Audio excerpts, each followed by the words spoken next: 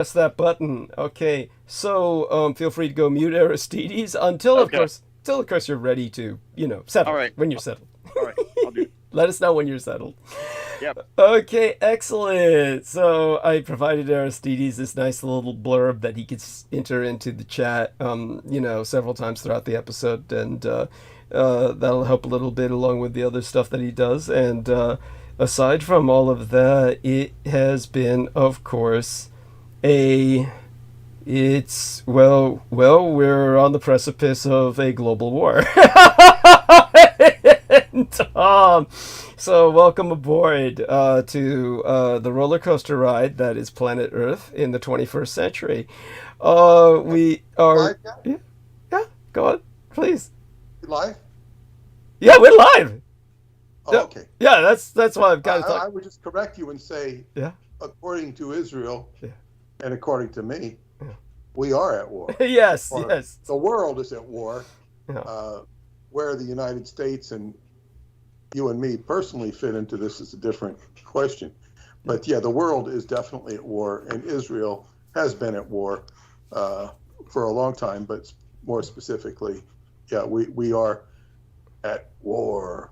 Yeah, yeah, no, very much so. And I happily, up to per your discretion. If you ask me about it later, if the subject arises organically, be happy to go to town on it.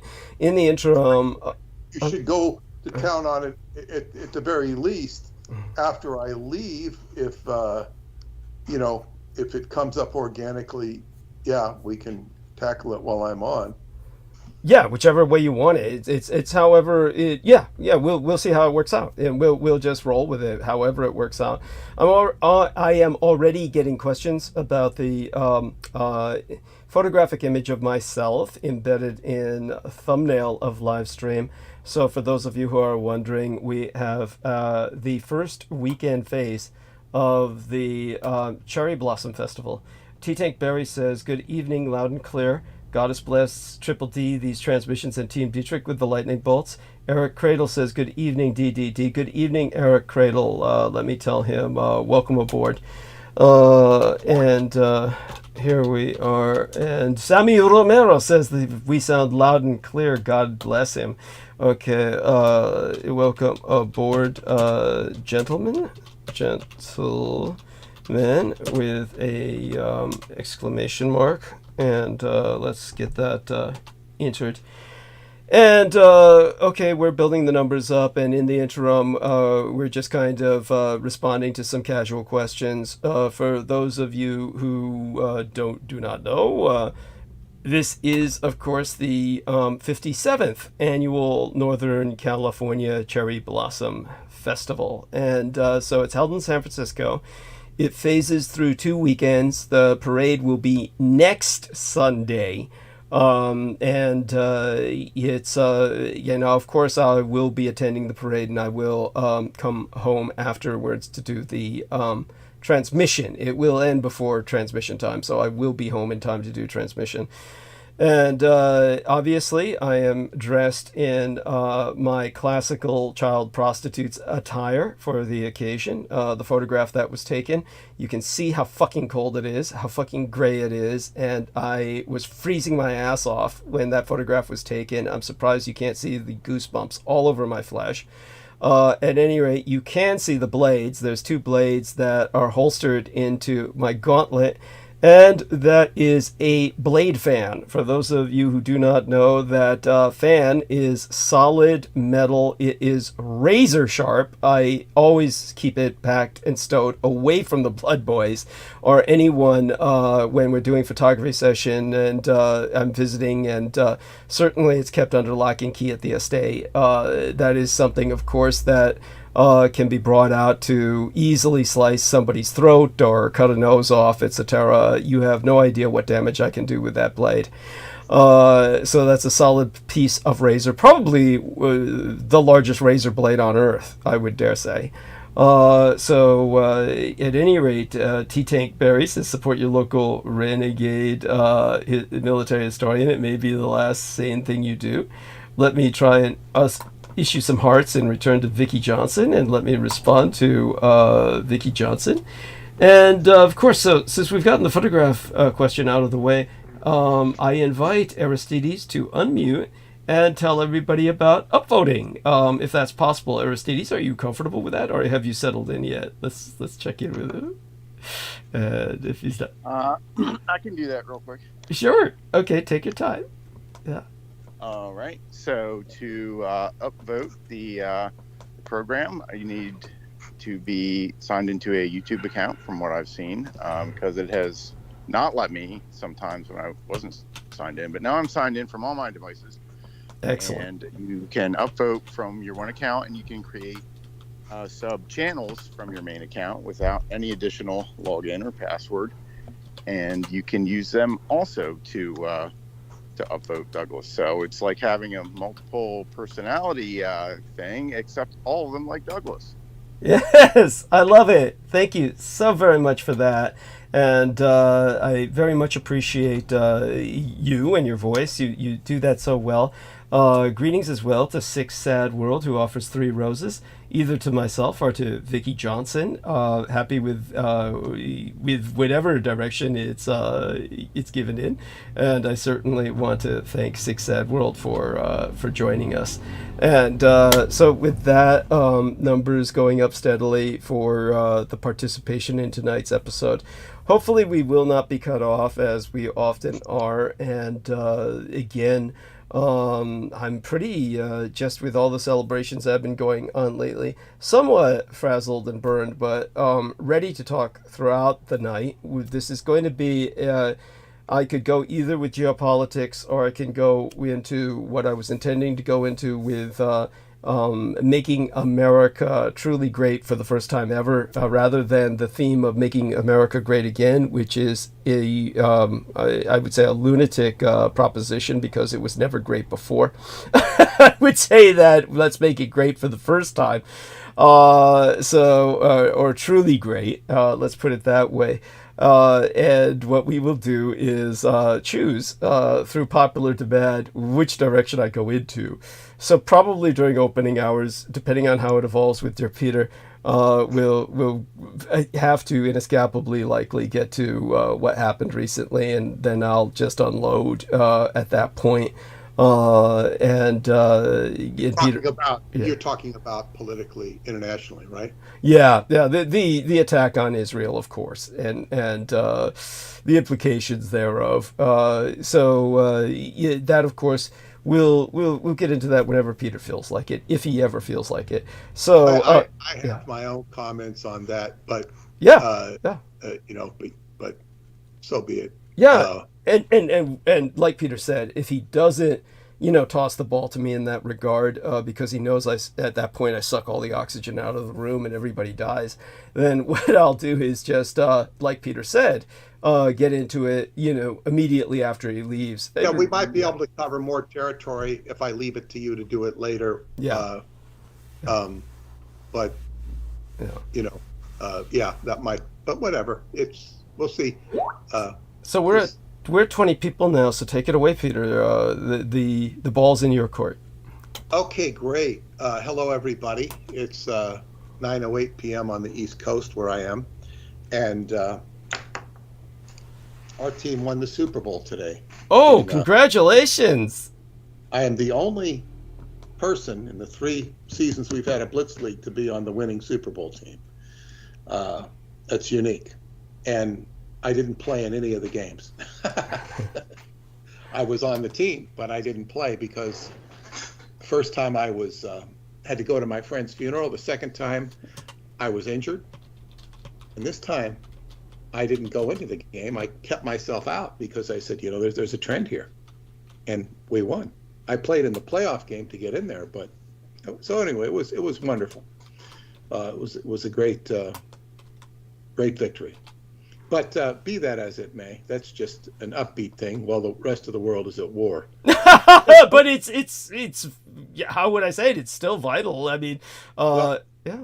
Something interesting happened, but one of the players, he's kind of the captain of the team. He's got 2 younger brothers, and they're all very good. He was like in the hospital. We got a call that he was in the hospital with kidney stones, and he was like there, and he comes out in the middle of the playoff game, and I just happened to be on the sideline, and I said, I told him what was going on. I said, "You okay?" Yeah. Or I just, but his mother told me, he says, "Don't, tell him not to play." I said, "I can't tell him not to play. He's not," but he played. He might have been drugged up, but he passed his and he came out. He came out, and it was one. But I mean, he was so dedicated, and he can. I think he said, I don't really know him that well, but they were talking. He said he works for a soda company. He says he drinks too much soda, apparently. Whoa! I don't know if that was what caused it, but what the hell? He seems to be quite okay, and he's very happy. I'm sure that and Terrell bought a big Super Bowl trophy for the team. Whoever won. So that we had this presentation of this. It's a Super Bowl. It looks like it's about $150. Wow. So I said that they should keep it in their house because there's like the three brothers. Yeah. Who else should have it? Yeah. But in any case, but there was one incident that happened that was very curious out there, and I happened to be on the sidelines at that time. I think this was the Super Bowl, and I sat there. I could have gone in the game, but I chose not to. They didn't really need me because I'm a supplementary player on this team. But I was standing next to his mother, and I'd run out there and tell him what I thought and stuff, and they'd listen to me. But this Asian girl, she was a woman, and I found her very attractive in terms of her attitude. Mm-hmm. She had a beautiful attitude. She was probably in her 40s, and she comes out and she's going to everybody and trying to hand out this literature. And she's saying, and then she finally gets to me, and she says, I'm like the last one, and she says, Jesus is coming. All right. And nobody will take her literature. I don't know what, and I said, I know. And cool. But he's coming physically to the earth. And I said, I know that too. I know that too. I'm aware of that. Oh, you handled that so well. Yeah, I said I don't need this. And she almost hugged me. She didn't hug me. She kind of gave me a energy hug in her own way. She said, "Oh, you understand." And then so I went over to my friend's mother, and she says, "Yeah." I said I told her she said, I said, I know. She says, I said the same thing to her, but somehow I got through to her. But I don't necessarily. Well, there's something very ironic about Jesus coming to earth, but then she runs out onto the field. Wow. And she's telling my teammates, and they're in a huddle, and I mean, this girl could have gotten knocked on her ass. Yeah. Just because if the play goes, and they had to somehow, she convinced she got the message to get the hell off the field, right? Because she could have gotten her ass knocked on her ass, just not because somebody wanted to hit her, but just by incident, Right. It's wow, rough and tumble out there. So I said, God, what an oblivious soul. Yeah. Oblivious to what was going on. And then the irony of this thing, and the real message is, Jesus is coming to earth. And, what if you think about the earth in Kabbalah is Malkuth. It's the bottom. Yes. It's the lowest irreducible minimum, the lowest common denominator of this existence. It's the earth plane. And in the New Testament, Jesus leaves the earth plane because he rejects the kingdom because it's, he doesn't say it's beneath him, but it is. In fact, it is beneath him. It's not where he belongs. This is not his world. And to come to earth is the upside down pentagram, which you see in the sigil of Baphomet, or the devil card in the tarot. This is this is the world of the earth, and the earth is not ruled by Jesus. And I heard some minister crowing that, Jesus is going to come down and have his kingdom and all this and all that. Yeah, I mean, it's like it's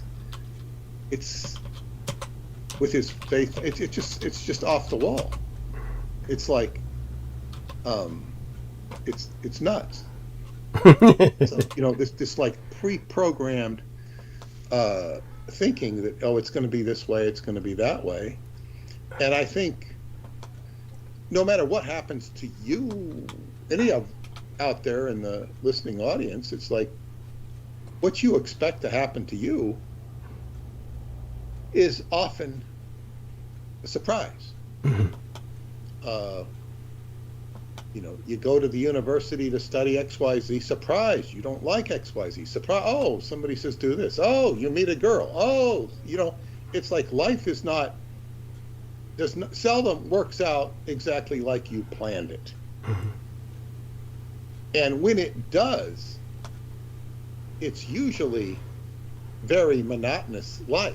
Like, okay, I'm going to go to school, I'm going to get a job, I'm going to do this, I'm going to do that, I'm going to save away my IRA and 401k, and I'm going to retire. And then, it's a very pre-programmed life is very monotonous. And now the element, and I'm going to talk about this tonight, this is kind of a lead-in, an incidental lead-in, is we have a big conjunction coming up on the 20th, I think it's Saturday, might be the 21st. It's once in a rare conjunction of Jupiter and Uranus. And often when planets conjunct, they'll dance back and forth when they're retrograding, but this is a one-time only. There's not going to be any dancing retrogrades so they're going to conjunct and separate and reconjunct a couple more times. No, this is it. And they're going to conjunct in the sign of Taurus, the earth, the resources of the earth. And this is a big deal. It's occurring during Mercury retrograde. And it's subsequent to the eclipse we just had. Astrologers are assigning super big significance to this. But what it and it'll have long-term repercussions.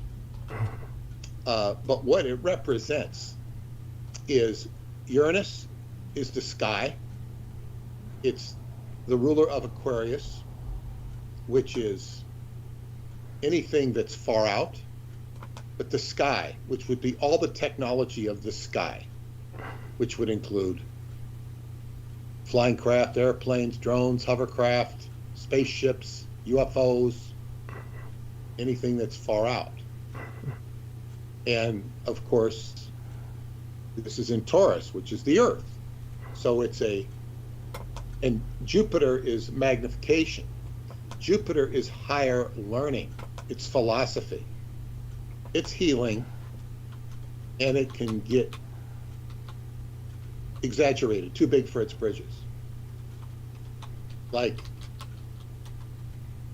it's kind of like if you call your dream girl for the first date and she says yes, you're already lining up to get married. Cool. And you haven't even had a date and you don't even know if she's right or if she's even copacetic towards you. She's just willing to have a date with you. So Jupiter can get like unhinged with enthusiasm, and Saturn will draw it back, restrict it, knock it on the head and say, wake up and smell the roses or smell the water. But where this is interesting is this is the Earth and its far out technology. Aquarius is also artificial intelligence, and certainly the things we talk about on this broadcast. But this is the big unification. Supposed to be the big unification. Now, I've seen at least a few astrologers who I listen to or respect as astrologers. I can listen to astrologers talk as astrologers, and as human beings, when they start to put their human observations or opinions,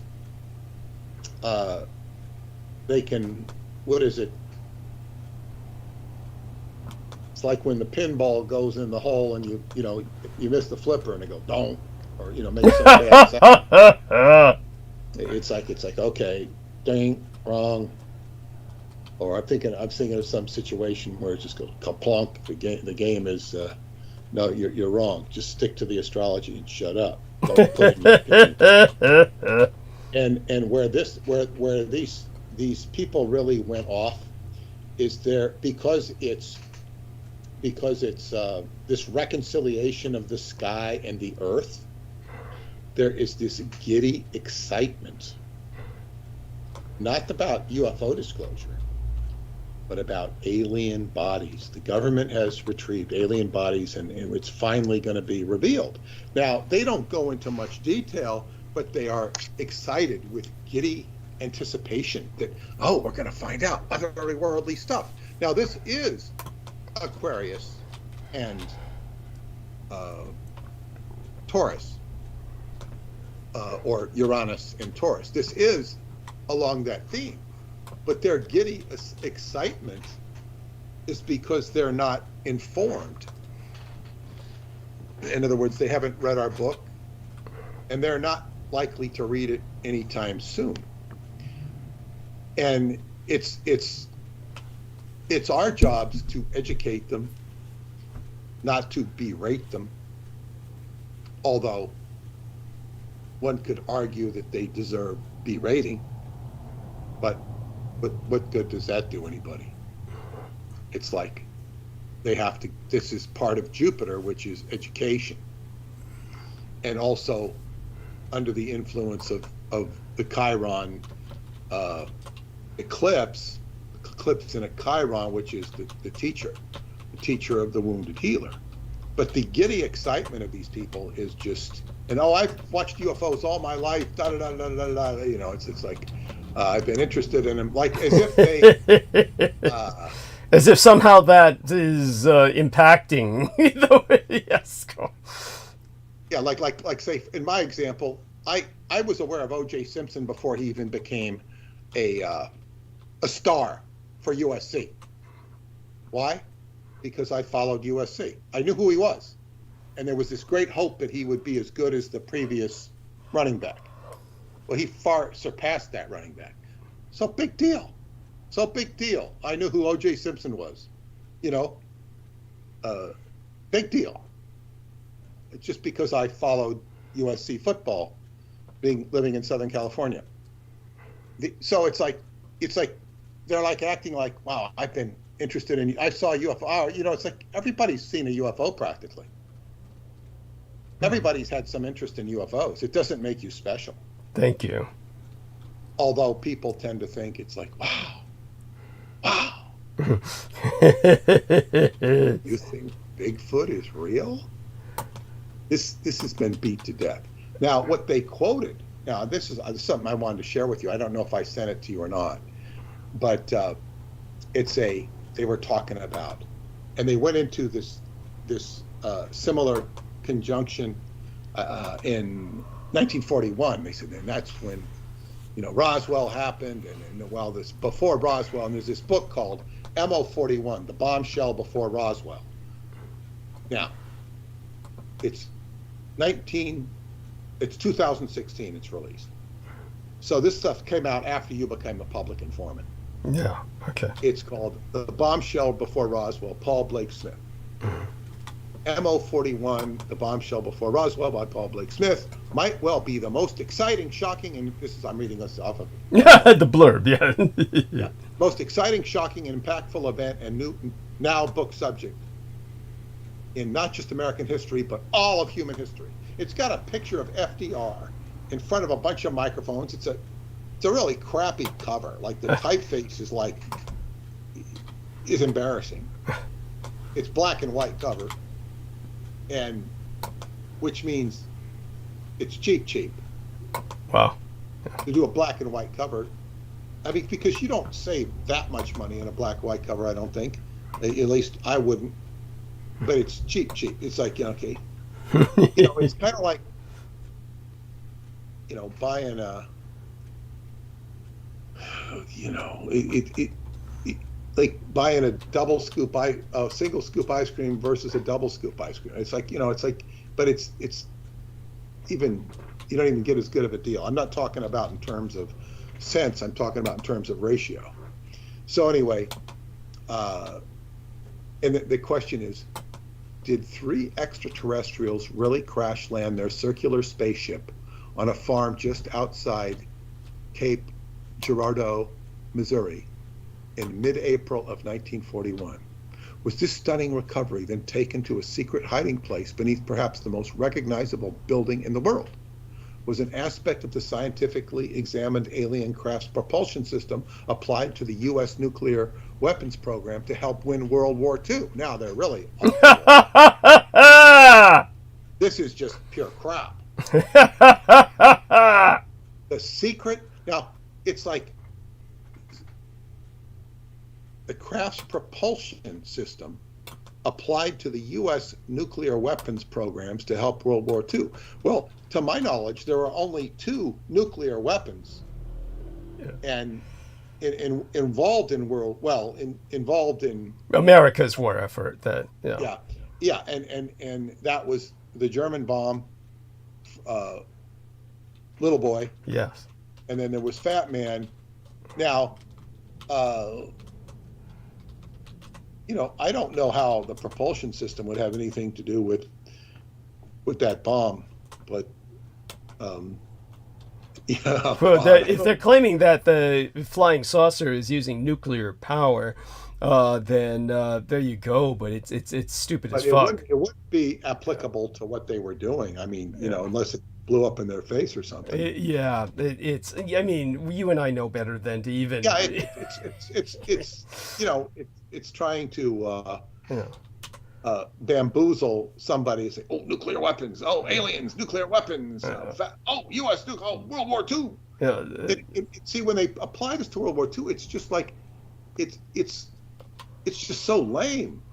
The serious, amazing pre-Roswell claims and quotes, rumors and insights, opinions, and documented facts are all examined here in proper chronological, easy-to-read order, the only book to ever comprehensively explore perhaps the wildest nonfiction story of all time. The results make up a case that could win in a court of law, or at least in the court of public opinion. You, the reader, decide. Now, it's got 4 stars.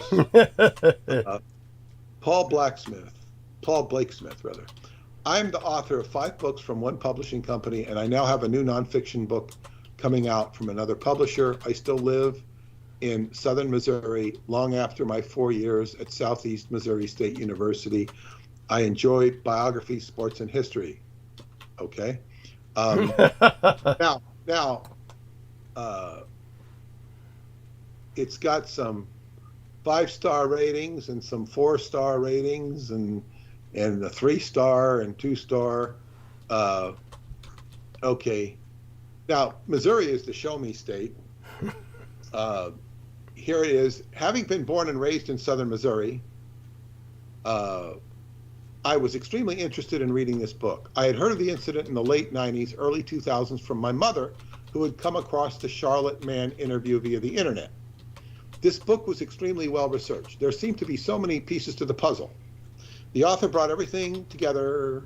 From the words on the paper, I could easily picture that warm April night in southeast Missouri. Well, this is completely meaningless so far. In the days before super media, cell phones, and the internet, it would have been quite easy to cover something of this magnitude up. Many people in this part of the state, having not seen the incident, would never have believed that sort of thing, so it would be easy to see. I'm sure the bullying from the government would be something to, keep people quiet. They typically had large families to take care of, so it wouldn't have been worth it to blow the whistle. I was amazed to learn what kind of impact this crash had to the scientists and physicists of the 1940s. It seemed this crash affected more than just southeast Missouri. The science behind MO41 has had impacts all over the world. This sounds like reverse engineering theme. Mm-hmm. Like, you know, like it basically saved us from World War II enemies. I know that evidence must exist somewhere. I hope that someone will come forward to put the final pieces together. Now, so he's basically telling you it's all there, but the evidence is not all there. Goodness knows that disclosure by the government probably won't happen anytime soon. Who knows, though? Stranger things have happened. I read that the second book is in the work. I'm looking forward. Overall, very informative book, definitely worth a read to anyone interested, not only in UFOs, but also those interested in the World War II and the Roosevelt era. That's a 5-star review, and it seems to be a very shallow review, but it held his interest. It makes you think that perhaps the book is well written. Okay? Perhaps this guy was able to follow it. And if you take a mysterious thing like a UFO story, oh God, it's mysterious. The first thing is it's mysterious. What is it? You want to find out. This is what L. Ron Hubbard called the mystery sandwich. He said a Thetan loves a mystery. Thetan being a spirit, a person. You love a mystery. Well, it's a mystery movie, a mystery story. People love a mystery. His whole Scientology was based upon that theme. People love a mystery. And, you know, it's interesting. The mystery, of course, you know, the mystery I discovered was quite delightful to myself, I guess. But so be it. I end up here at Douglas Dietrich's doorstep at the, you know, on Green Street, looking into the crypt. Yes. From the outside. Yes. Interesting. Okay, so 4-star review. Interesting, but a lot of speculation. This book is interesting, but investigation of a 1942 incident lacks substantial facts.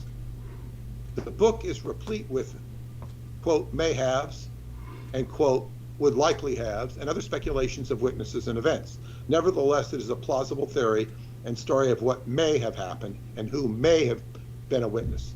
It is worth reading, but has more circumstantial evidence than documented facts. Okay, that's a 4-star.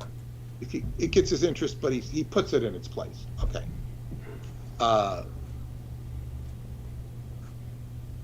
Here's another 4-star. I would like to start off by saying I love the research of Stanton Friedman, the Woods, and Linda Moulton Howe. These researchers are, to me, some of the very best in the field. They did a lot of the initial research on this case. Thank you. Well, that tells us a lot, too. Because, particularly with Stanton Friedman, you've got Aquino aligned with Aquino. Yes.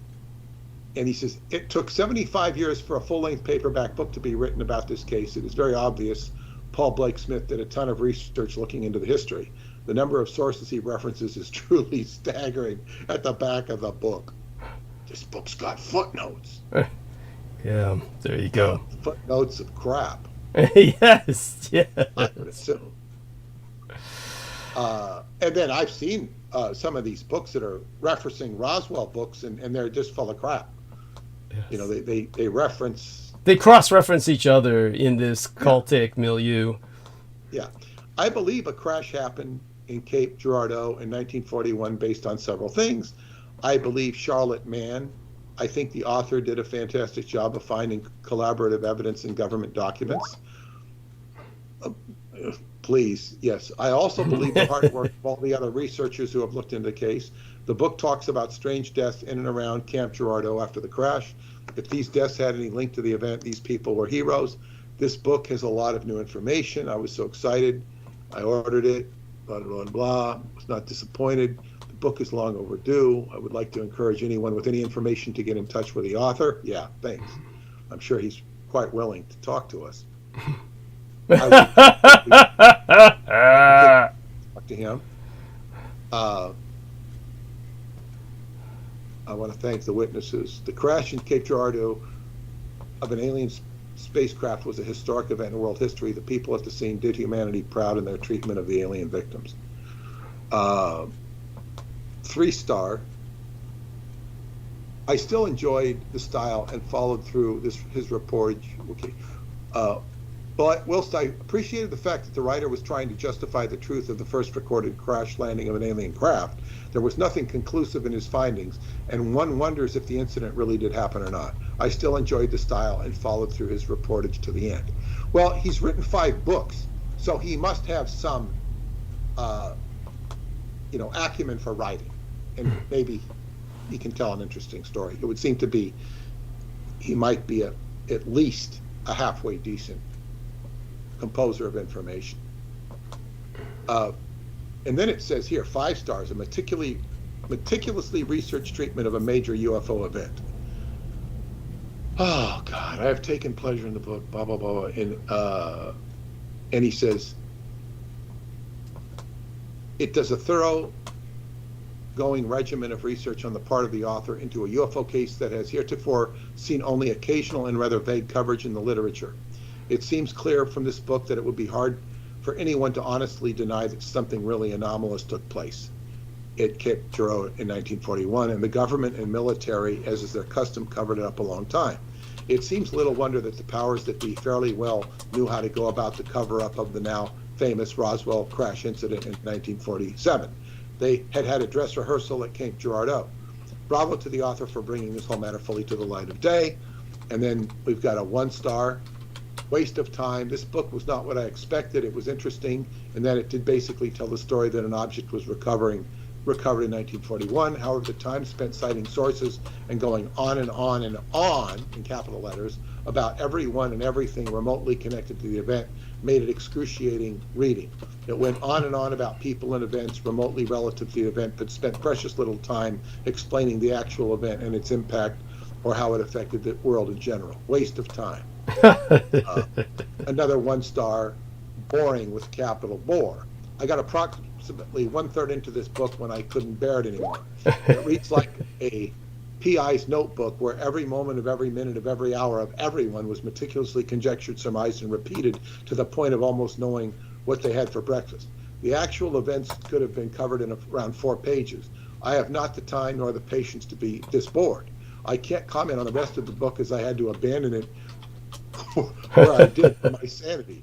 One can only hope it got better, but I doubt it.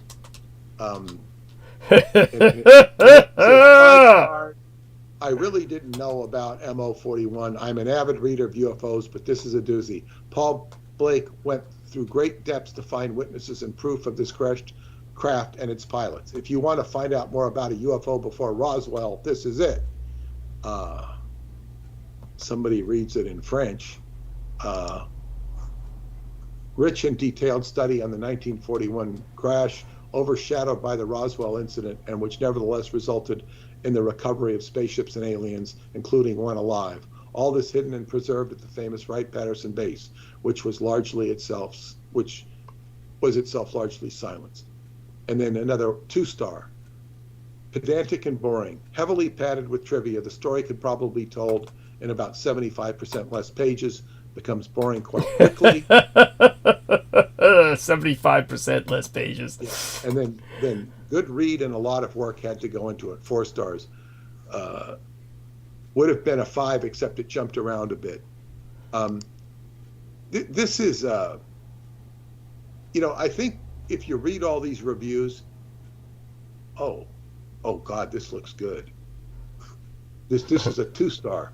Roosevelt killed himself. No documentation given here. The book is interesting, but needs more proof provided. I bought the book because of this so-called bonus chapter, which deals with FDR's curious, according to him, death. The meat of the book surrounds the UFO event in Missouri.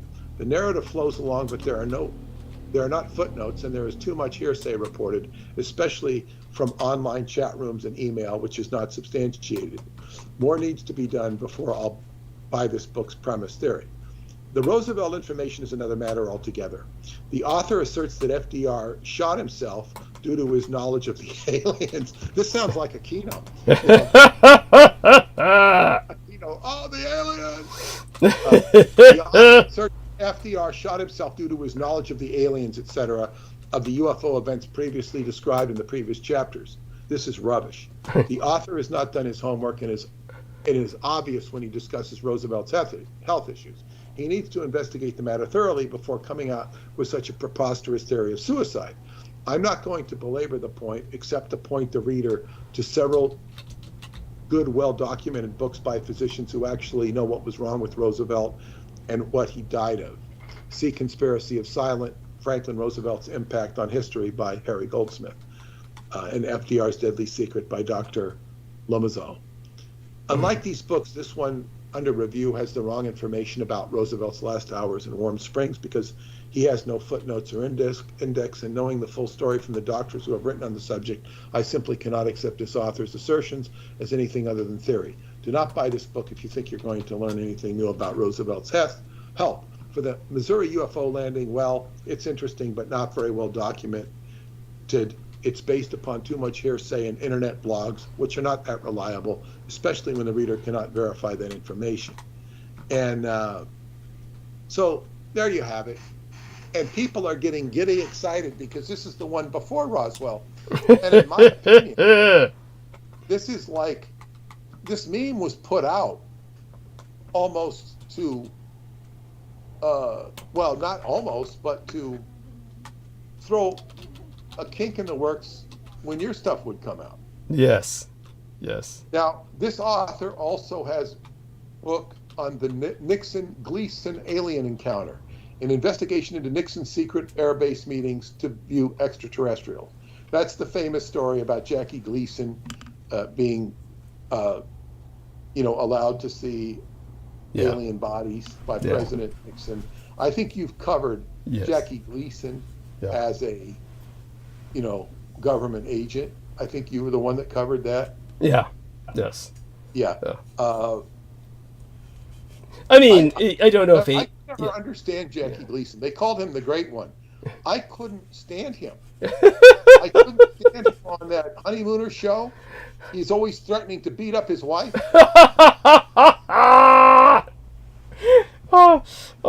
He never carried it out. But it was just, it was violence. I always found it disgusting, even as a kid. Yeah, the threat of violence. And of course, that horrible set, it was like, they didn't, it was very depressing to even sit there and think that people live like that. The best part of that show was the secret lodge that he belonged to, the Raccoons, I think they were called. Oh, God. Yeah, I always forget that. I try to forget that. Card would always, have the upper hand, so to speak. He was like the fool who was always, he worked in the sewers, Yes, yes. He was quite a character. He was entertaining. Yes. But Jackie, and then he had another show, and he just was, I just didn't consider him funny. He wasn't somebody I wanted to watch, but I guess he had a charisma. Okay, and then he does a book called President Eisenhower's Close Encounters, an investigation into Eisenhower's secret agreement with extraterrestrials. Okay, so this guy's had much too much. Let me see here. He's got the, 3 presidents, 2 accidents, more MO-41 UFO crash data and surprises. And then he has, no, that's it. That one's 3 presidents. Yeah, it sounds to me like he's quite off the deep end. And then he has a one about this guy's and then what it alerted me to this at all was these astrologers getting giddily excited because there was this crash. Yeah. Now, while we're on the subject, did you ever hear of this crash? Cape Girardeau, Missouri? I may have, but it was not something that I dealt with any documents of. It was something that would not surprise me if something like that happened and they're just twisting all the facts about it around, like some kind of Axis aircraft or something.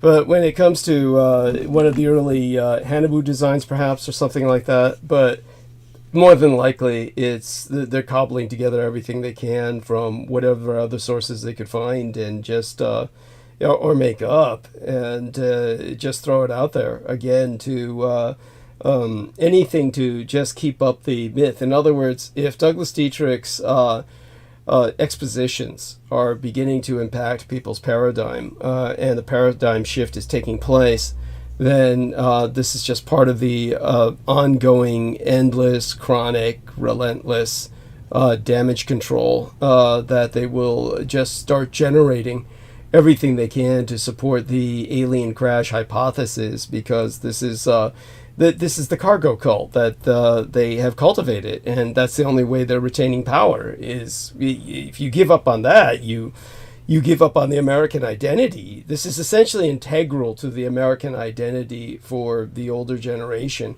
I can't imagine younger people reading it. For one thing, the cover, as you said, you've got a picture of Roosevelt with his, in black and white. There's no young person in the world that is going to see that and say, I want to read that. Well, with a gray Cho-like alien, Is that what they show? You're kidding. You're... Well, look here. I mean, it's. I think I threw away the link. I wouldn't blame you. I wouldn't. Yes. Yeah. Oh shit. Let me see. I'll have it in a second. I'm going to send you the link. Yeah. And I mean, it's just the standard old. Standard old alien. It's like. Feel free to send me the link anywhere you want, here or in the email, because I'll follow up on it a bit, see if it dredges up any memories. But I'm almost one of the first conclusions I would draw would be that this is a psyop. They're waiting for you to present this to me, and they are hoping that I will attempt to integrate it into the narrative that I've exposed over the years. And then they would basically say, "Oh, but we made it all up." You see what I'm saying? It's like one of those pollutant narratives that they a contrafactual or a contra narrative. Yeah, I understand. But and it's not even worth addressing. But I needed to address it this far because I hadn't read it until now. Mm-hmm. But this is the type of now somebody else has written a book. Mm-hmm. But by the way, I've got to get an eyelash or something out of my eye. I'll be right back. I'll let you know as soon as I'm back, which will be a few minutes. Okay, in just a few minutes. I'm going to go mute, and I'm sure you've got this. Well, just kind of introduce the topic. No, it's fine. Okay. I'm looking for this to send to you, but now I go to find the link, and there's all these other books. Oh, of course. On Cape Girardeau. Oh, well, it's an industry, right? It's a cargo cult cartage industry. It's not anything that is anybody's going to make any money on. Yeah. Oh, well, you'd be surprised. Okay, I'll be right back. Clarice Cloud did. Go get the eyelash. Yeah, I'll go get the eyelash out. All right. I'm going to go into the next book here. Sounds good. But go ahead, do what you have to do. This is another one, the Cape Girardeau 1941 UFO incident by George Dudding. Here it against January 5th, 2015. It's a year earlier than the other book, still well after Douglas reveals his. Peter, this is the same author. I wanted to No, different. And okay, this is different, and it's still well after Douglas became a public informant. A Southern Baptist minister is drawn into a bizarre, strange, and intriguing mystery when he agrees to lend a hand at an airplane crash outside the city of Cape Girardeau, Missouri, during the spring of '41. just before the United States enters World War II.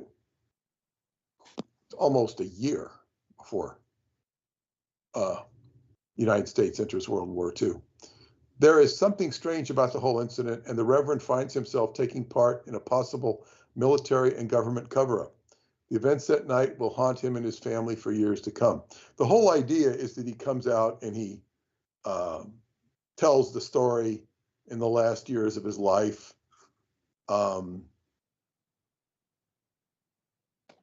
Decent read, 5 stars, heard about it for a long time. It's a factual account centering on a Baptist preacher called to give last rites to 3 crash victims, which turned out to be aliens. Now, correct me if I'm wrong, Aristides. I don't know. Do Baptist preachers give last rites? I thought that was a Catholic thing. I wouldn't know. We can check on that. Yeah, I mean, are you Greek Orthodox, or do you come from that background? My family would have. I don't practice that. I don't know. Do you know if the Greeks give last rites, the Greek Orthodox? I'm embarrassed to say I'm not. It's okay. You don't have to be embarrassed. I'm guessing probably, but I'm looking at last rites, Baptist funeral traditions. A Baptist can do a deathbed blessing. What is an equivalent of last rites for non-Catholics? Let me say. Yeah, I think somebody's stretching the truth here. When I read that last rites, it just sounds out of place. I've never heard last rites outside of the Catholic Church. I would give an exception to Orthodoxy. Right. I mean, most likely they all have something similar. Well, I've never heard this with Protestants. I don't know. They might they're all he calls it last rites. And so, but this is the thing. If you give, like, now here it is. The military, this preacher is helping the military, and the military is concerned about these alien beings. Oh, you better give them last rites. Like, this is a little over the top. Like, they're concerned about the souls of the aliens. You see what I'm saying? Mm-hmm. It doesn't make any sense. It's like, oh, those poor aliens, we got to give them last rites. What makes you think the aliens observe that religion? Well, that doesn't matter. I know. Mormons it's kind of silly. After you're dead. It's kind of silly, but it makes sense. But the military calling in, it's just. And then it says, I like the facts as presented with no embellishments and little speculation. Of course, when you read reviews, you always have to be on the watch of, okay, I'm back. Friends giving positive reviews. This is what I was asking Douglas, because this one review on this other book says that it's a factual account centering on a Baptist preacher called to give last rites to 3 crash victims, which turned out to be aliens. Well, I guess he gave the last rites to the crash victims, and then they discovered they were aliens. So the military is saying, you better come. We need you. We need to give somebody last rites to these poor people that are dead in this crash. Oh, of course. Like the military really cares. The military is basically Satanist. Yes, thank you. So what would the chaplain's handbook say about that last rite? By Aquino. Well, this was before Aquino was even born, so we could say that. So, we better give these crash victims last rite. Oh, look at their aliens! It just doesn't work. Oh my God!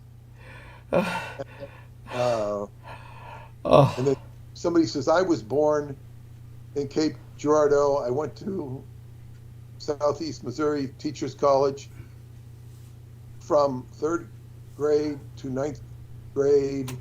My mother and grandfather, Hoyer, are buried in Jackson. I was born, blah, blah, blah. He tells us, I would think that would have been fun for a teen to know, but I never heard a word until now. Everyone who would have known I knew has passed away. Fascinating. Like, okay. And then you have a review, 2 stars, not worth $10. More of a pamphlet than a book, leaves you with more questions than you had before you read it. It's somewhat interesting if you're from this area. 4-star, very interesting. This book was a very interesting account of what apparently happened in Cape Girardeau. I would like to see the book that is being written by a relative of the witness. Ebook falls short. This is simply a short 23-page synopsis of the Cape Girardeau UFO crash, but really doesn't have any information that one couldn't obtain from the UFO Casebook website or a multitude of other internet sites that provide information on this alleged UFO crash. I was looking for something a little more complex and informative. Another 1-star, too short, nothing really concrete. So it's like some people read stuff and they get very excited. And it's a form of adolescent euphoria that you could compare to, an adolescent's interest in the opposite sex. And, which is certainly understandable. But yet it's excitement. It's excitement. And in the case of sex, it's an anticipation of excitement that could, possibly potentially be realized. In the case of this, as people are getting excited, it's like maybe there's something you don't know about. Maybe there's some big mystery about an alien or a crash. And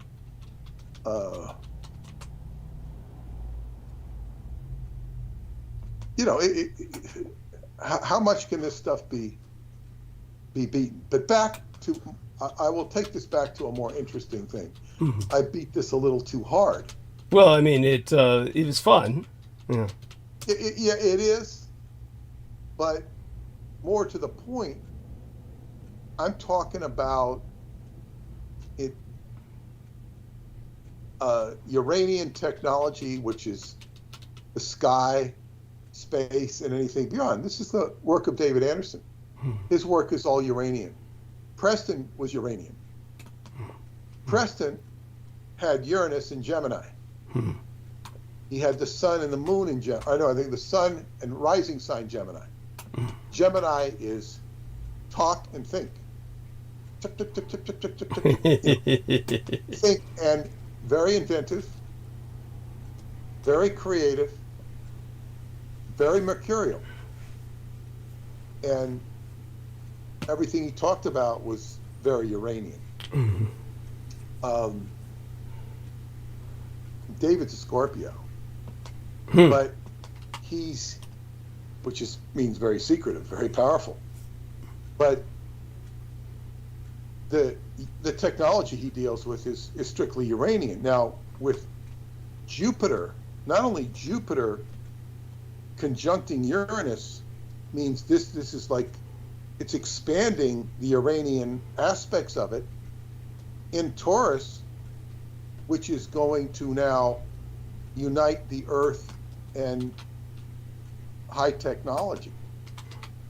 Meaning this is, and Yonda had told me, I think I shared it with you privately, but she felt that she hasn't met David, I don't think, ever.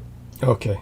But she told me, like, I'll talk to her. I'm having lunch with her, and I mention you, and then she starts zoning in on you. Okay. But she says, I just see that he's in a pit.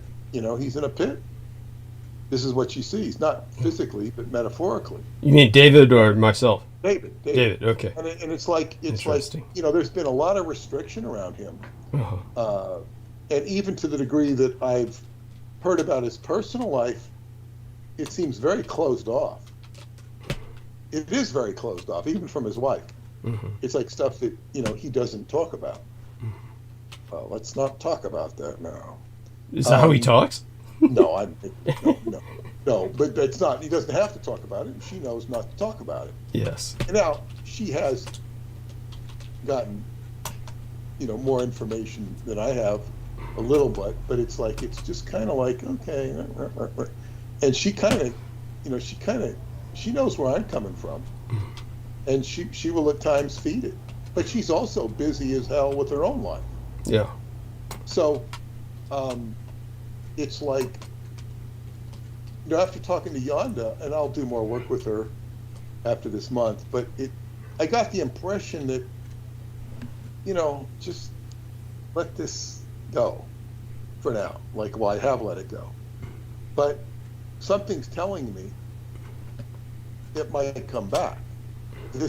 What I'm listening to about the astrology saying, it's time to unite the earth with the technology. And then we have the AI coming down the pike. Not just the expert systems that they talk about, but the intellect Yes. and the complexity of everything. So it gives all of this a little bit more, I guess what you call Urgency. credence. Yeah. Yeah, it's just like maybe it's coming up. I have to reconsider the prospect of it, especially with this planetary conjunction. And now we're going to have Jupiter moves relatively fast. It will revolve around the solar system in about 12 years, which means it'll be in one sign for about a year. And it's in the latter part of Taurus now. It'll move into Gemini. And when it moves into Gemini, that is the expansion of communication. And of course, we can think like, wow, now this is the information age, they call it, the information highway. Now, what they called the information highway 20 years ago is much faster and speedier and abundant now. There's so much of it. Yeah. And this implies it's going to expand even more, and there's going to be a lot more communication going on.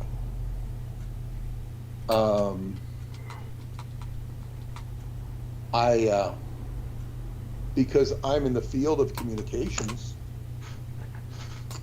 and my midheaven is Gemini, this would seem to bode well for my career, particularly when Jupiter reaches my midheaven, which is about the middle of Gemini. So that could be, probably around the time of the next eclipse, 6 months from now.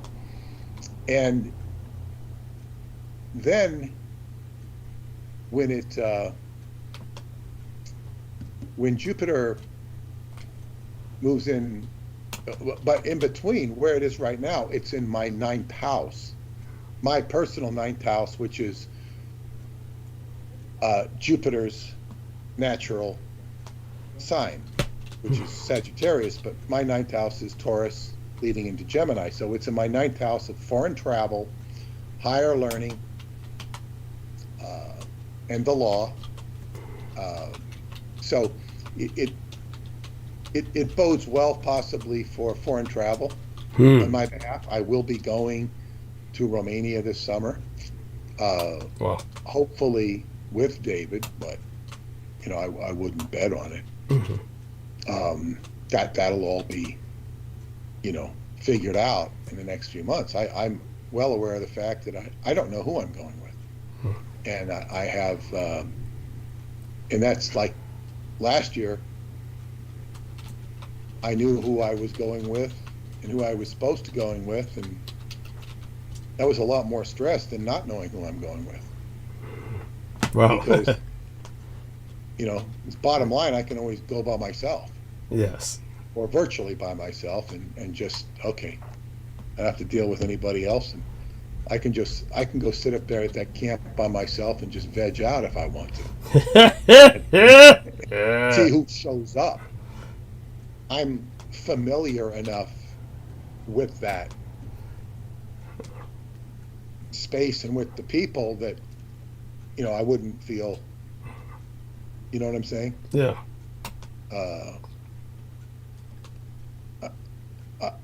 Word gets out that I'm there and people start showing up. Mm-hmm. So I'm not going to be lonely. Where I want to go, and this is quite a hike. I didn't go on it last year because I didn't feel like it, And now that I know what they found, I want to go back. So I would ask him to take me to a set of ruins that are over the mountains where there was a huge settlement that disappeared about 2,000 years ago. Right. And I'm very curious to see that, to go to the energy of that place. Mm-hmm. It's pretty much an all-day hike. And, you go, I remember, these tremendous mountains. And I remember hearing how the Romans came over those mountains. And I'm looking at those mountains and thinking, God, that must have taken them weeks. Mm-hmm. Taken them weeks? It took probably, 4 or 5 hours. Wow. Because but I'm saying you look up there and it's awesome. Mm-hmm. But, if you set out on foot, you could climb up there in a day. Mm-hmm. It might be tough as hell, but those troops aren't going to stop. They're coming to conquer. Yeah. But it's like, it looks like awesome. Oh, I couldn't go up there. I must take a whole thing. No, you just do it. And mm-hmm. Shut up. The next thing you know, you're up there. Yes. So, but in any case, this Jupiter in Gemini, I meet it, I anticipate it with a certain degree of reluctance. Mm-hmm. And as they say, I've been in business over 30 years. Mm-hmm. And I've reached beyond whatever I anticipated. So in other words, I reached my goal. Hmm. You could say my goal was to take out this certain girl to the prom. Mm-hmm. Prom queen. Okay, I want to take the prom queen, so I go to the prom with the prom queen. Okay, well, I didn't say I wanted to marry her. I didn't say I even wanted to be her boyfriend. I just wanted to go to the prom with her, perhaps for PR reasons, whatever it is. But I'm just saying is that, and I wanted to be a writer. I wanted to do X, Y, Z, and I've had all of this. Like I've exceeded my own I guess my own expectations. And then of course what I've seen takes place in Qigong, that gives me a certain amount of, I guess what you'd say, things to strive for. But in the end, with Qigong, the main goal, rather than accomplishing feats of amazement, those feats of amazement is basically just harnessing chi force and power. It's only, really ultimately beneficial if it elongates or improves the quality of your life, which it certainly can. And my teacher used to tell me, he didn't say this about Qigong masters. He said it about martial arts masters. Mm-hmm. He said so many times they would die of smoking, die of liquor, and they were very accomplished guys, but they would often have these very bad habits to compensate for imbalances. And so really one wants to be balanced, and ultimately one wants to negotiate life. One person I worked with, I basically told them they needed to find a job. And I haven't asked them recently, but I still don't think they found a job. Find a damn job. You know, that'll solve your problems. Or at least 50% of them, or more like 75% of them. Because they were not gainfully employed. Yeah. And so balance of life. But to get back to, so I say, you know, like all of this anticipation of writing, or in like your stuff becoming popular. We did get an order for another case of your books, by the way. Excellent. Thank you. From the West Coast, and that's nice. Yeah. But little improvement is good. Mm-hmm. So, and of course, all that means to me is more work. And yes. I'm at an age where I'm not looking for more work. I'm not looking to what is the world? Beat the world, become a world beater. You know, it's right. like that's for younger people. I don't want to retire. I never intend to retire. But yeah. So, with regards to your work, Mm-hmm. which is our work, yes, I've seen there's certain things, and I was the YouTube you heard me listening to. It was a live YouTube of Scientology victim. Oh, okay. And she's the one I dreamt of, and it's very wow. It's very she's on point about so many things, and she's being interviewed with Rabbit, Alex the Rabbit, who's a criminologist, and she's really compassionate lady, and she's like, and they're talking, like we'll take on anything, they're going to this P. Diddy stuff and talking about that and Hollywood and like we'll take on anything, we want to get to the bottom of this stuff. And I say, they don't even know about me, let alone you. Right. And it's like I'm saying, okay, well, if that type of mindset, and they're doing as good a work as they can, exposing certain things, it's quite, the chicanery that goes on in helping abuse victims, mm-hmm. and the complete disingenuousness of it.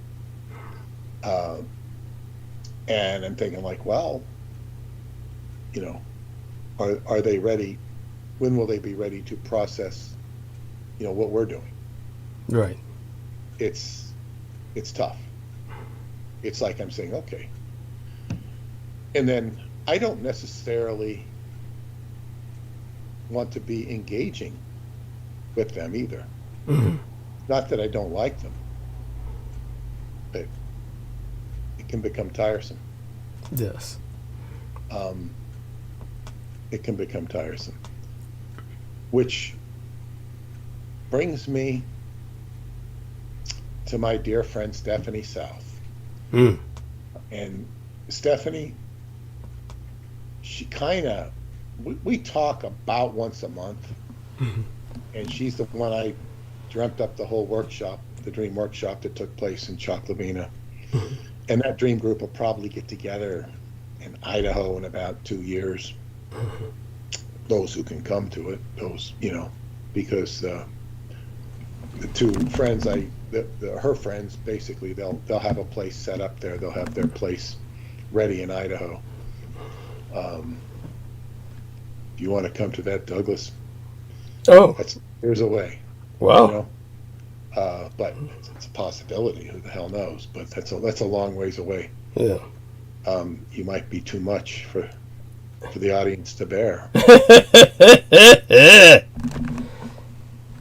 I do remember when I did up at Mount Omu, which is a 3-hour hike north of the Sphinx, and I was with Jeanette Crowley, and we spent the night in there, and the next morning we're having breakfast, and we all met in the the huge breakfast room. I had about 40, at least 40 of us there, and I was asked to do qigong, and I had them doing qigong, the rising drill, lift your hands up, breathe in, and it was very powerful. And I was told later, I said, that's as much as they can take. Yes. That's the only qigong I did. I was like, it was like I was basically told it's too much. And to me, this is like, I know to compare it to a meal, it's like eating a small salad before dinner. And it was like, but it was very powerful, all of us doing it together. That was I could feel the energy. It was very powerful. So, and here we're talking about qigong. So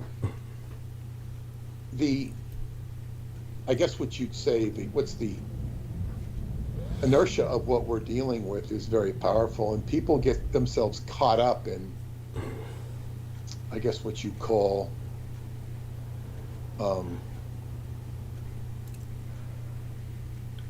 scenarios that can be quite traumatic. It's not that their trauma is not compounded, but the deeper stories. And this takes us to the chapter that I'm working on now. But as I say, the world is waiting to hear what we have to share in this book. Yes. They're waiting, and they're not quite ready for it. Right. And it has to be assimilated and processed. And right now, I'm working on the chapter of the Brotherhood of the Black Lotus. And for those of you who are listening to this for the first time, or those of you who haven't heard about the Black Lotus, it's an actual flower with a root, and the root is a poison that was used to kill the Buddha, the character we know as the Buddha, the Buddha, yes. Siddhartha Gautama. And it's and the Black Lotus Brotherhood is responsible for doing this. And the Buddha had, in his teachings, after he delivered all these sermons, they had to be gathered up into oral recitations, which were eventually turned into books, which were actually called sutras, yes. being stitched together. But Buddha addressed, according to the oral history and then what would be the written history, his sermons were designed to cover every human emotion with some sort of antidote for every human emotion or negative human emotion. Mm-hmm. And that's great. And it's fine. But it doesn't account for why Buddhism has not fixed the world. I don't know if he had an emotion, if that's an emotion or not. What we're talking about is the ultimate evil. Mm-hmm. Yes. Which is really interesting because that's the title that Maury Terry chose for his book about the Son of Sam killings. Yes. The ultimate evil. Yes. And I think he ended the book by saying, it's still, evil is still out there. I think he said America screams or something. Yeah. And it's still out there. But the ultimate evil is first delivered or tempted. Buddha is tempted under the Bodhi tree by Mara, the Lord of Evil. But Mara has earlier roots, which go back to the Emerald Lama. Mm-hmm. And this Forbidden Sutra that Buddha recited after he had been poisoned, first by the Black Lotus and then by the Niao drug. the Niao drug, I think that was also grown in the Black Lotus version of Shambhala, correct? I believe so, yes. And this was what would cause prophetic visions. Well, the prophetic visions were, you're perhaps conflating that. I'm sure it probably did cause visions, because anything that kills brain cells is going to cause visions. You said that was the Buddha's prophetic visions. Yeah, there were the Buddha's prophetic visions, yeah, but well, I don't know if the Buddha's prophetic visions were drug-induced, or I certainly didn't mean to implicate that in the past or communicate it, but, it very well could have been. He was delirious. Yes, that is true. That is true. So, it's like the psilocybin mushrooms. When a lot of people are taking these magic mushrooms, it's a poison. It's a poisonous mushroom, and it's killing your brain cells. And as your brain cells die, you begin to generate hallucinations, visions, and people you take this as something spiritual. So yes, this was, now I'm beginning to remember my understanding of what happened with the Buddha. Okay, so I thought you were saying this is a miscommunication on my part because my attention was elsewhere. When you started talking about the subject, I was distracted for a moment by something else. I thought you meant to imply that Buddha was always on drugs when he had visions throughout his life. No, not like that, as I understand it. I didn't say that. Yeah. It's cute.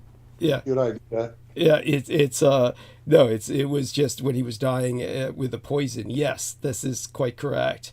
And because he was, of course, assassinated. For people who do not know, he had survived multiple assassination attempts throughout his life until they finally got him. And when they took him down, then they basically wrung him dry while they were taking him down. They, exploited him. By drugging him, the poison in his mind was creating hallucinations that they then wrote down for their own twisted purposes.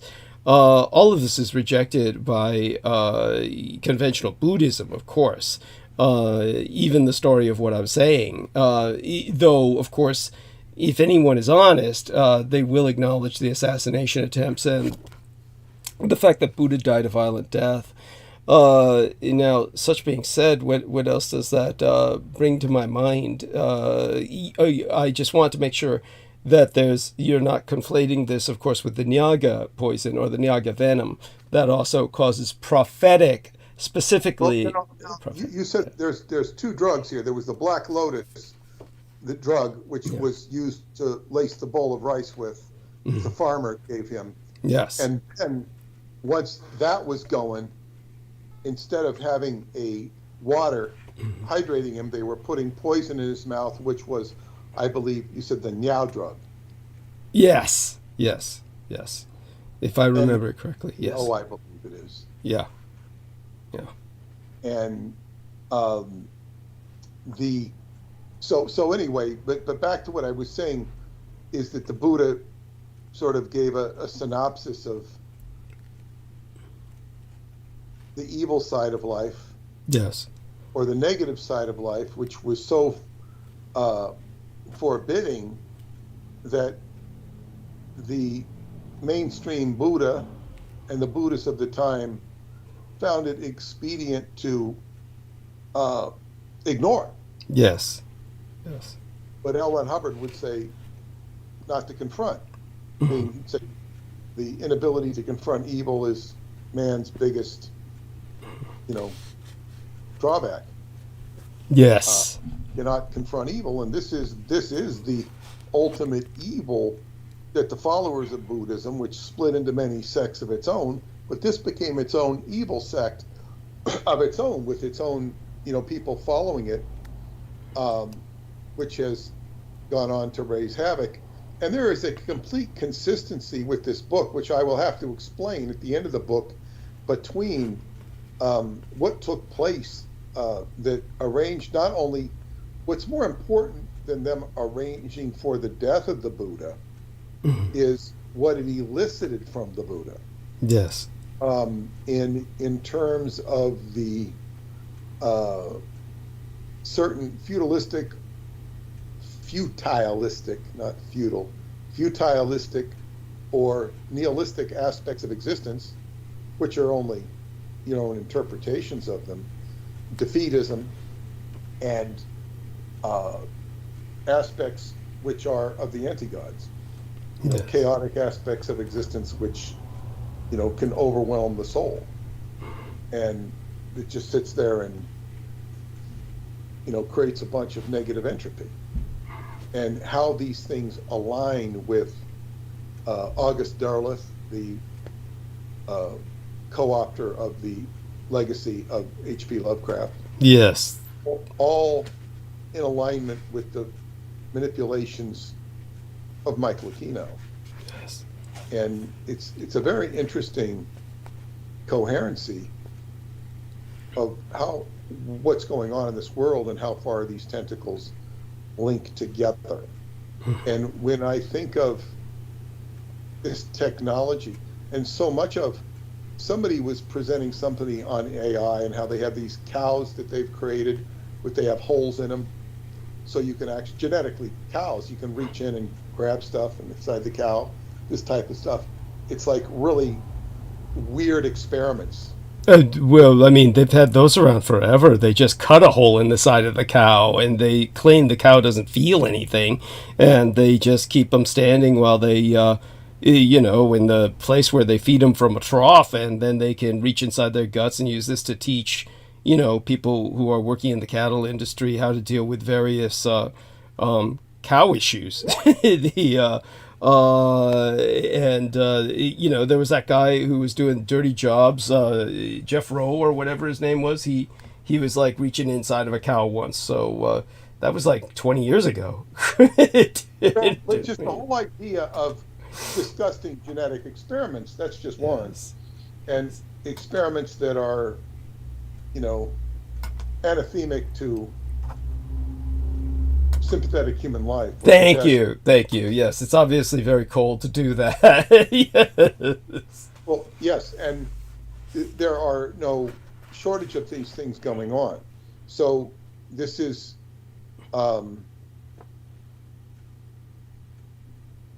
it's almost like, the astrology gets really revealing and convoluted when you think of, okay, well, we need to do this genetic experiment to accomplish something. Mm-hmm.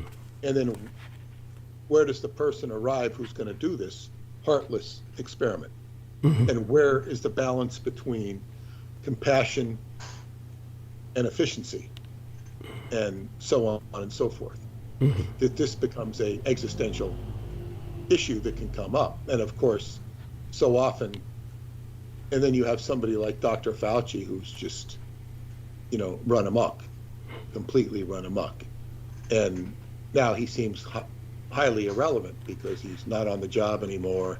And this Rand Paul is going to town on him, having interviews with people and taking them to task in Congress, but nothing comes of it. Mm-hmm. This is the problem. It's like, okay, we've shamed these people, mm-hmm. but public shaming is endurable if there's no punishment. Yes. And it almost becomes a mockery of shame. It's like, well, you shamed us, but haha, you didn't get us. That sort of thing. That's the ultimate revenge of the person who's been shamed. Mm-hmm. And the shaming means nothing. So it's just like Bill Clinton. I did not have sex with that woman. And it's like, he suffered. All he suffered was public shaming, but with no meaningful impact. Thank you. No meaningful impact. Oh, and by the way, mm-hmm. The people who've suffered were the American people, because they had to put up with his wife running for president, and just to watch her was running for president. I don't know that I ever actually. I didn't expect Trump to win, but I never somehow actually thought about her becoming president to the point where I dreaded it. Because I think we've been through Bush and Obama. It's like you kind of become immune, It's like, doesn't matter. It's just, what are we going to have, crappy salad or bad salad? Which, what's the difference? So, in any case, they're doing a Broadway musical with Hillary Clinton. It's all about Hillary Clinton. And they've got, I guess, the marquee or the promo bill has got her in a, top hat and tails. It's like a caricature of her. And they showed some of it. I think it was on Channel 12. It's absolutely horrendously in bad taste. It's a musical about Hillary Clinton.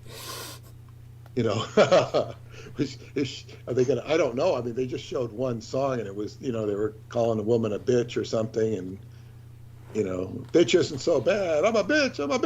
Whatever. It wasn't Hillary singing this, or and she was just amazed, and oh God, I'm so impressed. Who are these people that are putting this on? It just seems so revolting. Mm-hmm. And then are they going to have songs about Vince Foster? Or are they going to have songs about the blood scandal that you've talked about? Are they going to have? I'm trying to think what else. What was that? Vince Foster. That was the Whitewater scandal. Yeah. They're going to have songs about how she made all this money on the commodities market on chicken futures or something like this. She made an instant profit. And any of these, singing about, what's that song? Where have all the flowers gone? Right. Where have all my enemies gone? In Yeah. the graveyard. Yeah. Well, there was a long list of bodies that was left behind by the Clintons. They operated it like a mafia, that's for sure. But by the way, just so our listeners understand what Peter Moon was talking about with the Black Lotus, the Brotherhood of the Black Lotus, now that I think Keep about it. talking on that for a while I take a break. I'll be right back. Sure. And so understand that they are the caretakers of the Forbidden Sutra, the final words of the dying form of the last physically manifested Buddha, Siddhartha. And that his secret teachings, his most secret teachings, as they interpret them or perceive them, are so shocking that most of his followers refuse to believe they were true and not the rantings of a delusional man. So they declared his last words heretical and struck them from the record of history. So certain founders of the Brotherhood, they faithfully took his words to heart and founded the Forbidden Brotherhood. And for centuries, the Forbidden Sutra was passed down orally from one Brotherhood Lama to the next, to another, until it was finally recorded in Sanskrit. And the group's believed to be as ancient as the death of the Buddha, which would render their foundation or their establishment as around circa 544 BC, or at least as old as the foundation of Buddhism as an organized religion. In fact, anybody who knows anything about the Brotherhood of the Lotus knows that they consider themselves to possess the one unpolluted true lineage of the learned masters, leading directly back to Siddhartha himself in the sacred personage of the Emerald Lama, which you might consider kind of like antithetical or the opposite version, the antithesis of the Golden Child that the Americans were trying to abduct for the sake of Roosevelt. So when it comes, of course, to degenerate Buddhism, which is what this is all about, understand that during his lifetime, of course, Buddha transmitted a great many teachings impossible to relate in the time we have. But he did speak of what could be termed central concepts essential to the philosophy of Buddhism. This is what Peter was alluding to. Now, when it comes to what had happened, of course, to him, you had Mara's whispers that Peter was also alluding to. And when he was talking about that, this brings us back to the parallel to Christ's temptation by Satan to offer him the world in the Garden of Gethsemane. When it comes to what Peter said earlier, Peter's looking at it from, shall we say, a very jaded, almost cynical, I don't blame him for this at all, perspective when it comes to Christianity, simply because of, look at the behavior that it brings out in people. Look at the behavior of that young lady who almost, got herself trampled on a football field in her spirit of enthusiasm for this simplistic, literalist interpretation of Christianity. It's downright sad. But just to clarify, when Peter talks about the Malkuth, it's at the bottom of it all when it comes to the Kabbalah that you are shown. But understand, you're always only shown half the fucking Kabbalah. That the Kabbalah you're shown is truly occulted. Not only do you see parts of that are pivotal to the Kabbalah, the lever on which the universe or cosmos, well, entire universes can be moved, is represented by Daath. And Daath is usually missing from the fucking Kabbalah chart. So most of the Kabbalah charts you get are denuded so that you can't do any heavy magical work with them. All you can do is kind of like use them for some primitive level of mental masturbation. The full chart of the Kabbalah, which you will almost find nowhere, you can go searching all over the internet, you're not going to find it, would show Malkuth as the absolute center of the universe, in the sense that beneath it are, of course, the Qlipoth. So you've got the extestinal tract, or the roots of the tree of life, the tree of death, beneath Malkuth. So think of it in a numeric sense. It's 0. 0 is an incredible number. 0 is a conceptual number that did not exist in the West until they were gifted it via the Arabic world from Asian India. So until that point in time, numeracy or numeric literacy was extraordinarily limited. You have to understand that 0 is everything, and yet it is a symbol that represents nothing. Yet without the 0, you could not comprehend math at all. So God knows what the fuck they were doing before the 0 was integrated into the Western paradigm. I cannot even begin to imagine how they got anything done. But once the 0 was introduced, then you understand the concept of negative numbers. So just think of the 0, as I've often said, the choke point in the hourglass is my generation, the 13th American generation.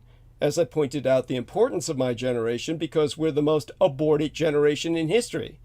There's almost none of us.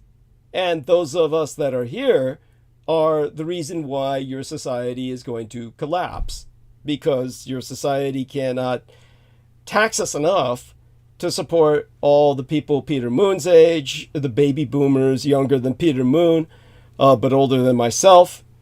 Yes, there's an entire generation between Peter Moon and I. And they're growing old and entering retirement age, and my generation cannot support them. It's a choice between them or whatever children people my age have. And of course, they support the children who already also have their own children. So the 0, however, that's the most important choke point, because it's my generation that will be ultimately the leaders in this period of global war. So when it comes to my generation, they're the most important generation in history. We're after all of the negative numbers and prior all the positive numbers. So think of that with Malkuth. Malkuth is the zero. Everything in the Sephiroth above it are positive numbers. Everything in the Qliphoth below it are negative numbers. But Malkuth is the zero, and everything depends on Malkuth. So it only makes sense Christ would come here. It's the most important place in the fucking cosmos. That's it. It's the pivot of all the universes. It's where it's at. There's no place else to go. The other places are really meaningless because they're just fucking heaven, and where nothing goes on that's going to be dynamic, and there's nothing going on down below except stewing in one's own juices in the Qliphoth below. So here is where everything matters. So there's no place else for Christ to go other than to return here because it's the only place where anything matters. So that being said, that having been taken into account, Buddha anticipated Christ's experience where he was offered the realm of the world, the realm of power in Malkuth by Satan, and young Siddhartha. He was someone who, basically, we're talking about around 500 years before the Common Era, 500 years before Christ, half a thousand years before Christ walked the earth. The Shakya tribe ruled the region around, I think it was Terai, if I remember correctly. That was Nepal, bordering present-day India. And of course, as I've gone into this before, I'm not going to go into it too much now. Of course, there was, as in present-day India, a caste system in Siddhartha's time. The Brahmin, the priests, the Kshatriya, the royalty or the warriors, and the Vaishya. The Vaishya were the commoners or the merchants. The Sudra was the lower class. And the Shakyas were of the Kshatriya, the warrior caste. And Hindu religion predominated. The ancient written language of Sanskrit was the sacred language of the teachings from the gods. Fledgling Buddhism also came to use Sanskrit as a language to transmit its teachings. The common language of the region was Pali, which is what all the serious Buddhistic works are written in today. It found use in later eras, along with classical Chinese, when Buddhism spread. Now, Siddhartha, of course, everyone knows the basics of the story, all about human suffering, and after years of austere self-denial, surviving on only 1 grain of rice a day, Siddhartha deemed the ascetic approach too extreme, and finally coming upon what the Japanese call a bo, the Bodhi tree. It was the Bodhi tree under which he sat, and later on Alexander the Great sat, under which Alexander the Great converted to Buddhism. And had Alexander the Great survived, it would have solved the world's problems, as Peter Moon says. Why hasn't Buddhism solved the world's problems? Because Alexander the Great was assassinated. Otherwise, he would have conquered the known world as he already had, but he would have expanded into India itself and forced the conversion of the majority of the world to Buddhism. He had already oversaw the largest wedding, what he called the marriage of East and West, where each one of his thousands of troops each took an Asian bride. So he had already started down the path of hybridizing the world, and the world's future would have been Buddhist had he not been assassinated. And then, yes, the problems of the world would have been solved to a great extent. But while under the same Bodhi tree, centuries before, when Siddhartha, in meditation, settled underneath the branches thereof to contemplate a new path, he focused his mind on the truths of human beings and the universe. And while in meditation, the evil Lord Mara attacked and tempted Siddhartha in an attempt to hinder attainment of enlightenment. Now Mara's whispers forced Siddhartha to go within and overcome delusions of evasiveness and desire.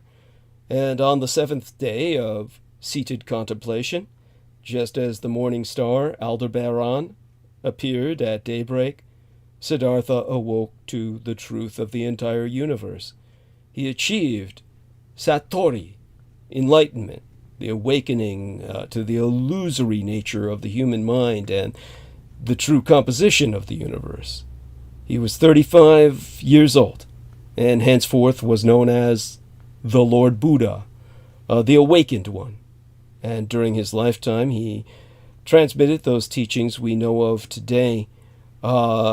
He spracketh of these central concepts. And then, of course, he was assassinated. And this is, of course, where the Forbidden Sutra was born. Basically, it was orated in a poisonous delirium induced by, as Peter Moon said, the drug Liao, Liao. And in the last feverish hours of Shakyamuni's life, these lectures were a dying legacy to his followers, but were never to see inclusion in his mainstream teachings. Upon Shakya's passing, Buddhism's new leaders, the eldest acolytes, immediately denounced his dying lectures as blasphemy and contrary to everything the fledgling religion of Buddhism represented. And they declared to the gathered assembly of his faithful that, in his last hours, the Buddha was ill and not speaking with the clear mind of an enlightened being, but through the veil of suffering mortal flesh. So it was decreed that the dying lectures should be forgotten so as not to soil the great teacher's memory. And so an already censored version of Buddhism began around 800 years before the Christian era as an organized religion. And of course, despite this edict, you had this select group of devoted followers secretly memorizing the content, and they trekked off Mount Benares. That, of course, is the very sacred site in India. They left India heading deep into the Himalayas, and they established their monastery, where some people have claimed that was Shambhala. It was far above what would later become the region of Nepal, but that's where they faithfully recorded Shakya's dying words specifically on clay tablets in Sanskrit.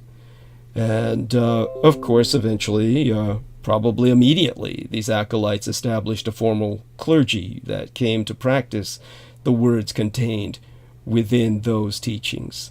And the sacred isolation of the region allowed for no interference by outsiders for over 500 years.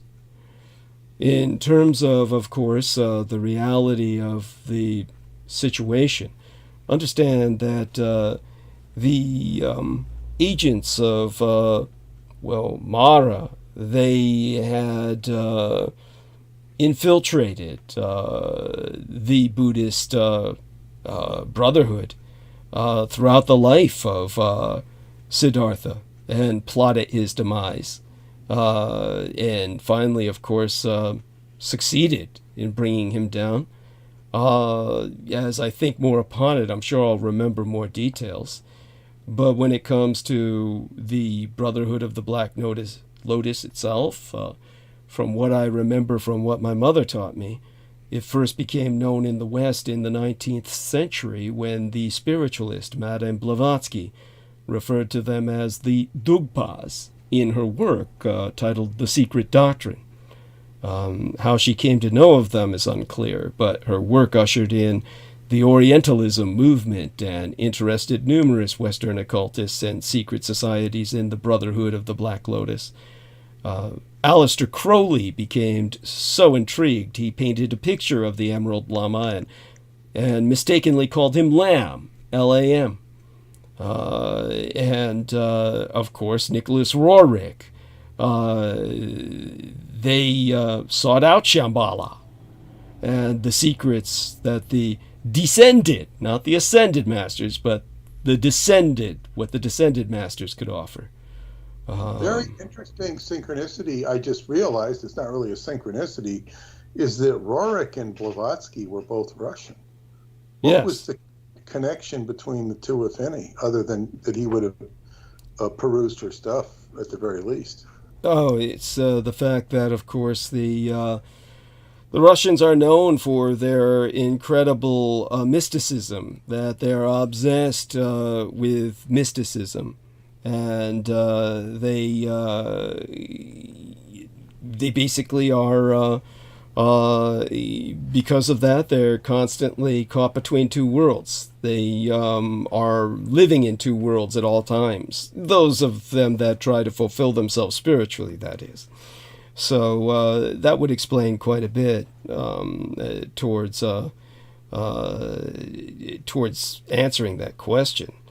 And of course, I'll think more about it and return to this subject in moments. Aristides says, "What a great mini monologue." Making note of that. Thank you, sir. I appreciate that profoundly. I have my father Hitler's gift of going into the zone, of course, when I do recall things. Other times, as everyone can see, I'm just saying, huh? and trying to remember consciously if I actually said what someone says I said.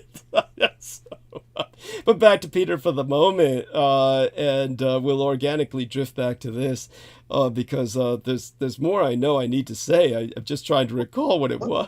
Let me just read here what Crowley, Lam appeared in what he called the Amalantra working, the Wizard Amalantra 729. The Master Therian, when he says Master Therian, he's referring to himself. Of course. Yeah, like a professional pro basketball player referring to himself in the third person. Yes. He's got a brand. He's got a brand. He had different identities, and one of them was the Master Therian. And you have to, it's almost like a channeled entity, rather than him exhibiting his ego. It's just like, okay. That it's the Master Therian was about this time in communication with an intelligence who gave the name of Amalantra.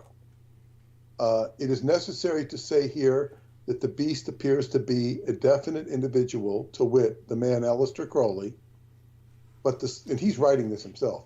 But the Scarlet Woman is an officer replaceable as need arises. Thus, to this present date of writing, Anno 16, Sun in Sagittarius, there have been several holders of the title. Number 4, Roddy Minor, brought me in touch with Amalantra. That was his female partner who he did the working, which brought about Lam. Brought me in touch with Amalantra. Failed from indifference to the work, meaning she was indifferent to the work. I therefore felt justified in concluding that the wizard really possessed sufficient intelligence to make it worth my while to listen to him. I hastily recorded the dialogue to that point. Now, Crowley is like writing stuff down he hears because he channels. My next question inquired in name. He replied, Amalantra. I added this up. This time the result was conclusive. The value was 729. Already he had shown me that I, in my office as Baphomet, was the rock on which the new temple should be built. And he now identified himself with me through his own name, being of equivalent value. There was, however, so far no link between the order to which he belonged and the great order. 729 is not a significant number in the Kabbalah of Thelema. Now, he then goes on to say, Crowley took the name of Baphomet for his own, as supreme and holy king of the OTO. But its true etymology mystified him until he consulted the wizard Amalantra, an entity who spoke to him through the Scarlet Woman, Aitha. Amalantra told Crowley the correct spelling was Beth Alpha Vav, Ayin, Mem, Ayad, Tau, Resh. Those are Hebrew letters, which Crowley read as Father Mithras. And its value, 729, was the cube of 9, Cephas the cornerstone, and the value of Amalantra himself. And it seems that Crowley believed that. I don't know if he identifies Amalantra as Lam. This I need to double check because I just don't remember. Right. Boy.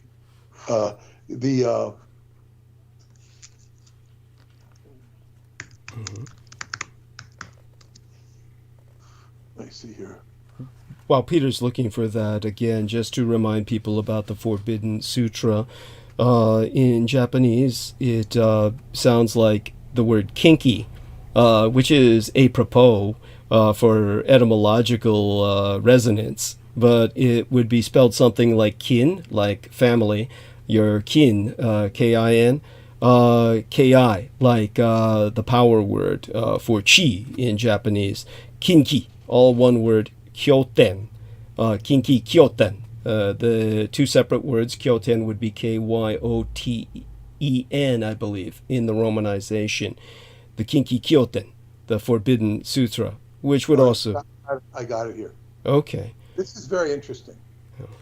When Aleister Crowley was living in New York doing various magical experiments in a place on West 9th Street, he did what's called the Amalantra working. It's theorized this process created a deliberate channel in ephemeral cosmic influences so that extra-dimensional entities could enter our universe. In short, he likely created a portal for what we know as gray aliens to come visit us. Now, this is from the author's perspective, which is fine. He might be talking about the Cho, so it's the same thing. Yeah, exactly. I'm going to get even more into that. Eventually, Crowley made contact with an entity known as Lam and drew its portrait. And damned if it doesn't look like the pictures we see of grays now.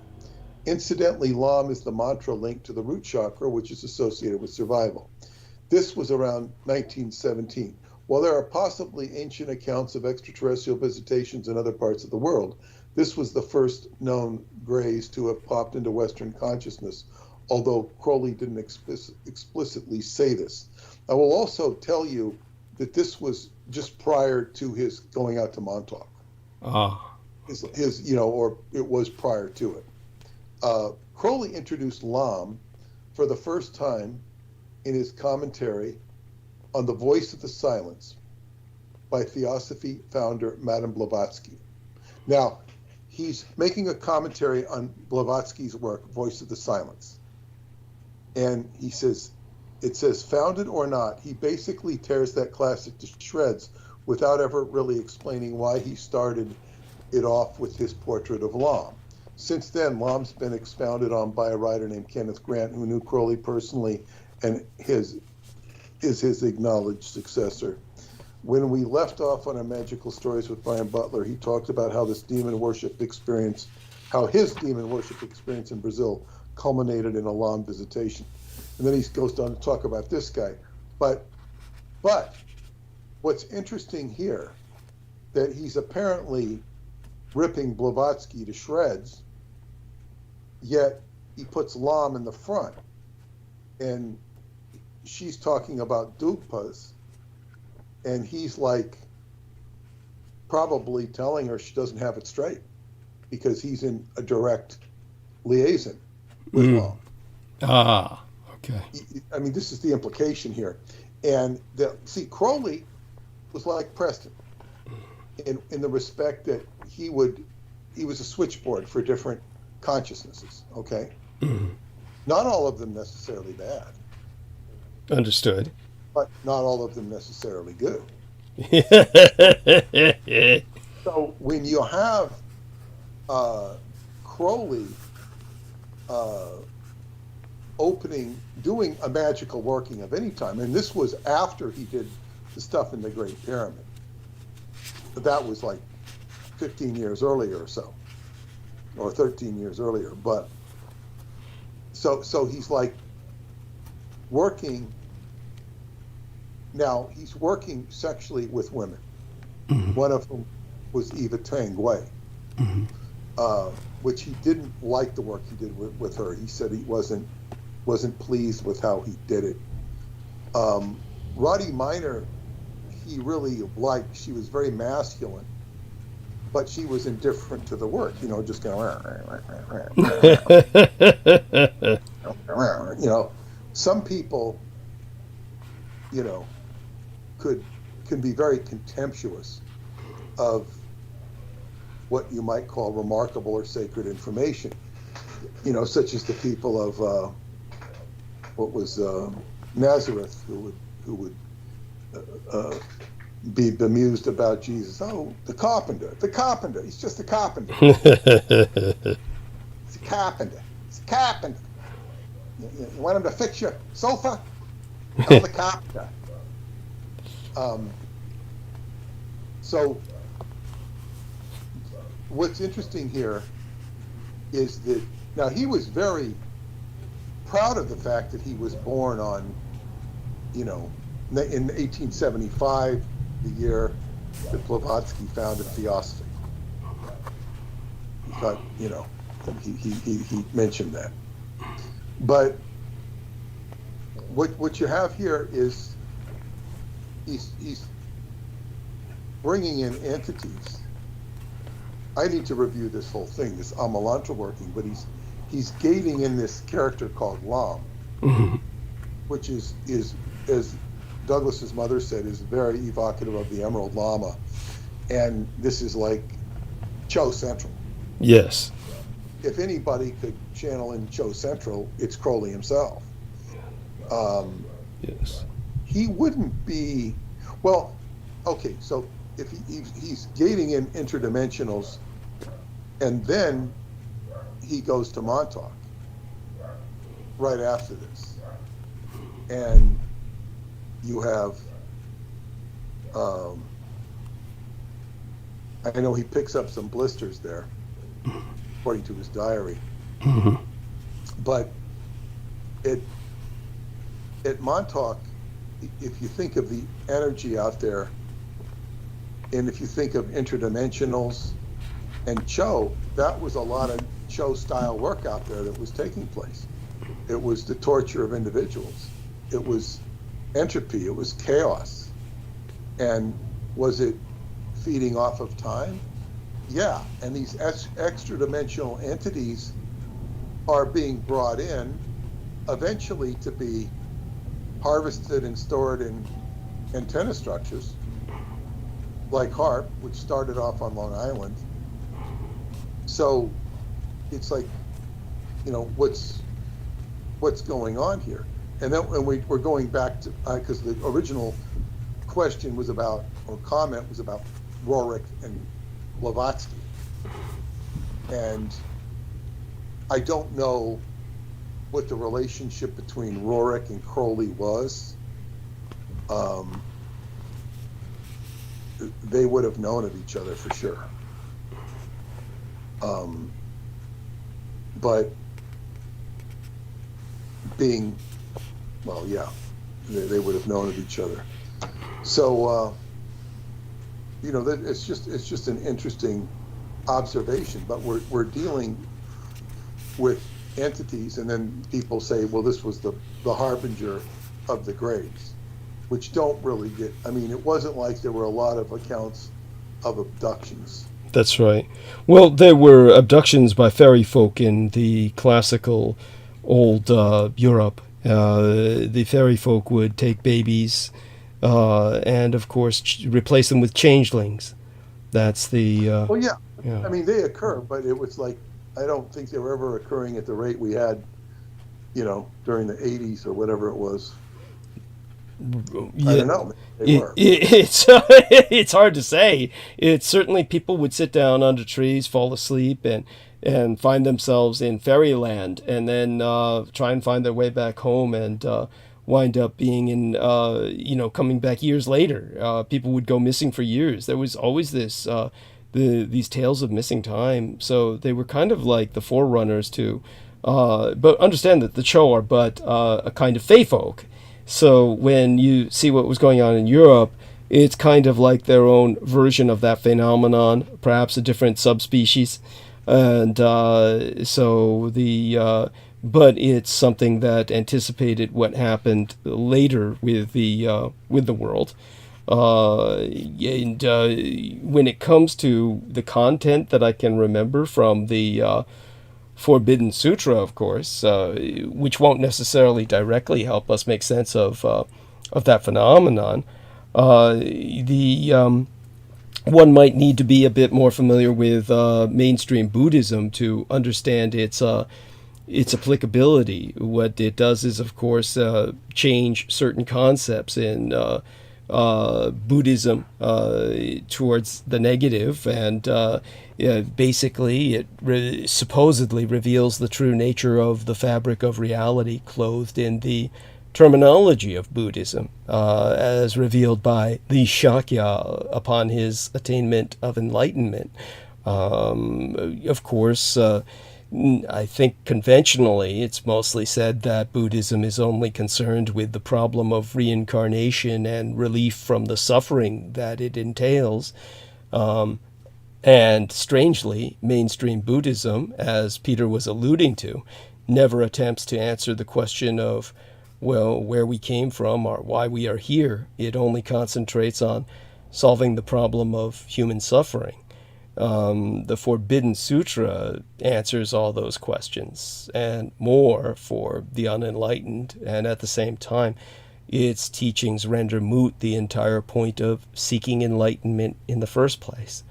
In attaining Satori through 7 years of self-meditation, the Shakya was able to view the true nature of the cosmos, and to the degenerate Buddhists, the heretics, this revelation shocked him to the core of his being and bestowed upon him full enlightenment, which he withheld, revealing to his followers the results thereof, or what he learned therefrom. Supposedly man's insignificance compared to the true nature of the cosmos, until, of course, 60 years later, in his dying hours, as the slow and painful Liao poison from an assassin worked through his system. So that his acolytes could understand, he used gainful means and framed the knowledge in the context of a discourse with the Lord of Evil, Mara, who had tempted him in the final hours before the young Shakya reached full enlightenment. And in this confrontation, Mara revealed the most twisted, mind-bending secrets of the universe in an attempt to make Shakya fail on his path to Satori. The Shakya won out against this mind-shattering temptation and cast off Mara. All of this is conventional Buddhism, by the way, but of course, when you come to the degenerate Buddhism, this was not before the dark alien knowledge was forever branded in his memory, and those who follow the Buddha's path will ergo find Mara. He's called the dweller on the threshold in the Western magical circles. He waits for them as they reach the final stages before full enlightenment, and the Emerald Lama then, not incorporated into the main text until later by, I think, revisionists of the Brotherhood of the Black Lotus. But during Shakya's final dying sermon to his faithful, the Buddha supposedly revealed, among other things, the true nature of the 6 realms, which is a very important concept to Buddhism. The existence of ancient pre-human civilizations and mankind's origins among them, the partial description of the anti-gods, the threat of an Earth already colonized by these alien races, these precursor races, the relict populations that I always speak of. And, of course, the elder sign, the Hakenkreuz, the hooked cross, or the swastika, as the only ward against them. The location of the plateau of Leng, and, of course, where the Cho were settled for the most important part of their history, their golden age, if you will. And, of course, the history and fate of the continent of Mu, or Mua, and the other things I can't even remember, or maybe that I've blocked from my mind at this point. Of course, he spracketh of the role of the living Buddha to protect mankind, yet that seems to have been cast away by the degenerate monks of the Black Lotus and their schismatic cults, such as Buddha's Tears. But supposedly the Forbidden Sutra also reveals the cosmic cycles of the universe, that it's every 6,000 years there's a new living Buddha who replenishes the true law and the three ages of karmic decay.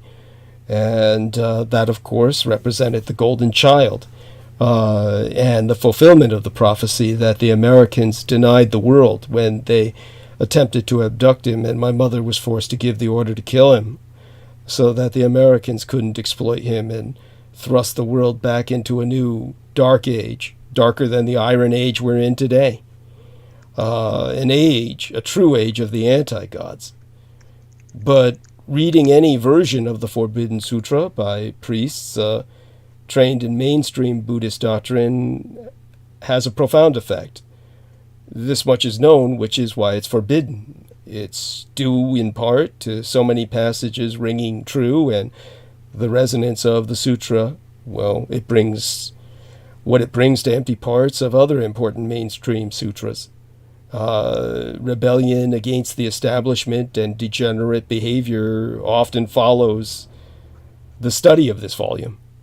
I mean, imagine that in the West, a lost church document was discovered, like the Dead Sea Scrolls, so shocking and heretical, but ringing with such undeniable truth that it turned devout followers into violent heretical dissenters, heretics angry at years of deception by the establishment.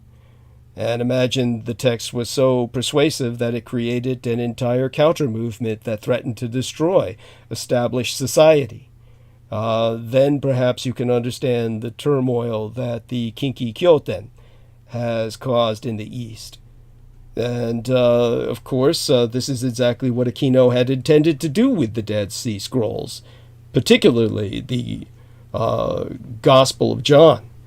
And the result was, of course, a great deal of money being spent on its translation, with the Department of Defense as the secret sponsor. I've gone into that when I spoke about the Q, as they called it, from the German word for the source. And then the Q, along with other factors, the fact that it's the mystery word in Japanese, the mystery letter, their version of X, and the fact that Aquino always wanted his name pronounced Aquino, to the point where he would sometimes simply be referenced as Q himself by people who got tired of his obsessing over that. And then you find out the source of where QAnon comes from.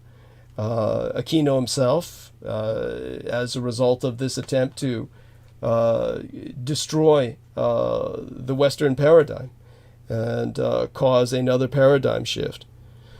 Now, I don't know why tonight, but my sticky asses, my double row of eyelashes is shedding, probably indicative of an omen of something, positive, I would hope. But I've got to rinse my eyes out again. I'll be right back. Go ahead. Yes, thank you. Rinse your eyes out, and I'm going to ask you about the Dead Sea Scrolls and Aquino when you get back, and okay, we'll get back to the. Sounds good. I'll be right back. Back to the Asian thread too. Okay, thank you. I'll be right back. So I know that Douglas has in the past discussed about the Q document, the research, I think, with the German, and now he's saying that the Dead Sea Scrolls, the translation of the Dead Sea Scrolls, was going to be used as a propaganda angle by the Department of Defense, perhaps to shred people's faith in the Bible. Although currently, I don't see, I see the Bible, well, it depends who you listen to. But certainly popular press has, Christianity has taken a lot of, been taking it on the chin, so to speak, with a lot of, I guess, what you call disaffection. Yet, the preachers will ramp it up. They will ramp it up. So it would seem, well, we could definitely say that what we know as traditional Christian influence is much less than it certainly was when I was growing up. It's not as pervasive, not as powerful, at least in a secular reference. So I don't know. I'm just going to go back to the Douglas's mother, when she saw Aleister Crowley's drawing of a llama, the gray-looking alien, she identified it as being identical with the emerald llama. The word lam, which I had read, is the mantra for the root chakra, is defined by Crowley as meaning way. My friend Maggie Lam says that in Chinese, Lam means forest. Forest. Well, it's a bit of a stretch, perhaps, but Lam, way, forest could be way, because you're walking to the forest or through the forest. I think I also have it defined in the Black Sun as cross in Tibetan, meaning cross, I am the way, as in the cross, Jesus, I am the way.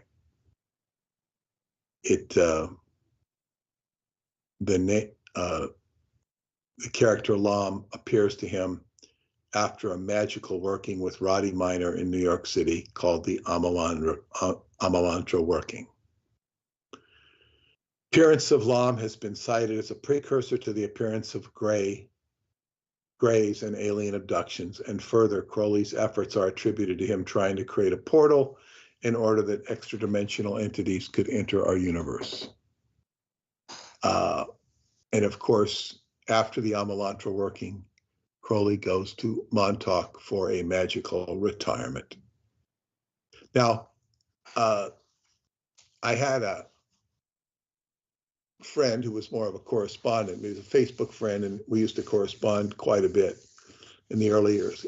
Jerry Cornelius, he passed away this year.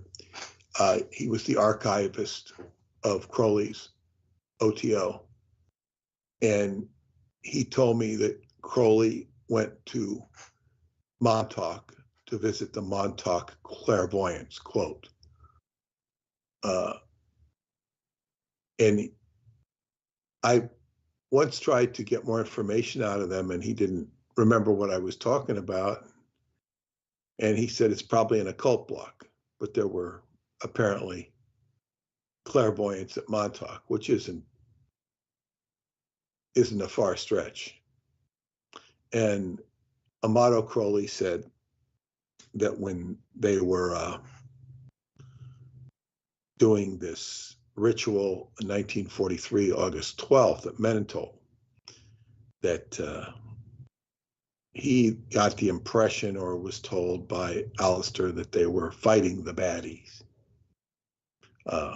which could have been at Montauk or not, I don't know. I believe the Germans had quite a presence at Montauk during that time.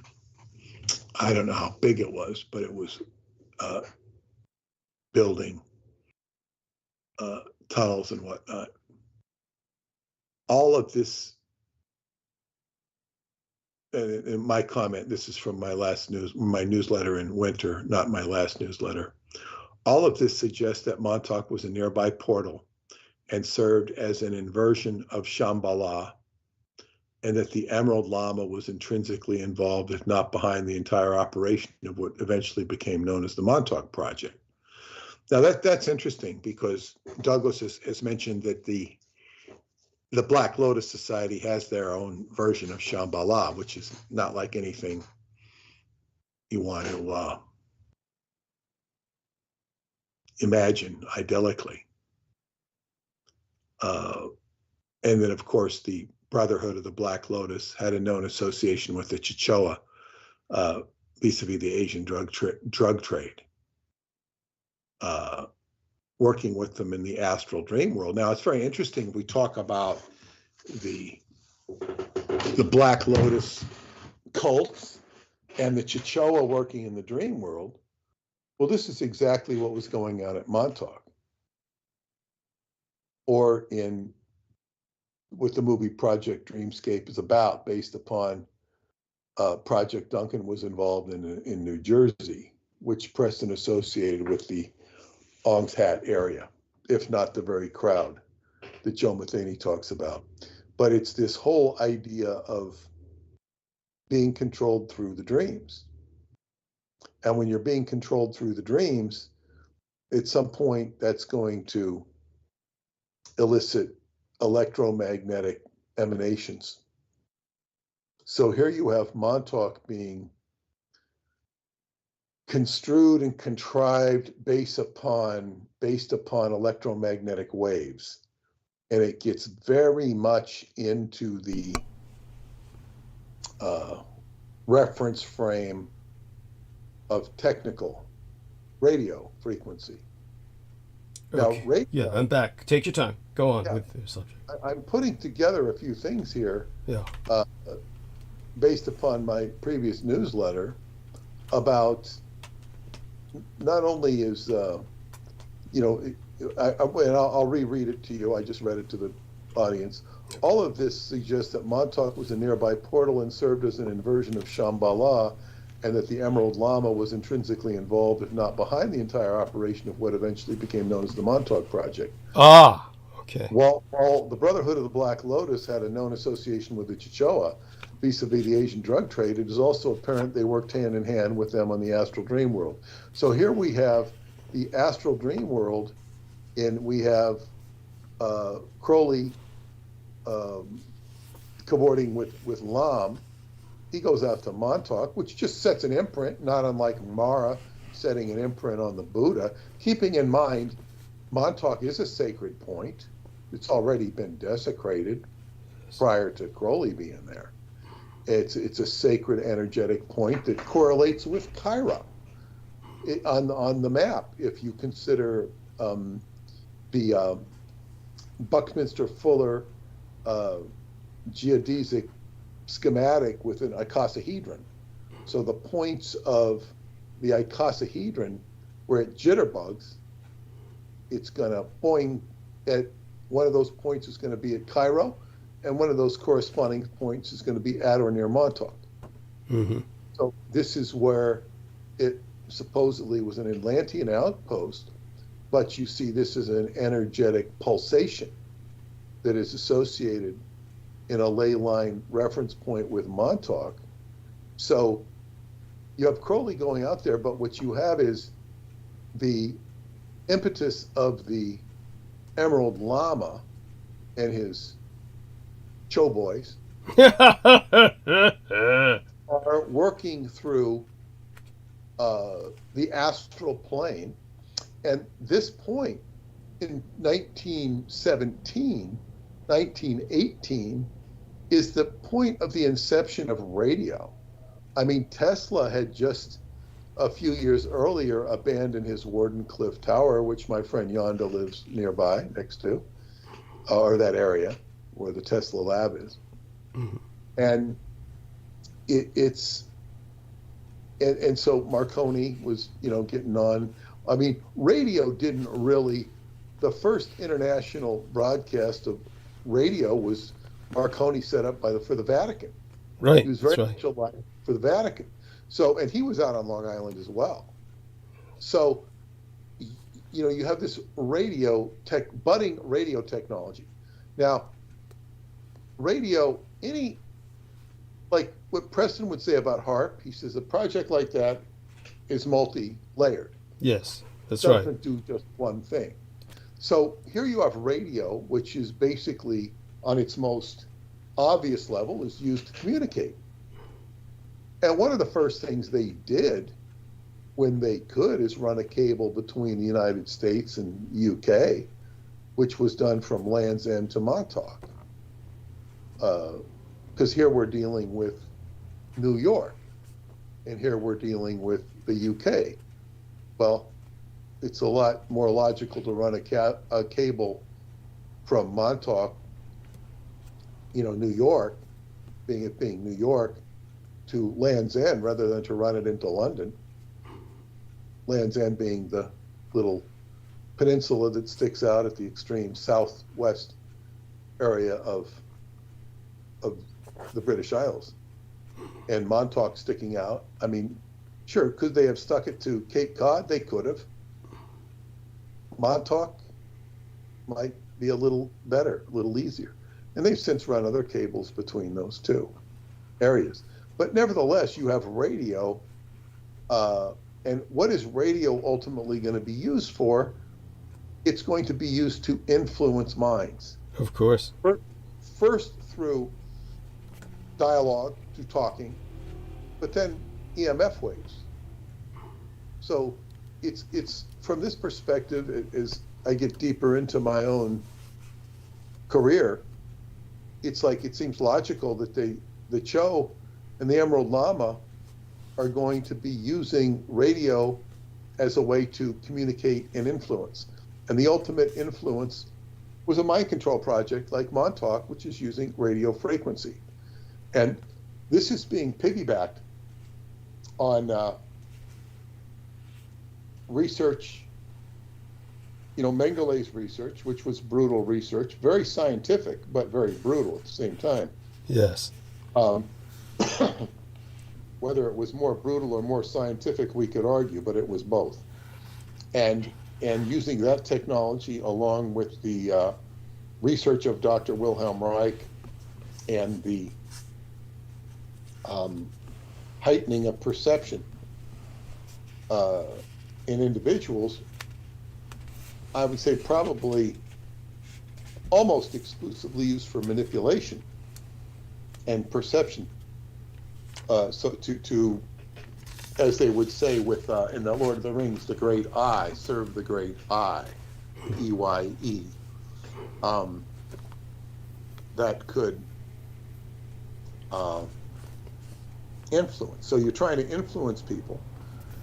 And ultimately what you have with the Montauk Project is you have co-opted individuals who serve an agenda and don't talk about it.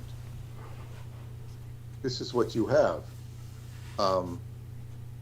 Shills for a Cho-like operation. Yes. But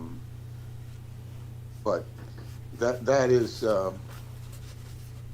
so all of this. It's just a latter day expression, and it seems to be, well, the antecedents are there well before Aquino, and Aquino just fits the bill so well. And then you have Tesla. It makes more sense that Tesla would indeed be involved in the Philadelphia experiment, because he's like the master of electromagnetic energy. Mm-hmm. So it's like, what's going on here? And also L. Ron Hubbard was first person I ever heard talking about using electricity to manipulate individuals, and with specific reference to spiritual individuals. He was talking about the HARP project, or HARP elements, long before it was even conceived of. Right.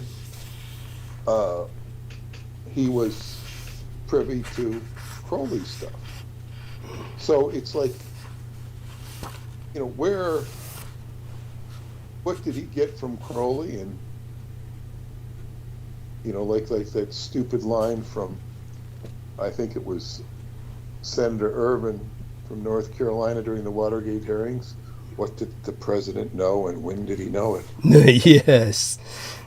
What did Hubbard know, and when did he know it, with regards to the electronics? Because, you know, he studied with his friend he called Commander Thompson, who was all involved with Washington and in the Navy. But and he, you know, they were both very much opposed to some of the, you know, mind control experiments that were going on in this is the 1930s. And it's almost like where there's a will, there's a way. And then it's hard to piece together where everything fits in. Mm-hmm. But as they say, the older I get, the more it all pieces together. What I would like to ask you about now, and this is very interesting what you said about the golden child being the antithesis of the Cho, or of the Emerald Lama. That is really a good theme, a good line, and as best as I can fit the history, Rorik is the one who retrieves the golden child. Okay. Yeah. And then somehow, I don't know where your mother, if she even encounters Rorik, but she certainly encounters the golden child and has him put. Can you recount that at all, to the best of your memory? Well, I certainly recounted it in, I felt painful detail in the episode that we spoke about it, but I'll say it again gladly. That basically, from what I can recollect right now in the moment, consciously, what comes to me, that's not too painful to relate, because it certainly causes me pain, because it caused my mother pain to speak of it, to relate what happened. And but basically what had happened was the golden child was captured by the Americans, and they were going to bring him back to the United States. At the time that my mother and the commando team that had been sent to retrieve him arrived, and were unable to stop the abduction. The most they could do was pursue the Americans and make certain that the Americans would not bring the golden child home at all. If they were going to bring him home, they would, of course, bleed him, because his blood was going to be used to cure Roosevelt of his, basically his ills. Roosevelt, of course, suffered from many crippling ills that he felt could be rejuvenated through the blood of the golden child. And again, for people who do not know this and just find this hard to believe, understand that when it comes to Jean Dixon walking into the White House with a crystal ball to help Roosevelt make all of his decisions for the administration of the war effort, this is a man who operated completely on occult terms. He was very much an occultist, and this is, of course, the very word occult, meaning hidden, secret. It's occulted from you that he was an occultist. It's also occulted from the public that Charles Darwin was an occultist, who wrote far more books on the occult than he ever did on quote-unquote science. And That's fascinating. Yeah, and many of them had to do with astral travel and out of the body experiences. So nobody ever tells you about that. And Are those fairly available? people can do research on it. Darwin, Charles Darwin's occult beliefs, and see what they can find. They should be able to find something. I don't believe that they've really. They certainly have made a conscious attempt to never emphasize it, but it should nevertheless be available to people who reach out and try to find these facts. I wouldn't be surprised if a lot of it was scrubbed. Yet, in a sense, I would be, because it wasn't. I don't think it was that threatening to the military-industrial complex so much as it was to academia. So, as a result, it would not be scrubbed so thoroughly as the military-industrial complex can scrub these things. So, when it comes to the Golden Child being captured. And my mother always related it as Henry Wallace being personally involved. But I understand the Golden Child was probably brought to him by Roerich. That's the only thing that would make sense, because Roerich was the man who was going in and out of this so-called Shambhala, which is really, if you want to perceive, some people perceive Agartha as evil, Shambhala as good. These are somewhat relative and somewhat ultimately meaningless poles of opposition that can be used at times. They serve a purpose, like when I'm trying to disambiguate the Golden Child from the Emerald Lama. But when it comes to something like Shambhala, Agartha, these have become rather confused. But nevertheless, what Roerich called Shambhala might be other people's Agartha. One man's treasure is another man's trash. So when it comes to Roerich entering Shambhala to get the Golden Child, that makes perfect sense. He would have been the man to have extracted the Golden Child through the Brotherhood of the Black Lotus and their works. And it probably did involve the application of the Black Lotus at some point to poison somebody. This is what Peter was alluding to, was the fact that the climate within the valley of Shambhala is optimal for growing and harvesting the Black Lotus, which is this strange flower brought from, I think, Hyperborea during the great exodus of the Lemurians and Muvians to the various havens of the world, especially Japan. But at some point, schismatic groups relocated to Tibet. The Black Lotus is central to the ritual practices of the Brotherhood. It's believed by this secret society that the poison used to kill the Buddha was derived from the Black Lotus. It induced his visionary state, in which he related many great secrets of cosmic truth as far as they're concerned. Of course, this is the poisoned mind of a dying brain, and dying brain cells secrete all kinds of toxins which generate hallucinations. The wizard priests of the Brotherhood of the Black Lotus hold that only that flower, when distilled into the Liao drug, Liao, may invoke proper meditative states for true enlightenment and understanding of passages within the Forbidden Sutra. I mean, basically what they're doing is not only what the mushroom users are doing when they're popping psilocybin and these various poison mushrooms and killing themselves slowly, or a bit of their brain at a time. They're doing what so-called Acid Kick 96 / Sid SYD, whose real name is Trampus Nicholson, who has been trying to break in every episode under a new assumed page that he uses. This individual, of course, will just keep doing this till the day he dies, because this is all he's programmed for. And again, if people think I'm like overemphasizing this, they just haven't been through what Peter Moon and everybody else has been through. And Peter Moon himself hasn't been through what everyone else has been through, with the assault of thousands and thousands of messages from this individual whose entire life is dedicated to myself simply because he's programmed. He was programmed to infiltrate. But part of his programming is he takes these toxic elements that are literally baked into brownies, and these are like true poisons that if you gave one of these little truffles with their sugar skulls, you could easily fool a child into eating them. That's the sinister aspect of them. Just one of these truffles would very likely kill a child very quickly.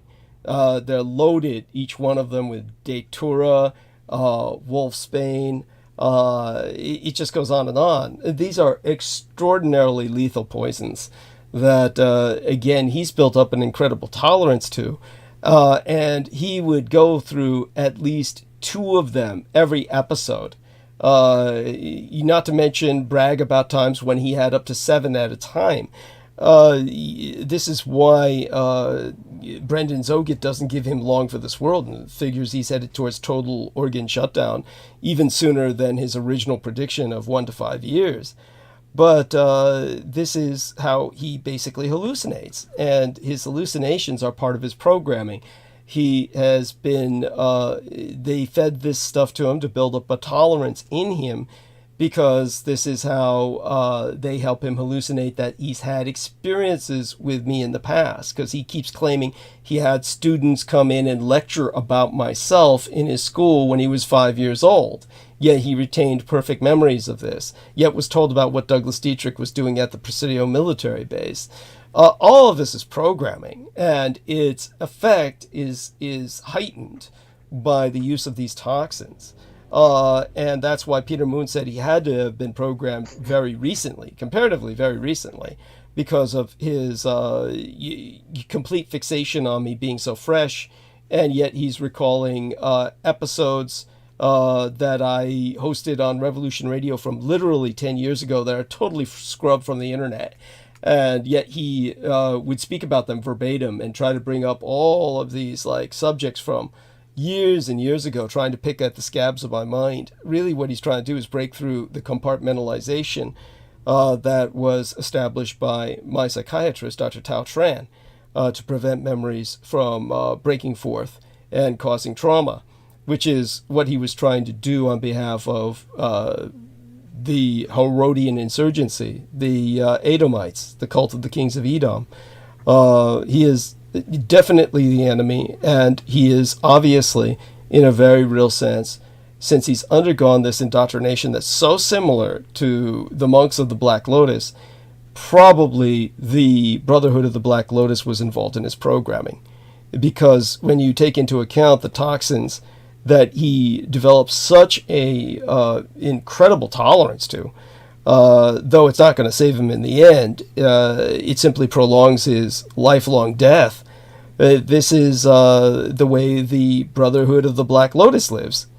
So, but they hold that only the true flower, when distilled into the Liao drug, invokes the true visions. So using Lao, in essence, emulates the path of the Buddha as he lay dying.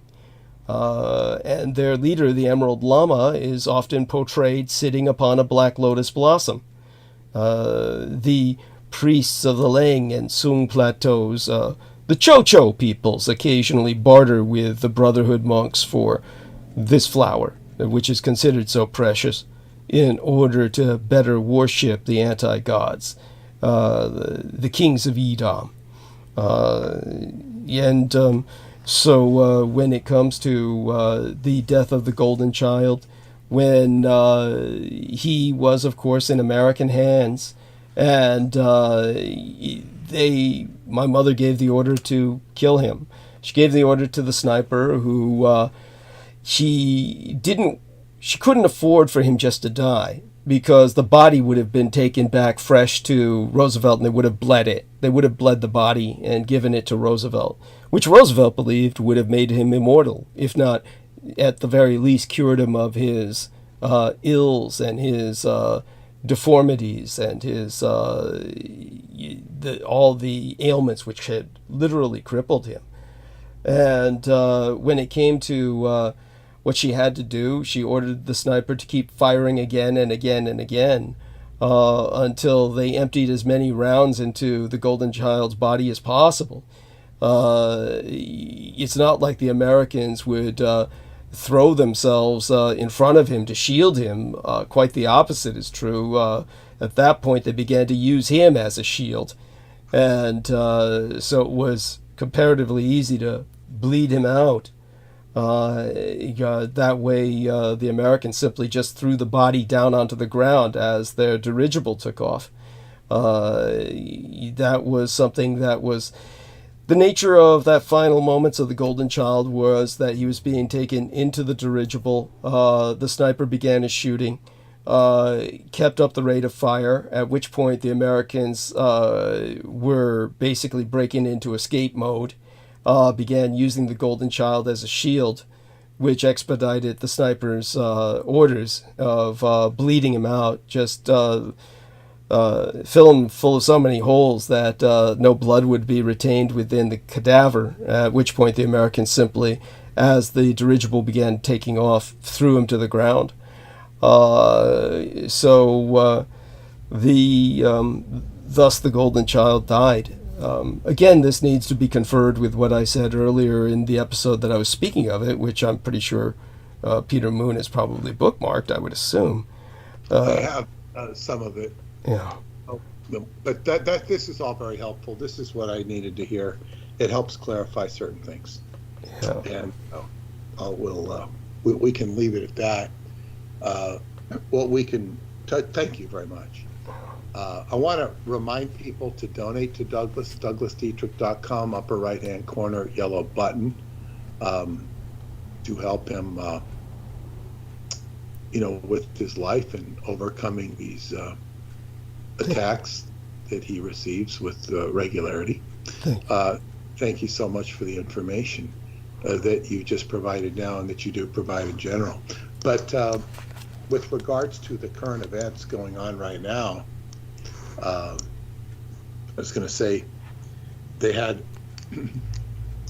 last night they had announced thousands of drones being released from Iran. And it just sounded so bizarre to me, like 1,000 drones. And my first reaction was, this is a weird type of warfare. It sounds like Star Wars or something. And yes. And again, it's like 1,000 drones, and how are they going to know there's 1,000 drones? And why don't they just wipe them out? Now, apparently they have wiped them out. Yes. Apparently, but initially I'm saying, well, this is just such a weird way. It sounded to me like it was a distraction. And, if I wanted to distract my enemy, But then Iran comes out and says, well, this is just a tit for tat because they, attacked our embassy. Yes. And then Israel says, well, it's kind of saying it's not tit for tat. It's like, I don't know. Now that both sides have commented on it, it makes more sense than what they initially said in the news. But it's sort of like, well, we're doing this to get back at you. We're going to end it. Iran warns the United States, don't get involved because this was just a response and this is the end of it. Unless, of course, Israel wants to continue it. It just seemed, and then, of course, this comes right on the eclipse. It's associated with the eclipse. And that, as we stated earlier, we are indeed at war, or the world is at war. The United States has been repeatedly attacked by Iran. The United States is saying that, and Israel is saying as well, that even the Iranians don't like the mullahs in Iran, which is probably true. Yes. They're kind of appealing to the Iranian people, many of who are Jews. Important ones. So if they're not the mullah themselves, many of whom do identify with Judaism. So, but it's like, it's just a bunch of, I guess what you'd say, manipulation. They were trying to rush a bill through Congress to give aid to Israel, but trying to sandwich it in with the Ukraine package. And of course, the Republicans were being persuaded, oh, we got to do this for Israel. And then I don't know what happened to the bill, because the Republicans don't want to help the Ukraine. Mm-hmm. And they want to help Israel. So it was, I don't know what happened with that. And I also saw a report that Russia's now at full strength. They've been beaten badly, but now they've been able to recruit enough soldiers, and they've got all this money, and they're now back to where they were at the beginning of the war. Well, that's hard to believe it's true, because they've lost a lot of experienced soldiers. Yes. They could have the same amount of soldiers, but they certainly, there's no way they could have as many experienced soldiers if they did at the beginning of the war. No. And so, go on. Go ahead. Oh, no. I don't want to trip off that just yet. Continue with what you're saying. Well, this is just, it's just hearing reports and whatnot. I don't know. And of course, Netanyahu is extremely warrior-like and ready to pounce, which is no surprise to anyone.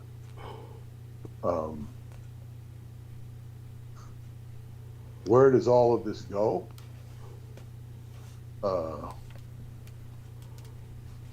I don't know. It's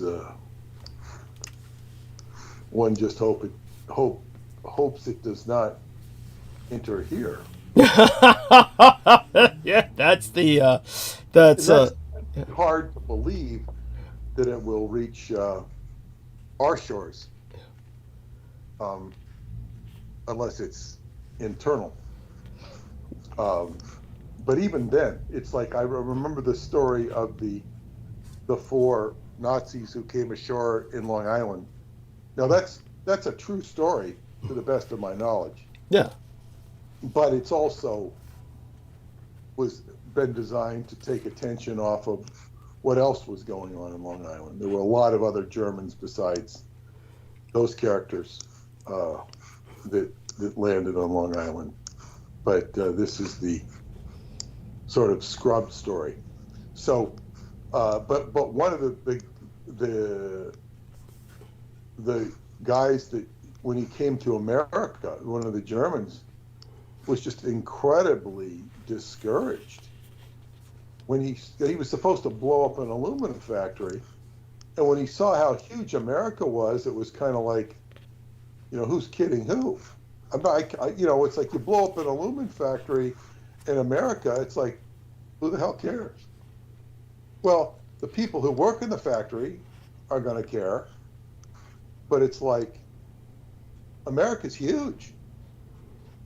And they just became completely discouraged, according to what the accounts I read. Because it's, as you say, America's a huge place. It's not something you're going to, 4 guys aren't going to come in, and even if they do a lot of damage, they're not going to make a tremendous impact, because it's just so huge. Well, I mean, I could go on to deconstruct that as well. Of course, those individuals were discouraged because anyone's discouraged by the immensity of America, and they see that the infinite wealth and the sheer immensity of it, and as you say, the seemingly limitless source of materials. But of course, the Germans did incredible damage to America. Just remember the foot soldier. I don't think those Germans did. No, not them. That's why the Americans keep bringing that stupid fucking story up. It's like this is like one of those just minor operations that the Americans were able to exploit as this this propaganda coup of like, look, the Germans sent 4 saboteurs here that were actually in fucking uniform. And so when it comes to the horror of what America experienced in World War II, of course, that's been completely scrubbed and basically hidden from the American public. The immense cost to labor and what happened to so many people in World War II. When it comes to comparison of the statistics of people who died in the factories, and that's something I've gone into in the past. It's just how this was German sabotage at work. Their Abwehr, as it was known. This is why the Americans kept talking about in their propaganda films in the theater is, the Americans were utterly paranoid about the fifth column. You would see it everywhere in Britain and in America. The fifth column, you've got to watch out for the fifth column. Loose lips sink ships, all the rest of that. So understand that for every single American military casualty, there were 8 industrial fatalities on the home front. That's how many Americans German spies killed in World War II. Nobody knows this. I'd never even heard that. Wow. It's basically World War II left 306,005 American soldiers dead. Last time I checked, that were recognized as dying directly as a result of combat. Maybe another 571,822 sustaining critical injuries that would leave them crippled the rest of their lives. And all you're allowed to think about or ever learn about is these motherfuckers, the guys who had it easy. They all had it easy. Those guys got off cheap, killed and injured on foreign soil. But America's production soldiers, all of them women, overwhelmingly women. They're the ones who, what would you say, manned? They're female, so they womaned the nation's factories, the mills, and the mines. They suffered infinitely higher, heavier physical losses during the conflict. The Bureau of Labor Statistics reported that each year between 1942 and 1945, there were some 2 million disabling or deadly industrial sabotage incidents. A total of more than 6 fucking million. More than 75,000 American women died or became permanently and totally disabled in industry during the war. And in addition, some 378,000 industrial working women suffered a permanent partial disability. All of this is hidden from you. Do any of these women get a medal?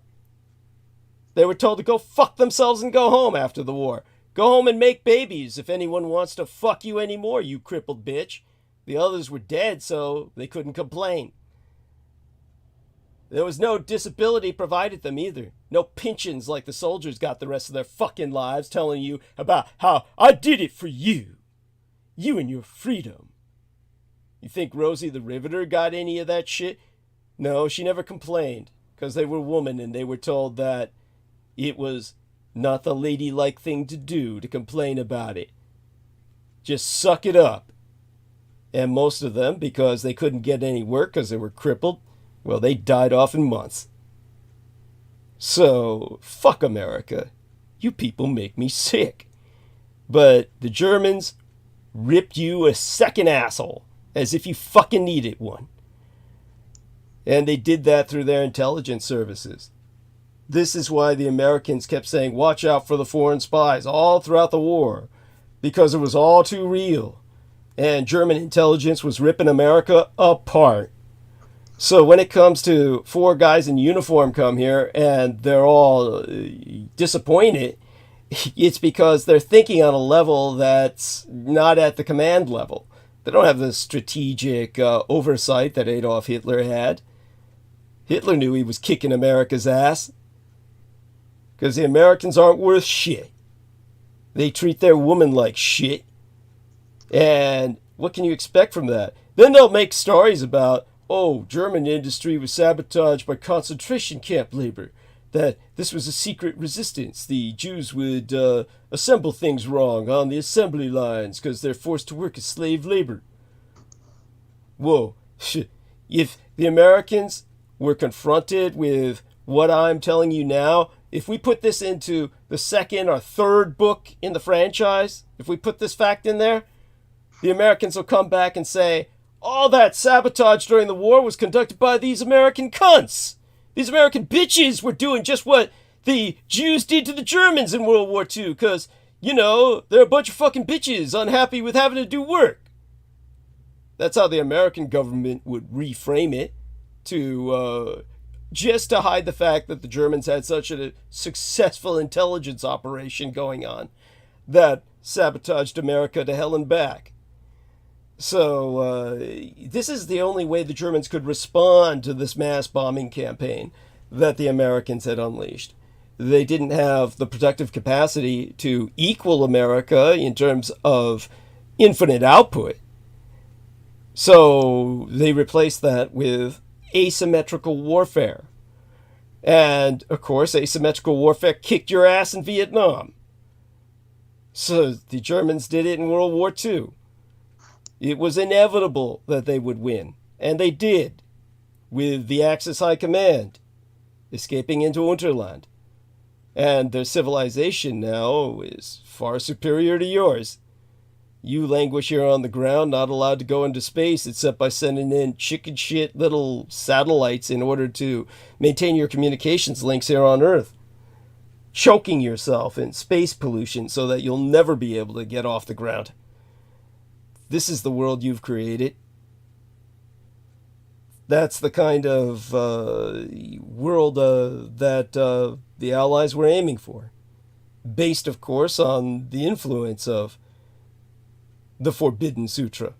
Think about what I said about Trappist Nicholson, who comes into the show every night and needs to be blocked from another stupid fuck channel that he established on April 1st.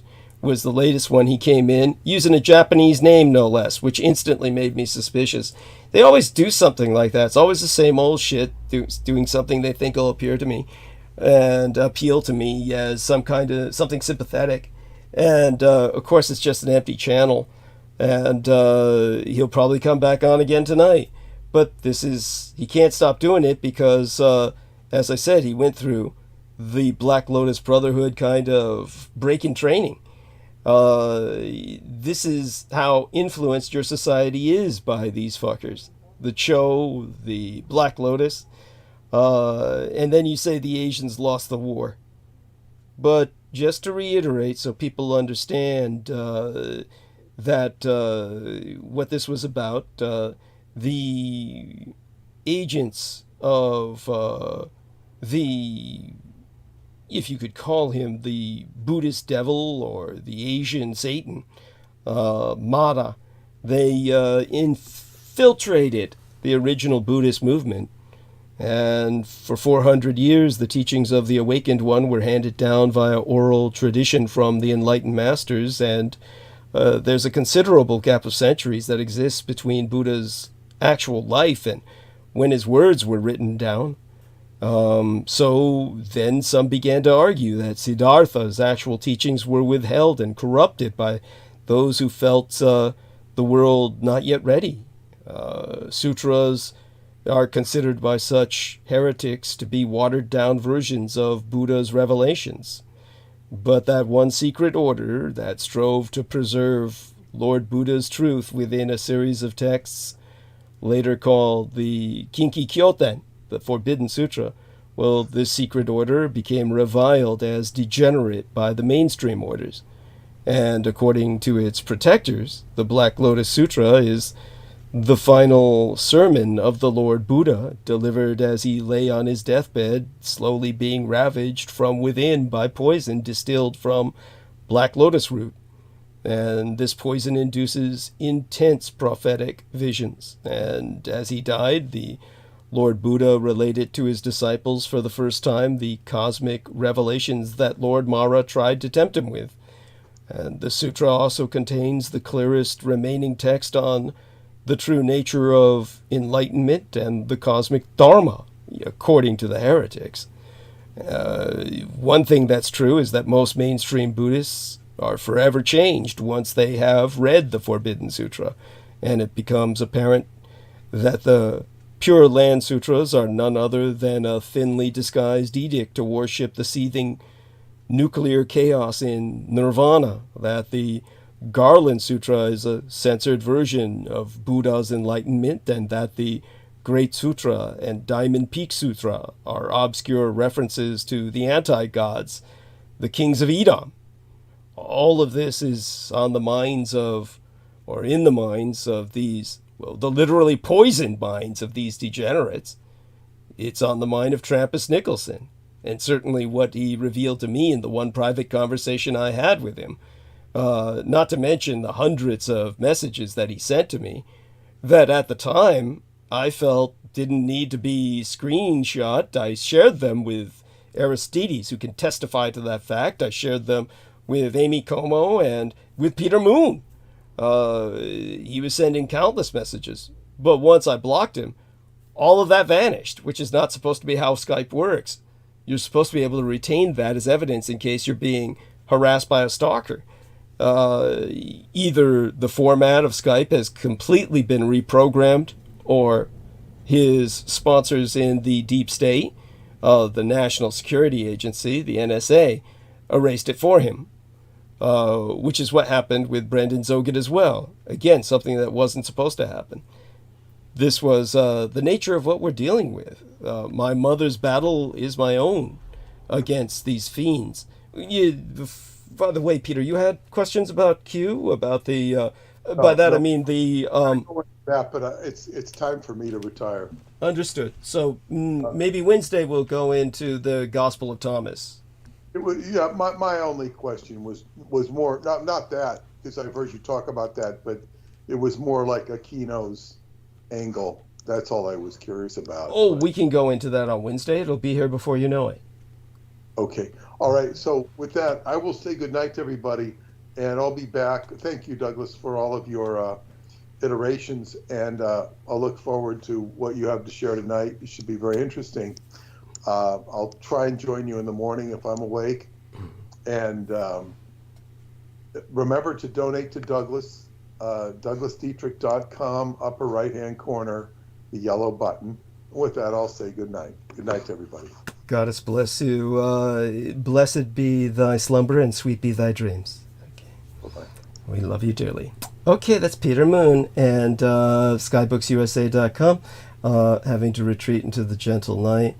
And I just shake my head over the latest shared by our dear friend Aristides, who points out that Donald J. Trump, at Real Donald Trump, says Congress must pass unlimited aid to Israel to stop Iran. I mean, honestly, if I had my choice, I would ally with Iran and basically reveal the truth that Israel is part of the Sino-Slavic synaxis of evil. And with that, of course, let's bring whoever else we can on for a little bit. Just see whoever wants to come on with us for a little bit of a roundtable so I can refresh myself before going into monologue. And, okay. Yeah. It's pretty bad out there. Trump had a lot of other similarly pathetic. They're not tweets. They're on his platform, I think. The truth, I could tell by the appearance, I think. So they're not tweets. I think they have some gay thing. They call them truths instead of tweets. That is fucking... Yeah, so it's like, that's... Trump re-truthed this person. I'm like, come on.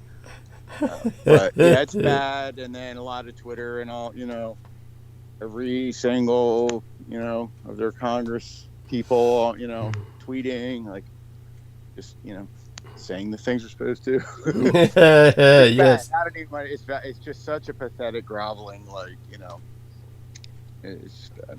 Remind me on Wednesday to bring this up with Peter Moon. The young actress who portrays Wednesday Addams. You don't know. Yeah, I know. I mean, I heard Wednesday. And when was this portrayed? The series that I believe is it on? I mean, it's still on, isn't it? I'm not talking. Not the original. Not the original. No. Oh my God. The original is in black and white and is like, you find that in, eternal syndication or something forever replaying in some venues. But I'm talking about the one that they're doing now. It's been on for a while, maybe in the off season, but my understanding is it's coming back. Wednesday Addams, the new series.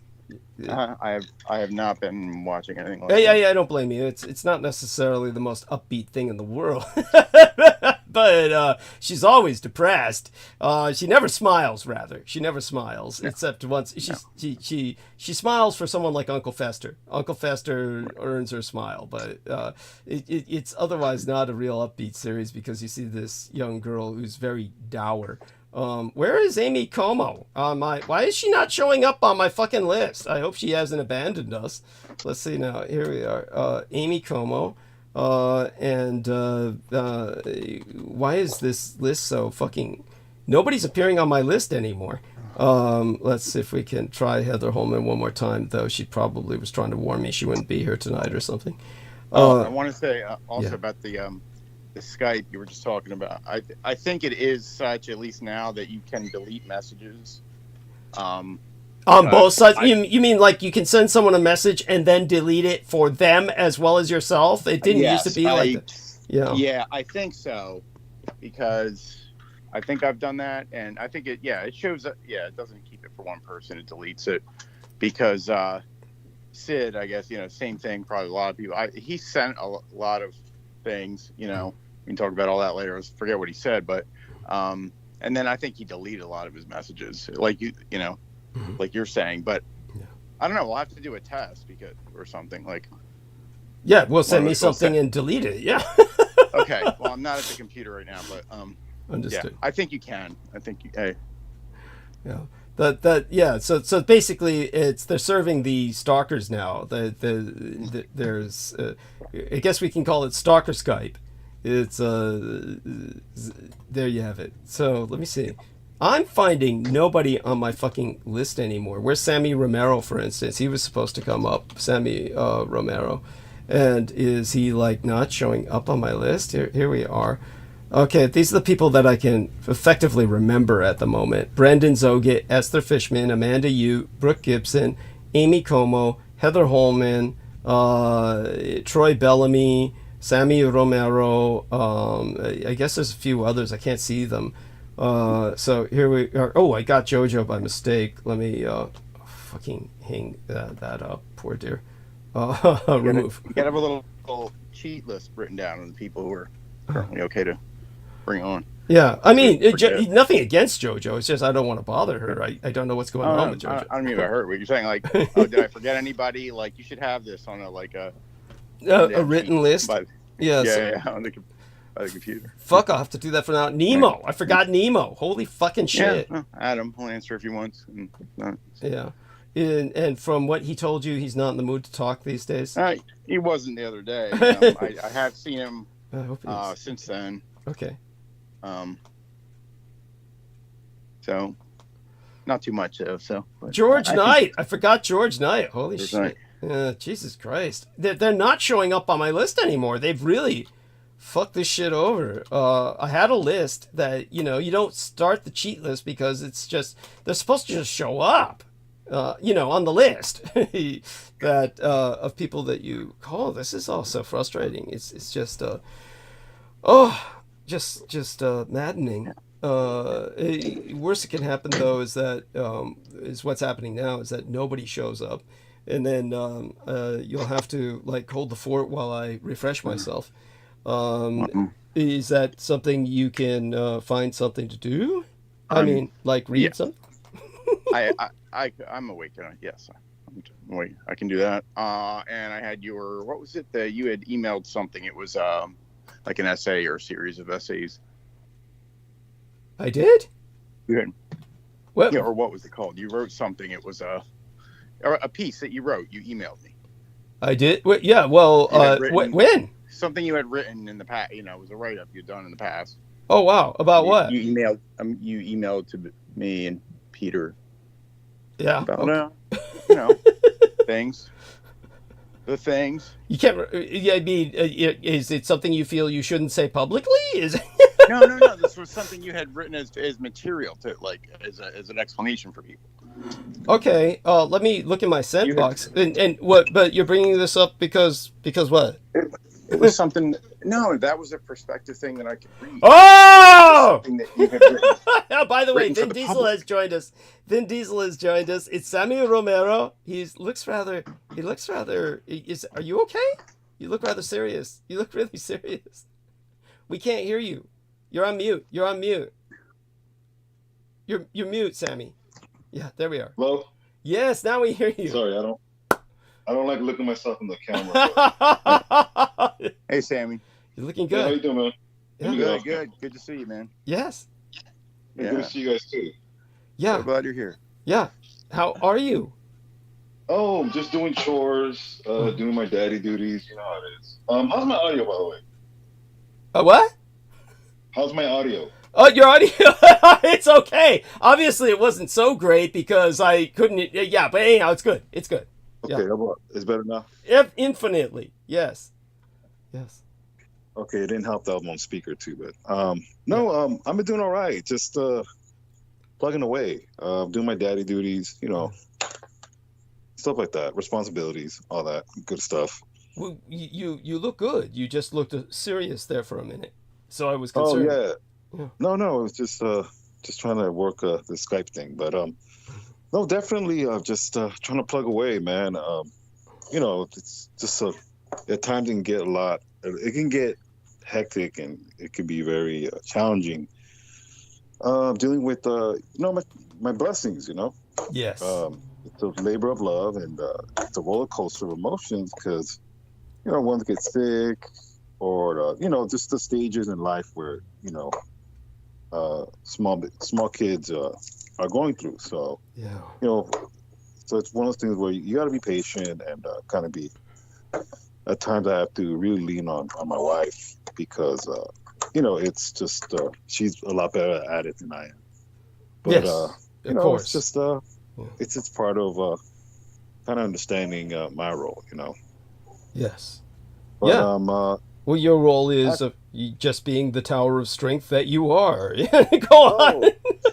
Well, I try, but definitely just been just trying to really just really in a lot of ways just learn from her, because at times it just gets overwhelming, so definitely prayers, and it's and likewise yourself, I hope I didn't come off the wrong last time I was on air. Of course not. Oh, don't even be silly. Oh my God, you were fine.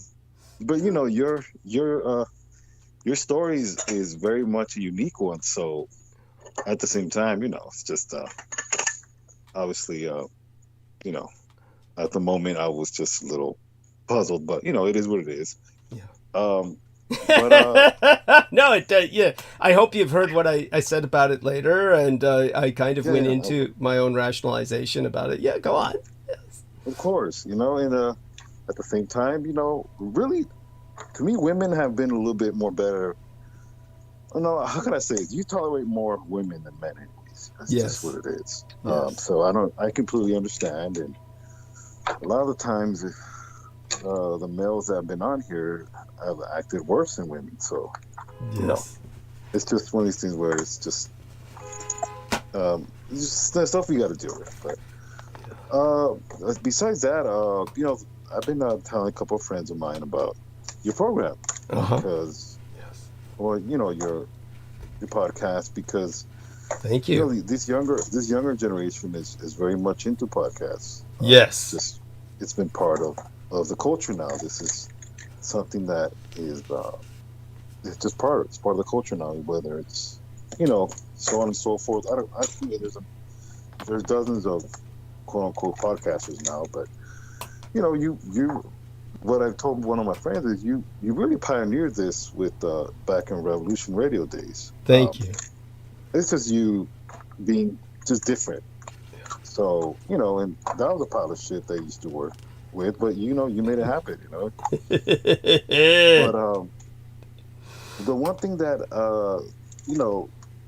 it's interesting what the world is going on right now with this whole Israel and Iran situation. That in a lot of ways, and this is what I was telling my coworker yesterday. This all has to do with the Third Reich in exile, being that the Havara Agreement, which helped create Israel. Yes. Israel, and Iran being an Axis power that doesn't ever really get mentioned. So, there's a lot of nuances that this world has forgotten. Yes. When I say forgotten, because especially our cultural matrix in the United States, and I really wouldn't call it cultures, are anti-culture. Yes, thank you. Doesn't really allow us to history and it's really a historical revision that we're taught. So in a lot of ways, when I do talk to a coworker of mine that I've been talking, that we just talk, and he just has a lot of questions. He's a lot younger than me, so he has a lot of questions, and some of them are kind of silly, not silly, but very stuff like, well, do you know anything about the occult? I'm like, no, I don't. And what I do know, sometimes I wish I don't know. Yes. Because, thank you. It's just not my part of thing. But I do know somebody that knows, and what very little he shared with me is already too much. Yes. Thank you. But it's also, you compare and contrast when it comes to a friendship and meeting new people, because it's just it's just human nature, at least in my opinion. So even then, when I've talked to you and we've communicated, I think in a sense you get the vibe from me that, hey Doug, tell me certain things, but hey, just don't try not to how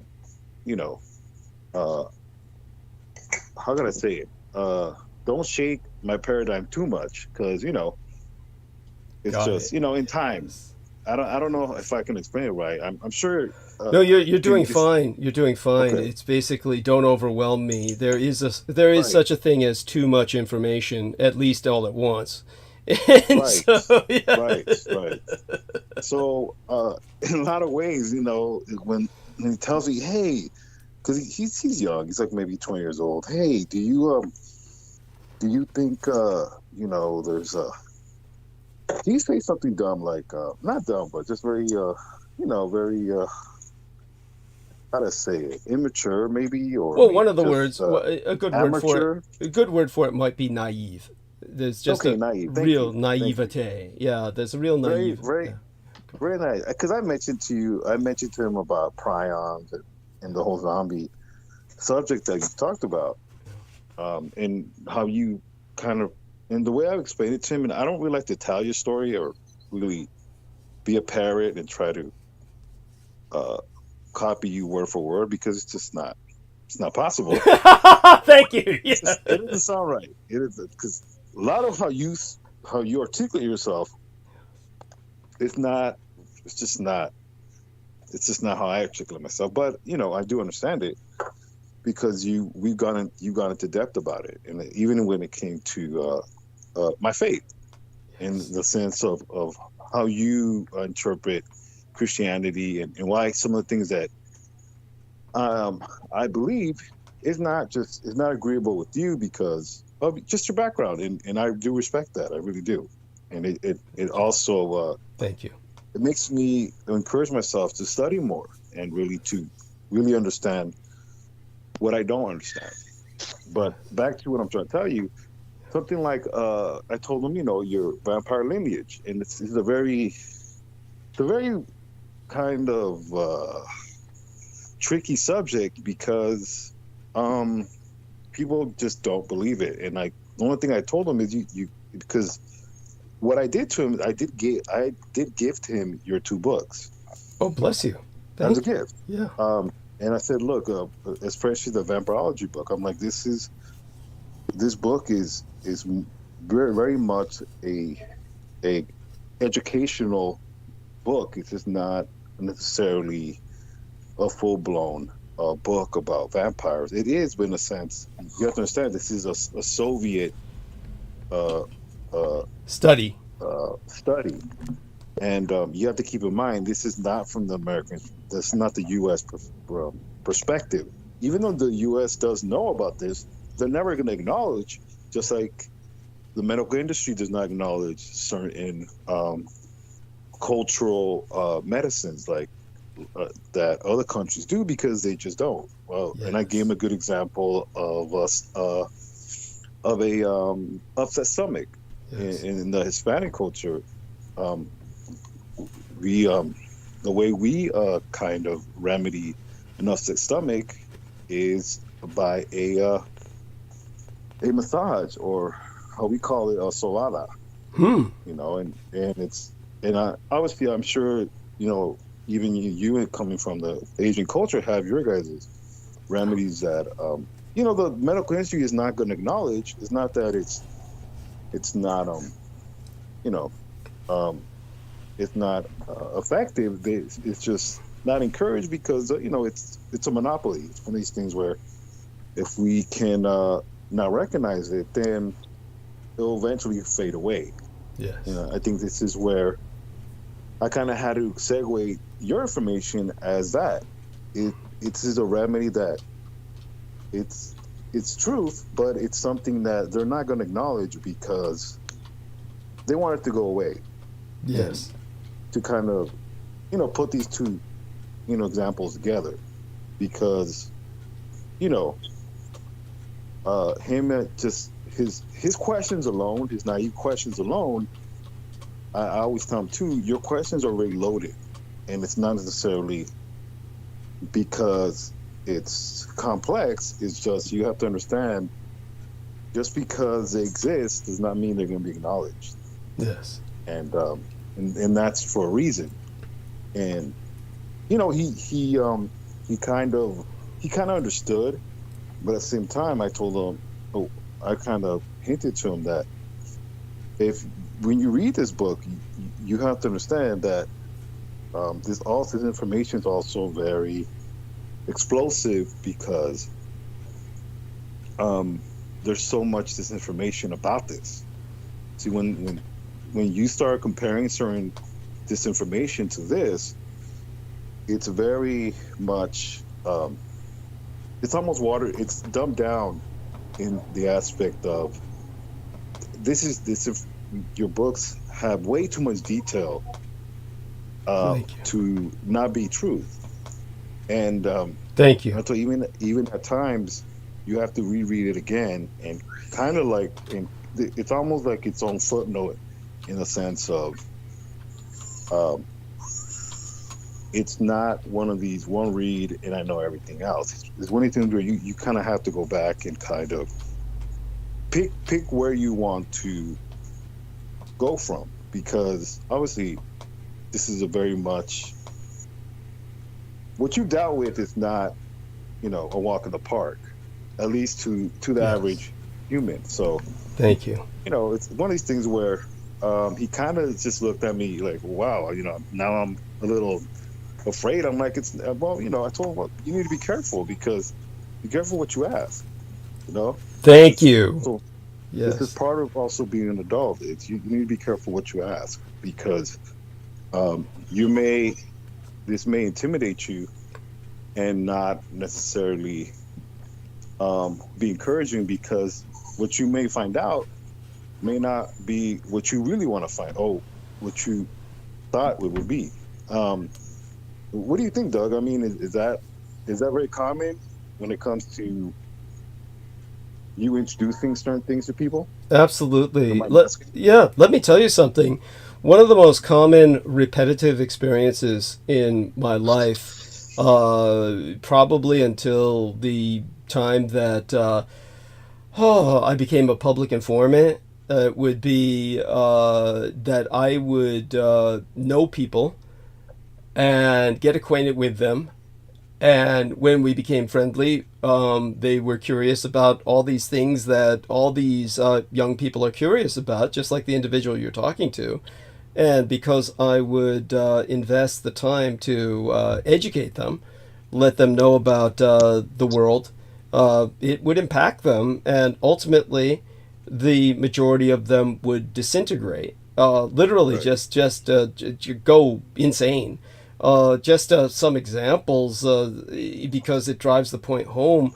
One of them was this individual named Matthew Castaneda. And Matthew Castaneda, he was someone who was interested in the world. He had a sense of awareness, and but he ultimately just disintegrated. There could have been, of course, other factors, but the problem was this was repetitive. So what I've literally seen again and again in the early, I would say probably not, wouldn't call it childhood, but I would call it early young adulthood. From adolescence, we're talking about the John O'Connell Vocational Institute school level. From there, what normal people would think of as high school, what would be high school for normal people. It's around that time that I would cultivate some friendships, share everything that I felt comfortable sharing, which is far more than what most other people obviously felt comfortable with. Just about these subjects that people normally look into, want to know more about, find fun, watch television, movies, and well, they go to movies to watch about things like this. They watch television to learn about things like this. But once they find out the reality thereof, and the reality of why the system does not acknowledge these realities, a lot of people just couldn't handle it. Now, this was something that after a while I just realized I couldn't do this on an individual level. The funny thing was there were some people who could handle it, like my gang brother Beaver, to an extent. It cost him deeply in a one sense. I'm sure it was responsible for his ultimately developing high blood pressure. But actually, that was probably because he was working to help me care for my parents. So when he started doing that, that's probably what caused the high blood pressure. In fact, I know it was. That and the some other factors. I think before he was working with my parents for a while there, he became a real alcoholic. That might have been, he overcame that, but that might have been impacted as resultant, partially because of everything that I exposed him to.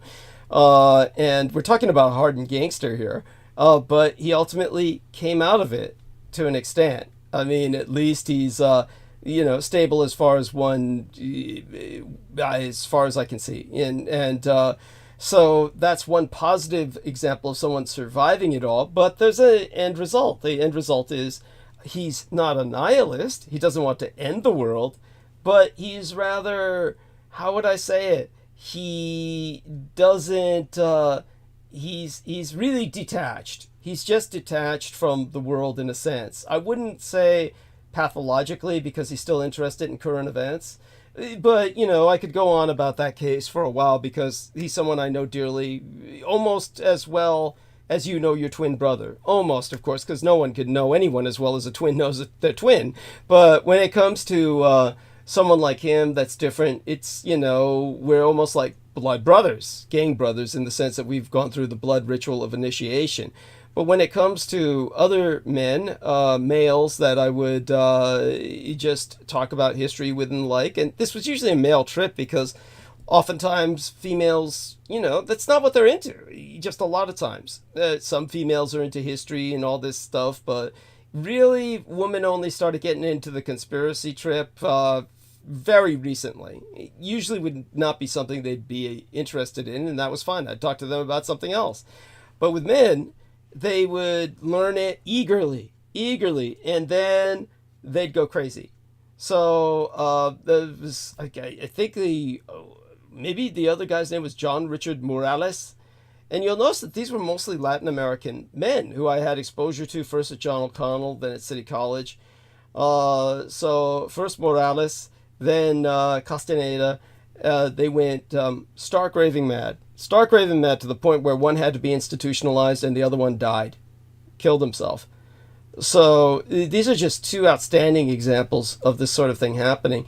And gradually I learned you have to spread the pain. So when I spread the pain and many people are hearing it at once, which is why I had to get a public platform to do this, then you don't get that horrible result that people get because they have no one to share it with.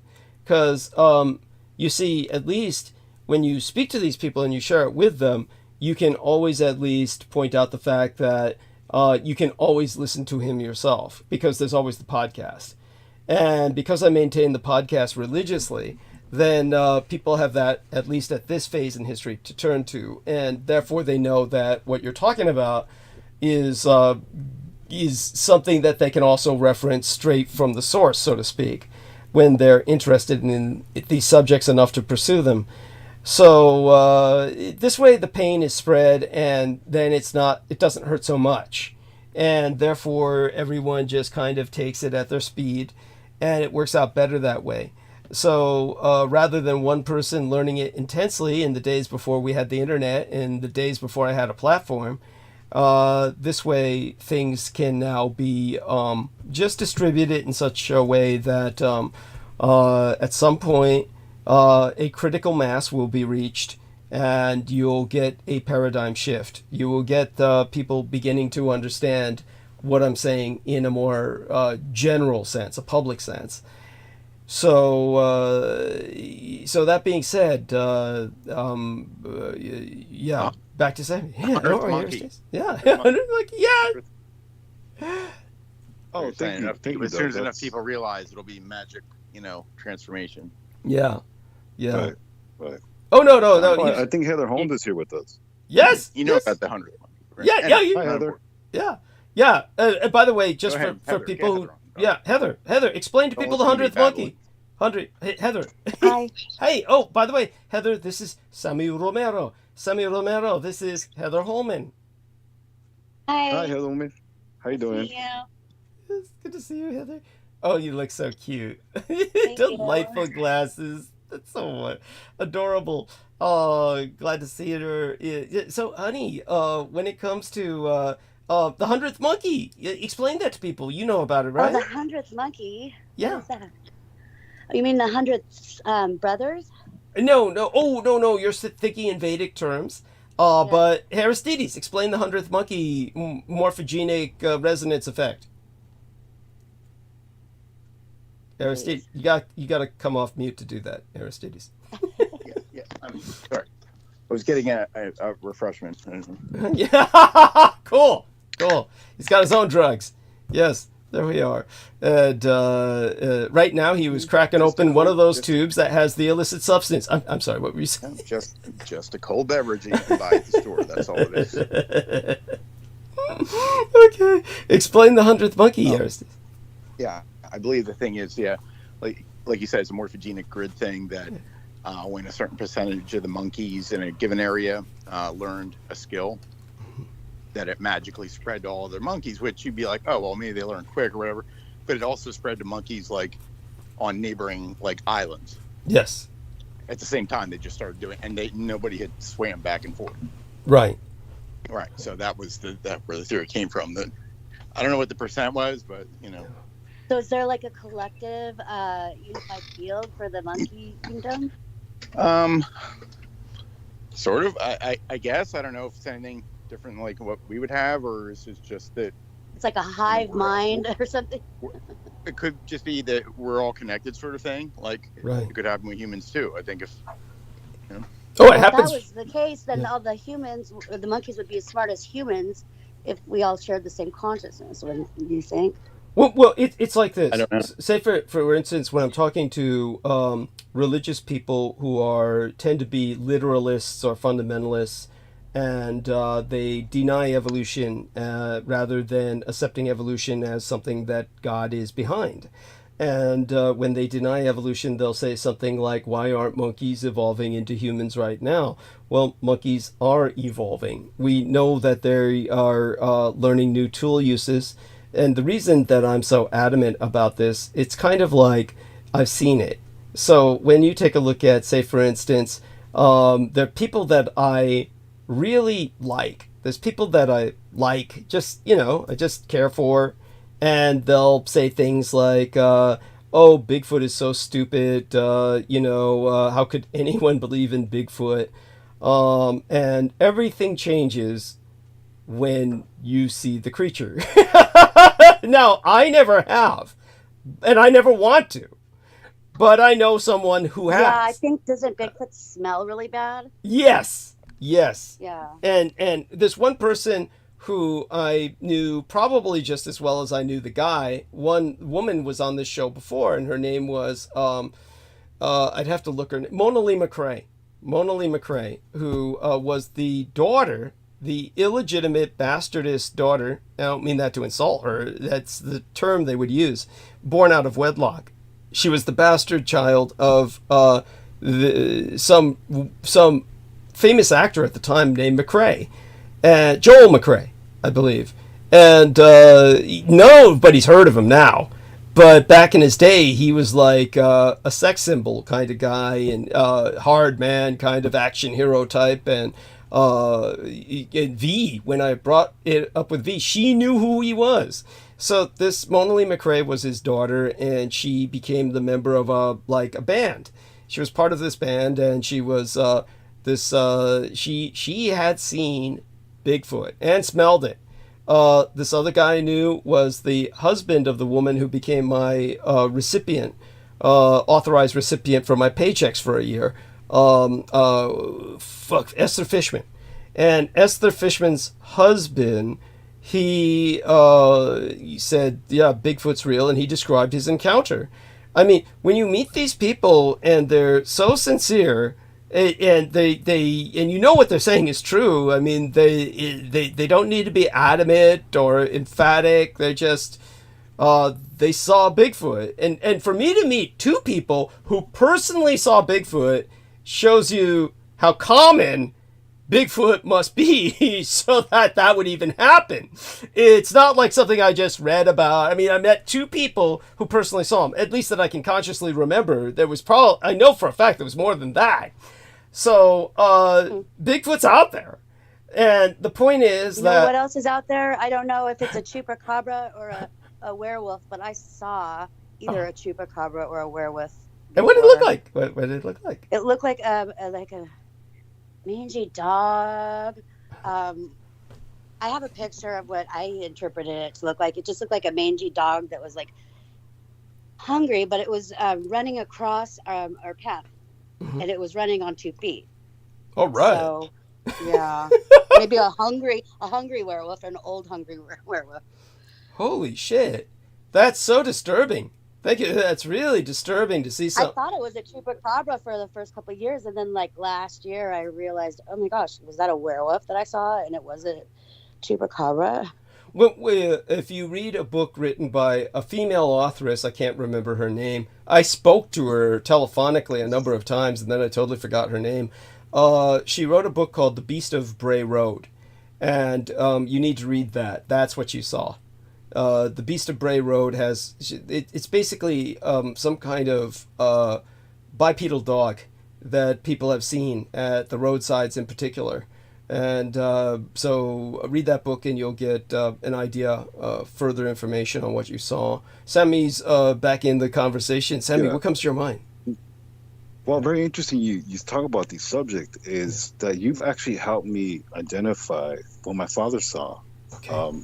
In that orange grove. Yeah. It's a road, and you had orange groves on each side, and in front of that road was the Tulare County Canal. It's a canal which farmers get their water, and he encountered that Wendigo. At least it's from what you described it. Yes. This is what my father encountered. Yes. Which was stalking my mother and him. Yes. And it started in front of them, and then it circled them, because what they used to do is they used to take walks in this road, and this entity stalked them. The way my father described it was, it's like an animal with claws. Yeah. And it just kept running past them. And what my father did was he just started praying. Yes. And in a sense of almost like, if Lord, this is how you want to take me, take me. Yes. So it's almost like, at least his defense was, it's not really even something scary. It's just almost like validation. Yes. So, say that word again, that last word, almost like validation. Validation, yes. And so no. what he had was a fatal acceptance. He said, I accept this. I accept my fate. Go on. So what he did is he shielded my mother, and Yes. they both started praying. Yes. They both started worshiping the Lord, and this is one of the things how they, in other words, because how you described it is these things feed off your fear. They Yes. feed off your insecurity, and the more fear you showed and panic, well, the more they're drawn to you. Yes. And so it's very one of those things where I really do believe that my father's faith really helped him in a sense of kind of understanding that the unknown is out there, and it's not something really to be taken lightly. But at the same time, this is also a blessing in a sense that you're blessed to actually see it. Yes. And actually acknowledge it, and whatever comes of it, comes of it. You know, it's just it's one of these things that always kind of validated me with you in the sense of what you've been exposed to, obviously from who you were in liaison with, but also your mother. Yes. So yeah, it's very much have you kind of shine light on things that very much it's very helpful to kind of understand it myself, because in that area I still go every now and then, and I still have driven for that area, and it's like, well, it makes a lot of sense because it's very remote. Yes. But at the same time, it's understandable, you know. Thank you. But anyways, yeah, go ahead. So my point was, and thank you for that. No, all of this is important input. And just so people understand, it's not on the basis of the fact that, Doug met two people, which, by the way, is nothing to dismiss. Met two people who, saw Bigfoot, and therefore he accepts Bigfoot reality. No, of course I dealt with records as well. I've gone into that in the past. I'm taking a look now at this incredible image that was entered by Heather Holman into the Skype text. I'll download it, of course, and for my own future records. Well done illustration, very well done, and it's one of those things that is very difficult for scientists to explain. They might say, of course, that these are dogs infected with some kind of rabies or maybe even a prion disease that ultimately impacts them to the point where they're walking bipedally as their brain disintegrates, as some kind of like response to the disintegration of their brain or something like that. That may be so, but they have been spotted for a long, long time, and they could very well be a subspecies that people are not familiar with. When it comes to people reading the Beast of Bray Road, you'll get a lot more examples. That doesn't mean you'll get answers, but you'll get kind of an answer that will lead to more questions. That's reality. That's what reality does, or the meta-reality that we're probing whenever we turn towards these subjects. But when it comes to the apes evolving, that question again, which stems and is related to the 100th monkey question, or the 100th monkey phenomenon. When I was in Africa, the Idi Amin Dada and other various warlords of Africa had trained apes to weld machetes, to ultimately hold up and fire machine guns. So these apes did pass these skills down to their children.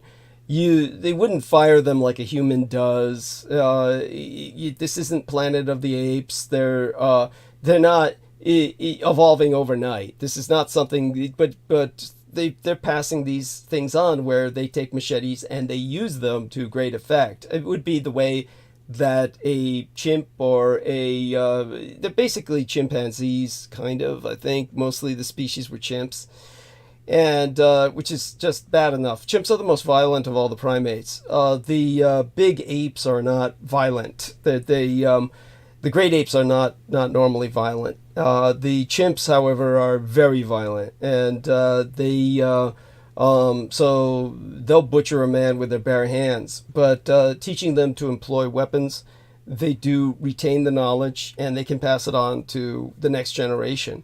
So this evolution is happening, but of course this is glacial. It's glacially slow, and I don't know what people are expecting. I guess because they watch movies, they think this is all going to happen where they see some chimp morph in front of them into some, hairy man, like in the Planet of the Apes films.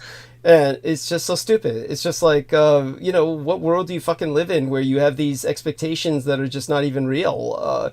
But the point that I'm making is the apes are learning, they are evolving, and it will take generations and generations before we see the results. But obviously, bear in mind that humanity, any anthropologist will tell you this, all conventional scientists, but I mean, the accepted conventional paradigm holding scientists, they all concur that humanity has survived what was once a planet full of multiple species of human beings, multiple species very different from our own, and the majority of them went. There's 84,000 species of human. Wow. How'd you get that number? Well, that's what it says in the Vedic scriptures. It says that there's 144 million species of life, and then maybe it's 164. But then there's 44, like I said, 84. Wow.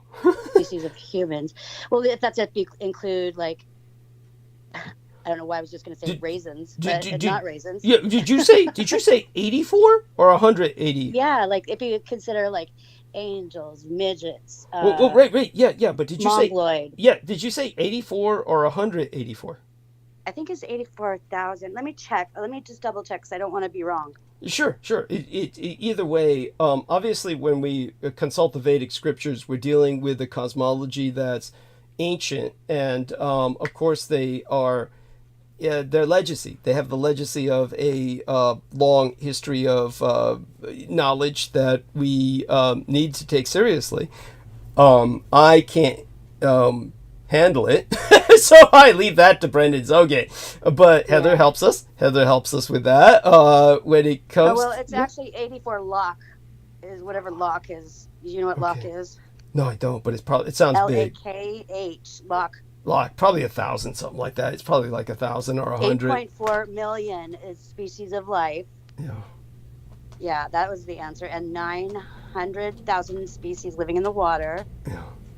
In the human form, I'm sorry. So a loch is 100,000. A loch is 100,000. In another language, maybe, or something. Yeah. There's 2 million non-moving living entities, such as trees and plants. There are 1,100,000 species of insects, and there are 1 million species of birds. Whoa. As far as quadrupeds are concerned, there are 3 million varieties, and there are 400,000 human species.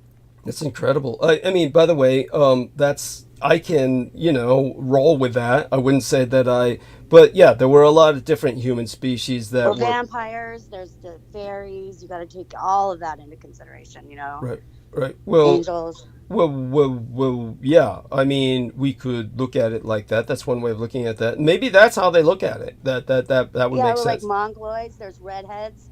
There's giants. You know, everyone's a different species. Right. So, but such being said, by the way, not to dismiss it at all, I was going to say that, yeah, so the conventional sciences say that there were certainly many human species and that somehow, in their mind, they all died off. I can't believe I remembered that. Wow. I'm impressed. No, you did great. Thank you for bringing that to our attention. I mean, it bears investigating. You know, people should look this thing up. And thank you for that. Is that a link of? Oh, there we are. It's so cute. Okay. That's a link. Yeah. And let me ask something here. And I might be going to refresh myself soon, but since Sammy has left the call, it will be yourself and Aristides. I'm sure the two of you can handle this just as well as you did with Brendan Zogier. And let's just leave a question here. Sure. And oh, great. Okay. So Can I call you Archimedes? Can I call him Archimedes? Sure. I don't know what that is, but I think it just sticks. Sure, you can. Yeah. I've been called worse. If you can. We won't go there right now. No, we won't. But because I've healed these wounds that I got in elementary school and moved on. Is that your name? Is that really your name? What? Aristides? Aristides, yes. Not Archimedes. Aristides? Aristides, yes. That's your first name? Yes. That's awesome. I like it. Thanks. Yeah, it's something else. It matches. Thanks. Yeah. Okay, so you wonderful people, I'm going to go mute. I'll be back in about 10-ish, and then might roll into monologue very shortly after that, simply because of the fact that we're at war and people kind of expect me to talk when we're at war. Right? Yeah, and Let's talk a little about that when you come back. Yeah. So it's a Greek name, Aristides? Yes. Yeah. And what did your mom call you for short? Did she call you Ari? Yeah. Yeah. That's cool. I don't know why anyone would make fun of you, but I guess when you're young and you're a kid, people find something to make fun of it with everyone. Oh gosh, if you knew his last name, you would understand why the kids fuck it up. One young lady who we dearly love, Jennifer Hawkins, had a way of messing up his first name, but it was really cute. Anyhow, she intended nothing malevolent.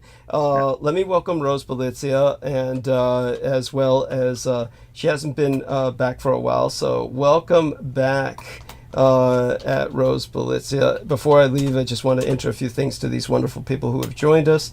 Let me make certain I give her a nice big a rose. Rose. Yeah, where do you find the roses? I can't find the roses. Yeah, and all right, and then as well, Amor Fatty. So grateful for Amor Fatty. There we are, grateful for Amor Fatty. Have to spell his name out, so then it gives me the. There we are. Okay. And so let me give him a little hug here, and I'll be on my way to grab my Coke. And okay. All right. I'm gonna go mute now. And get your Coke. Yeah, I'll do that. And you guys have got this. And when I come back, we'll start talking about the war. Yeah, I don't buy it. I don't buy it. It's like it's like doggy bags. It's like if you go to a restaurant and you get doggy bags. It's like the parties at the estate. I take a doggy bag. Right on. So there we are. Okay, so I'll be back. You kids have got this. The numbers are good. I'm sure you can hold these numbers by keeping everyone interested. I know you can. Okay. And let's look at the chat and we'll see what they want to hear, and then maybe. No, don't ever do that. Yeah. Don't ever do that. Just roll with it, and they'll accept what you've got. They'll accept what you got. If you try to do that, it just confuses everything. It doesn't work. And but all of you here, I will be back, and then we'll quickly go into monologue, just because of the night being what it is. In the meantime, these wonderful people, you'll love what they have to say. All right. So Rose, is Rose with us? Rose. Oh, in the chat. Oh, in the chat. Okay. So Um, I was asking you the other night what kind of an architect that you were, some of the projects that you worked on, or like, is it a building job or? no, I'm not an architect. I don't deal with building size things. So you just design? No, I do work with like materials that you would make stuff out of, like or researching or asking questions about materials. Would they make it? Aerogel? Many, like, you know, I'd like composites to know and about aerogel. composites and such, but yeah, engineering materials. A number So of like graphene. I don't work with it. I've heard of it. I mean, some people I know work with it. I've seen some awesome cardboard furniture that you wouldn't think would be cardboard furniture, but it's like really strong cardboard. Mm-hmm. It makes furniture. I could see that working. Yeah. Actually. Well, for a long time they were making like stacking cardboard and making things with stacks of it, and I think they just came to this realization just to glue it all together or something. Yeah. That's the idea. You could do that. How long have you been doing that? Gluing cardboard together? No, in your job. How long have you been an architect? A while. No, I'm not an architect, but engineer. I'm sorry, an engineer. Yeah, right. A lot of years. So, I mean, since college, really. Yeah. So that's all I'll say. It's as specific as I'll be. Yeah, there's this company or this manufacturing plant or something. It looks more like a quarry or something. It's called Drake Cement. Have you heard of them? No. Well, it's over in Ashfork, Arizona, and you drive by, and it just says Drake Cement, and it's that weird. It's got a weird road, and then you look over, and like in the distance, maybe like a quarter of a mile where the actual building is, it's like one of those big like salt mills or some kind of a machine that they've gather stuff. You know what I'm talking about? Neat. Cement. Yeah, that's neat. That's neat. So it seems like a spooky place. Yeah, like mining and stuff like that. Yeah. Yeah. Well, I mean, if they're making cement or if they're selling cement, that's got to be what they're mining. Speaking of mining, somebody has to mine something for that, rocks or quarry. What about rather. bit mining? Yeah. It's not really mine. It's quarrying. Yeah. Or quarrying. Yeah. Do you do bit mining? Do I do bit mining? What? Yeah. Or who's into crypto? I do not do crypto. No. Is anybody into crypto that's comes around Douglas's show? Not that I really know of. Maybe some of them have dabbled in it, but I don't think we've talked about it. Nobody's serious, huh? Yeah, no, it hasn't seriously come up. I think it's a type of gambling, if you ask me. It's it is kind of, and it's just still, it's virtual. It's not very, tangible. Yeah. It is, as long as there's good faith, but it's still, I mean, regular money too, but. Yeah. But I just think it's screwing everything up. Yeah. It is. It is a disruptive factor. Hold on. Train going. Oh, that sounds cool. I don't hear trains that much where I live. Yeah, I don't mind it. So you live by the train tracks? Yeah, they're like a couple blocks over. But oh, I was trying to guess where you. I was listening to our show the other night, and I was trying to guess where you lived, and I never really guessed. Yeah. I just got the vicinity. Keep guessing. So, yeah, keep guessing. Yeah. Vermont. I'll tell you later. Okay.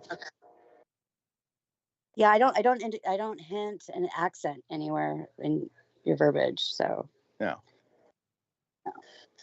Are you from where you live? No, I'm from near where I live, though. I mean, I grew up, just a normal, normal white kid in America, I guess. Is Peter Moon from the East Coast also? Not originally, but he has been for a while. Yeah. I think he's native California boy. Okay. He and Douglas Yeah, talk you guys kinda talk sound about like it, the same. but he's been from the East Coast for some time now.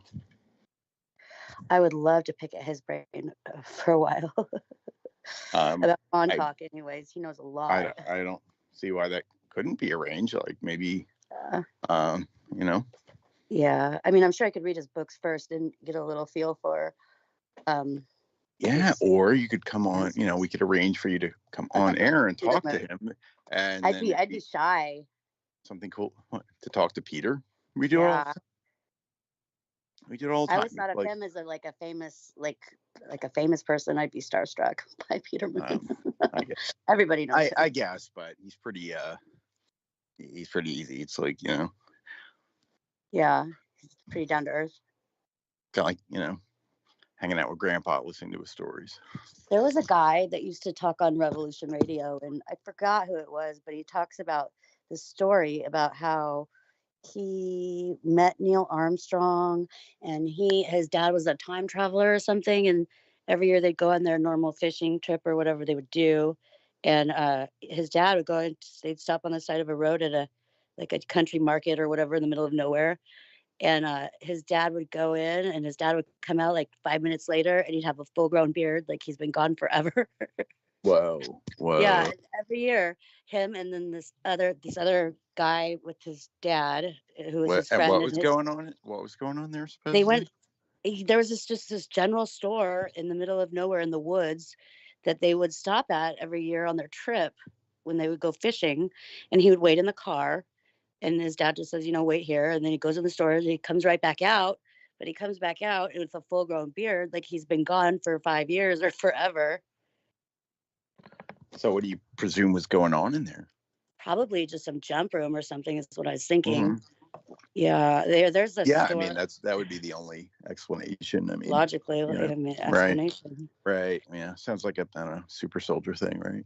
Yeah, it was a super soldier. You know these types. Yeah. Whether well, real here or there's actually where I live in Phoenix. There's a 7-Eleven that's been owned by the same guy since I was like born. So that was 50 years ago, and the same guy owns the same establishment. And I've watched everything change, you know, hands and then change names, but I've never seen anything change at this location. And I wonder if that's also one of them. It could be. You never know. I think there are those type places. I mean, I don't know about jump rooms, but you know. Oh yeah, I don't know type of thing what a jump room actually is. I mean, or a trip chair. I guess that's a jump room would have a trip chair. I'm sure there is super soldier shit. I don't know if that. You know, I don't know. There is exactly a jump room, or you know. But. Yeah, I don't know. I don't know what they're all about. I just know that it's a chair. I think a chair is involved. I don't know what the chair does, but I was watching something else interesting about time traveling. There's this mirror, I guess, that can enable you to time travel, and it's like a mirror, but it's in a circle. So if you can make the mirror into a circle, it can bend anything, including time. Oh, where is this? Say this again. Well, I saw it on YouTube. It's a kind of a mirror. Let me figure out what the name mirror is. Mirror that sounds like a guy. Kozarev was like. Yeah, that could be it. That could be it. Kozarev mirrors are supposedly like a circular or something with mirrors, and it bends time. Yeah. Well, what's up with that? I'd like to know. I don't know either. The Mandela effect might have something to do with it. It's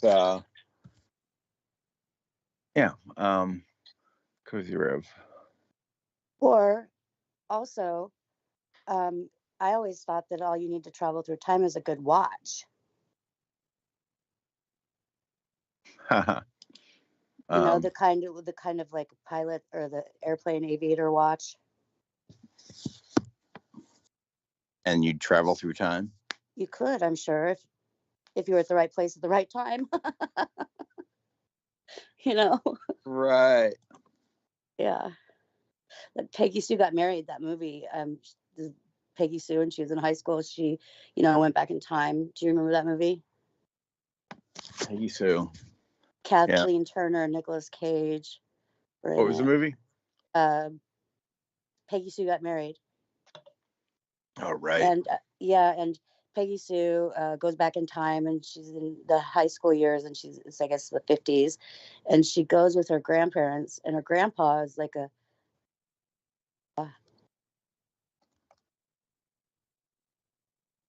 Oh, that's weird. Heather Holman left. Okay. We will hope she makes it back on. Otherwise, we will go with a backup plan. Skype. Sorry. I got kicked off of Skype. Oh, okay. I'm glad you're back. I was about to find something to start. But now I'm blasting. Like now it's loud on speakerphone. Like something happened. Maybe that's I'm okay. Well, infiltrated. That's good. Maybe it's a better connection. Sure. So Peggy Sue got married, and she goes with her grandpa, the Grand Poobah, and they go to a lodge meeting at whatever their Masonic lodge, and somehow with the lightning, she's able to travel back through time from just like a seance or something. Mm-hmm. So I don't know about the time travel. I don't know. I believe in it. Movies. Yeah, the movie's not coming to me. I admit I'm not that much of a movie person. That I know that it was a boring movie. It was Nicolas Cage's early days, and he's kind of annoying. I do remember it coming. I do remember the name, of course. Yeah, not the song. Yeah, maybe more so. We tried to forget. Yeah, right. Yeah, there you go. I put a link. Cozy Road Mirror. You can. Yeah, with my memory, it's like if things make sense, I don't really remember it. But if something doesn't make sense, it always sticks with me. Yeah. Until I figure out what the truth is, The truth is out there, they say, right? Didn't somebody say that already? Yeah, and the truth resonates. The truth is out there. Oh, that's the X-Files. Yeah. Well, I don't know. I think the scientist, a Russian scientist, Kozyrov. I'm not going to pull the page right now. Yeah, you know more about him? He was. Yeah, I've heard other people talking about him. That's like kind of, something you might like. If you like Tesla, you might like, Kozyrov. How I figured out about him was like I was trying to investigate. I was searching for information and researching in mirrors, and the Chinese looking glass. The Chinese looking glasses are like mirrors, like the whole wall is a mirror. Mm-hmm. And I guess those are the ones like the Alice in Wonderland or whatever they just walk into, because it's actually like looks like a door. It's not a mirror on the wall. It's like the whole wall is a mirror. And what does it do besides? I don't know. The Chinese looking glass. I haven't been able to find any information on it. Is there like a power to it? Yes, I believe so. Obviously, it holds. I don't know. I think it has something to do with its placement as well, and windows and light, the time of day. Like I said, the right place at the right time, things like that. I also think that's the big secret, the Masonic secret, that it's time travel. There's nothing more. Yeah. Perhaps. I mean, what else would be a secret that hasn't been disclosed? That would be a big one. Yeah. It would explain a lot. It would explain the Mandela effect, pseudocide, Saint Germain. I thought of Saint Germain a little while ago. I don't know why. Maybe we're just on the same, Yeah, synchronicity. Mm-hmm. Yeah, well, maybe he's still around. That would be like him, wouldn't it? Yeah. Now, being immortal, they don't age, do they? If you're immortal. Not very fast, anyway. Yeah, that would be probably one of the species of human form. Just another one. I didn't believe it when I first read it, but then I thought about it, and it's taken me a long time to kind of adjust. But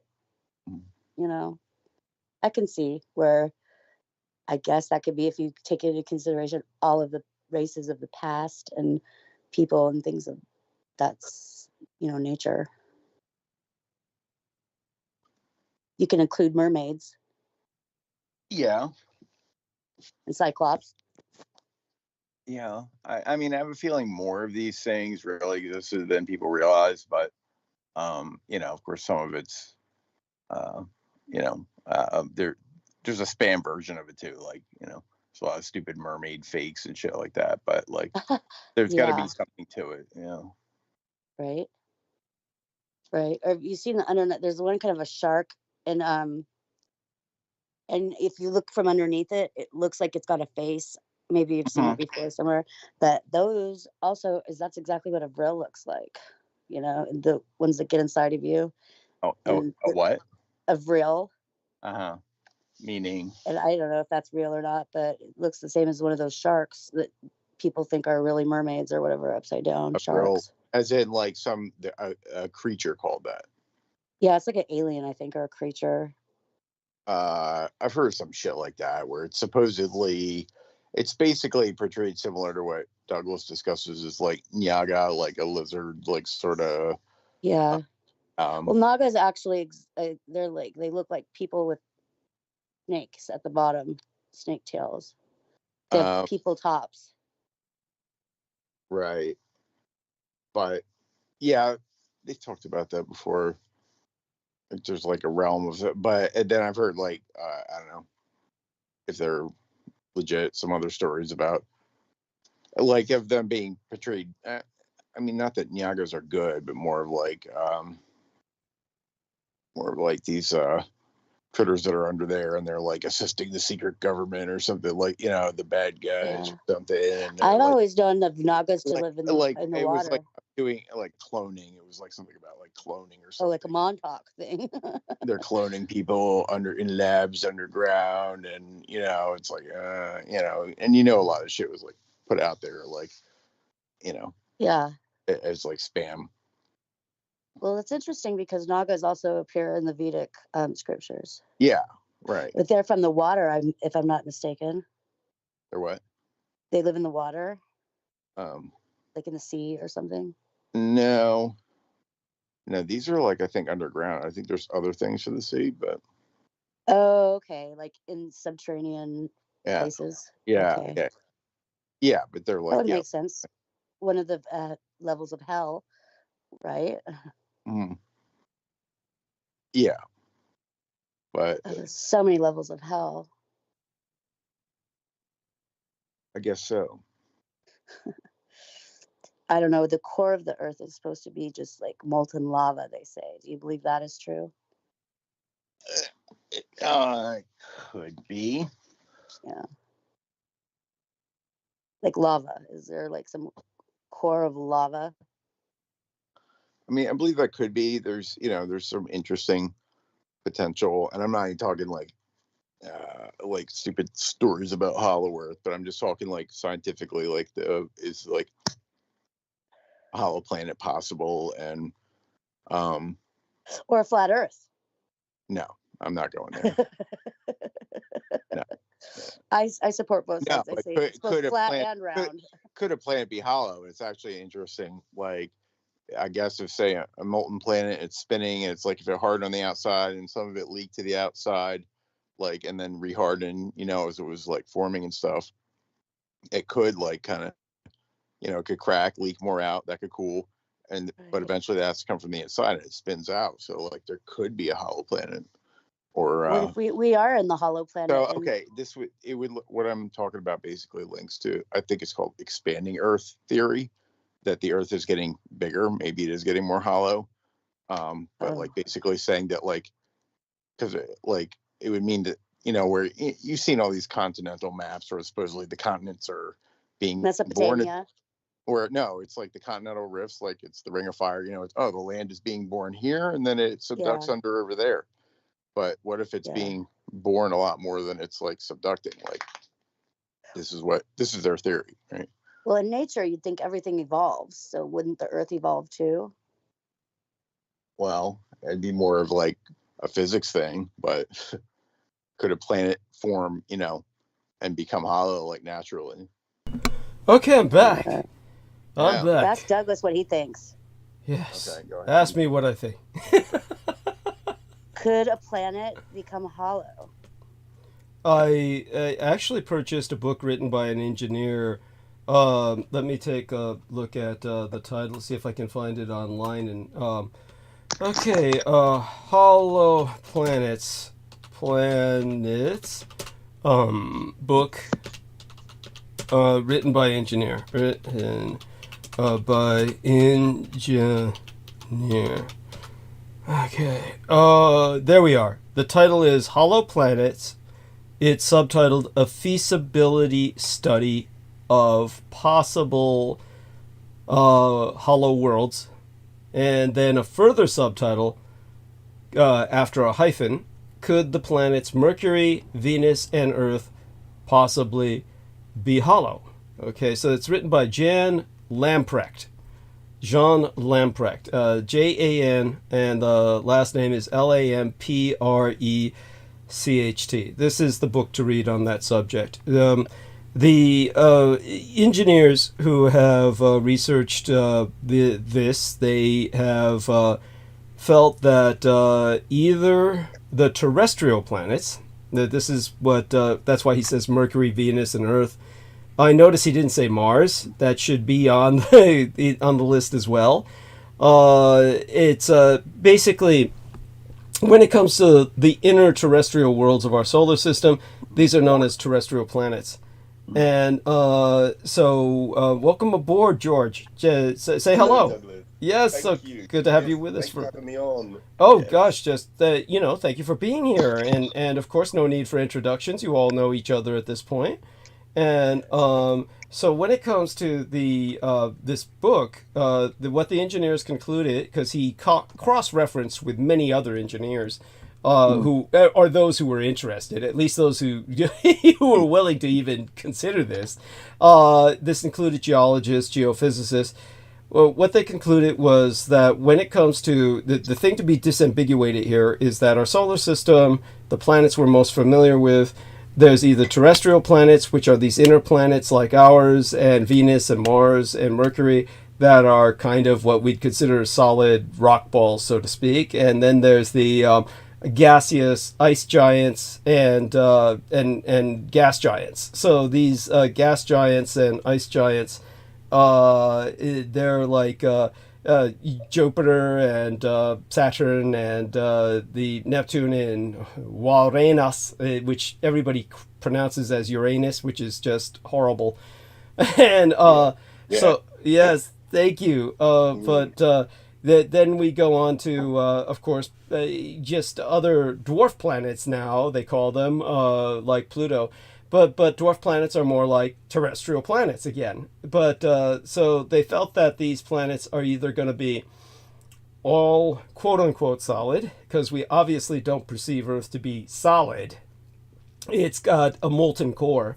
But they also said that if the planets form and they form as hollow planets, then all the terrestrial planets are hollow planets. So it's going to be one or the other, that either they're all hollow or they're all quote-unquote solid with this kind of molten miasmic core as we perceive Earth to be. The one thing... Okay.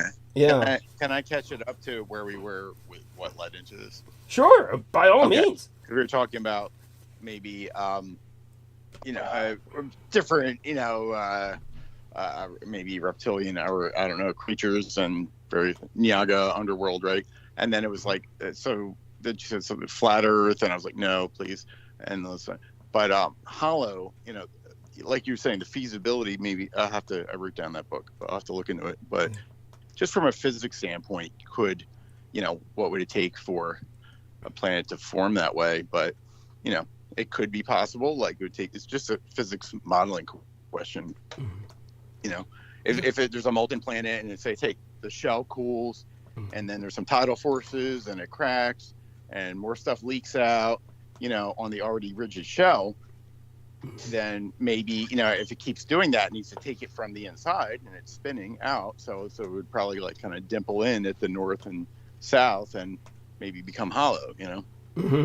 Yeah. If it was spinning enough and hot enough and all these other things and big enough and, so maybe not every planet, but could form that way if it was hot enough. Maybe not a small, you have a little blob and then it just cooled off and maybe it didn't have a chance to do that. But if it stayed hot for a while, yeah, in the right orbit where there was all these tidal forces and continually like cooling on the outside, cracking, leaking out, cooling again.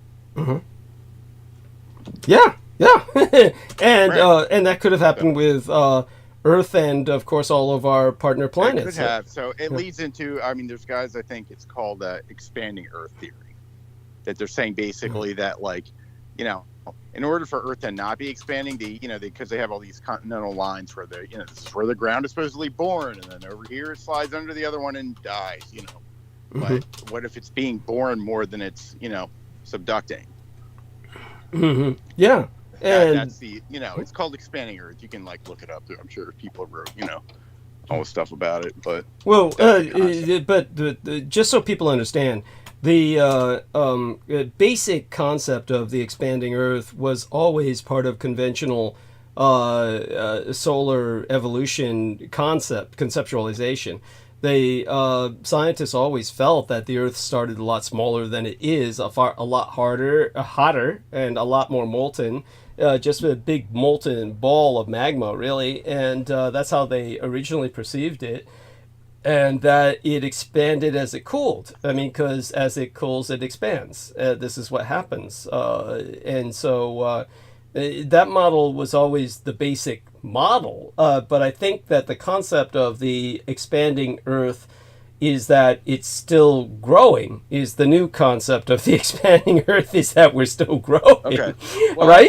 What I'm talking about is there's a conservation of volume, and that like if there's the surface outside's getting bigger, it's coming from the inside, and therefore it's becoming more hollowed out. Oh.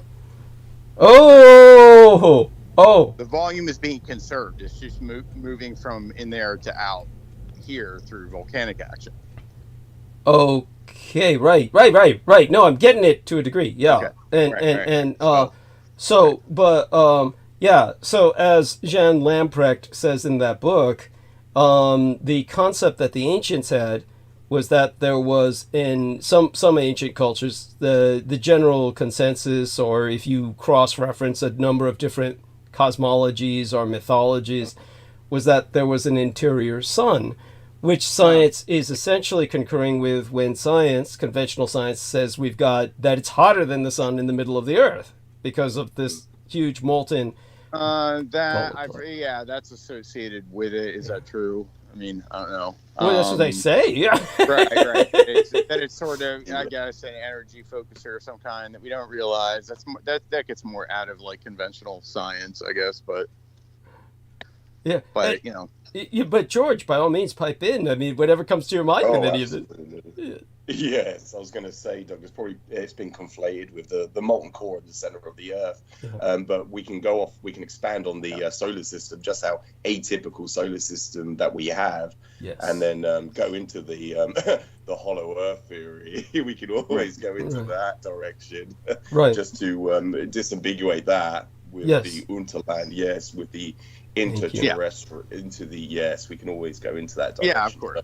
I was talking about like a physics feasibility, not like as far as all these stories and pseudoscience go. But I think George understands that. George, you understand what Aristides was. Yes. Thank you. Yes. Appreciate Aristides. Yes. So anyway. Yes, and how flat the solar system is as well. Most people aren't aware of how flat it is, like perfectly flat. It's a perfectly flat plane where every single one of the bodies that orbits the sun, they're in a flat plane. And this is very atypical because it's very unusual for most solar systems to have that. And this is one of the very reasons why we are able to have life in our own solar system. We are very unique. Yes. And, we are terminally unique. We are terminally unique. This is the one and only. Just so people understand, when George Knight uses the term flat, we're a disk. We're a disk-shaped solar system, as a solar system, not as a planet. And we're not talking about flat. We don't have a flat Earth, but we have a flat solar system, which is just as as bizarre, just as miraculous, just as so it's a so what he's also referring to, George, is also referring to, of course, the fact that the gas giants catch all the incoming bolides that would otherwise from the Kuiper. just sunder the Earth. And, go on. I mean, there's so many other examples. So many. And most people, they talk about the habitable zone. They call it the Goldilocks zone. We are in we're in the precise point in our solar system where it's not too hot and not too cold in order to sustain life. But of course, most astrophysicists or astrobiologists will tell you that there is not just one habitable zone. There are at least 15 habitable zones, and the 5,000 other Earth-like planets that they keep propagandizing, telling you about, that it could sustain life or composite life or inhabit life or any form of life forms.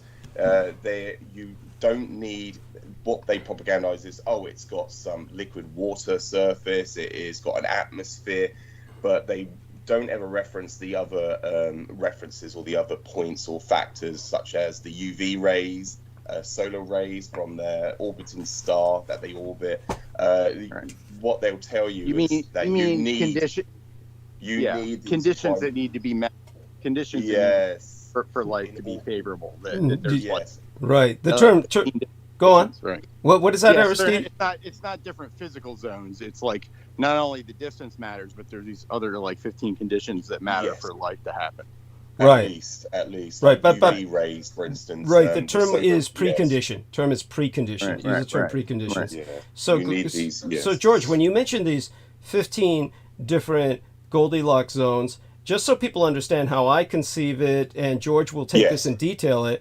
My understanding, of course, is that we've got the, I guess we'll call it kind of like the green belt, the warmth zone, that's just right, not too hot, not too cold, hence the term Goldilocks.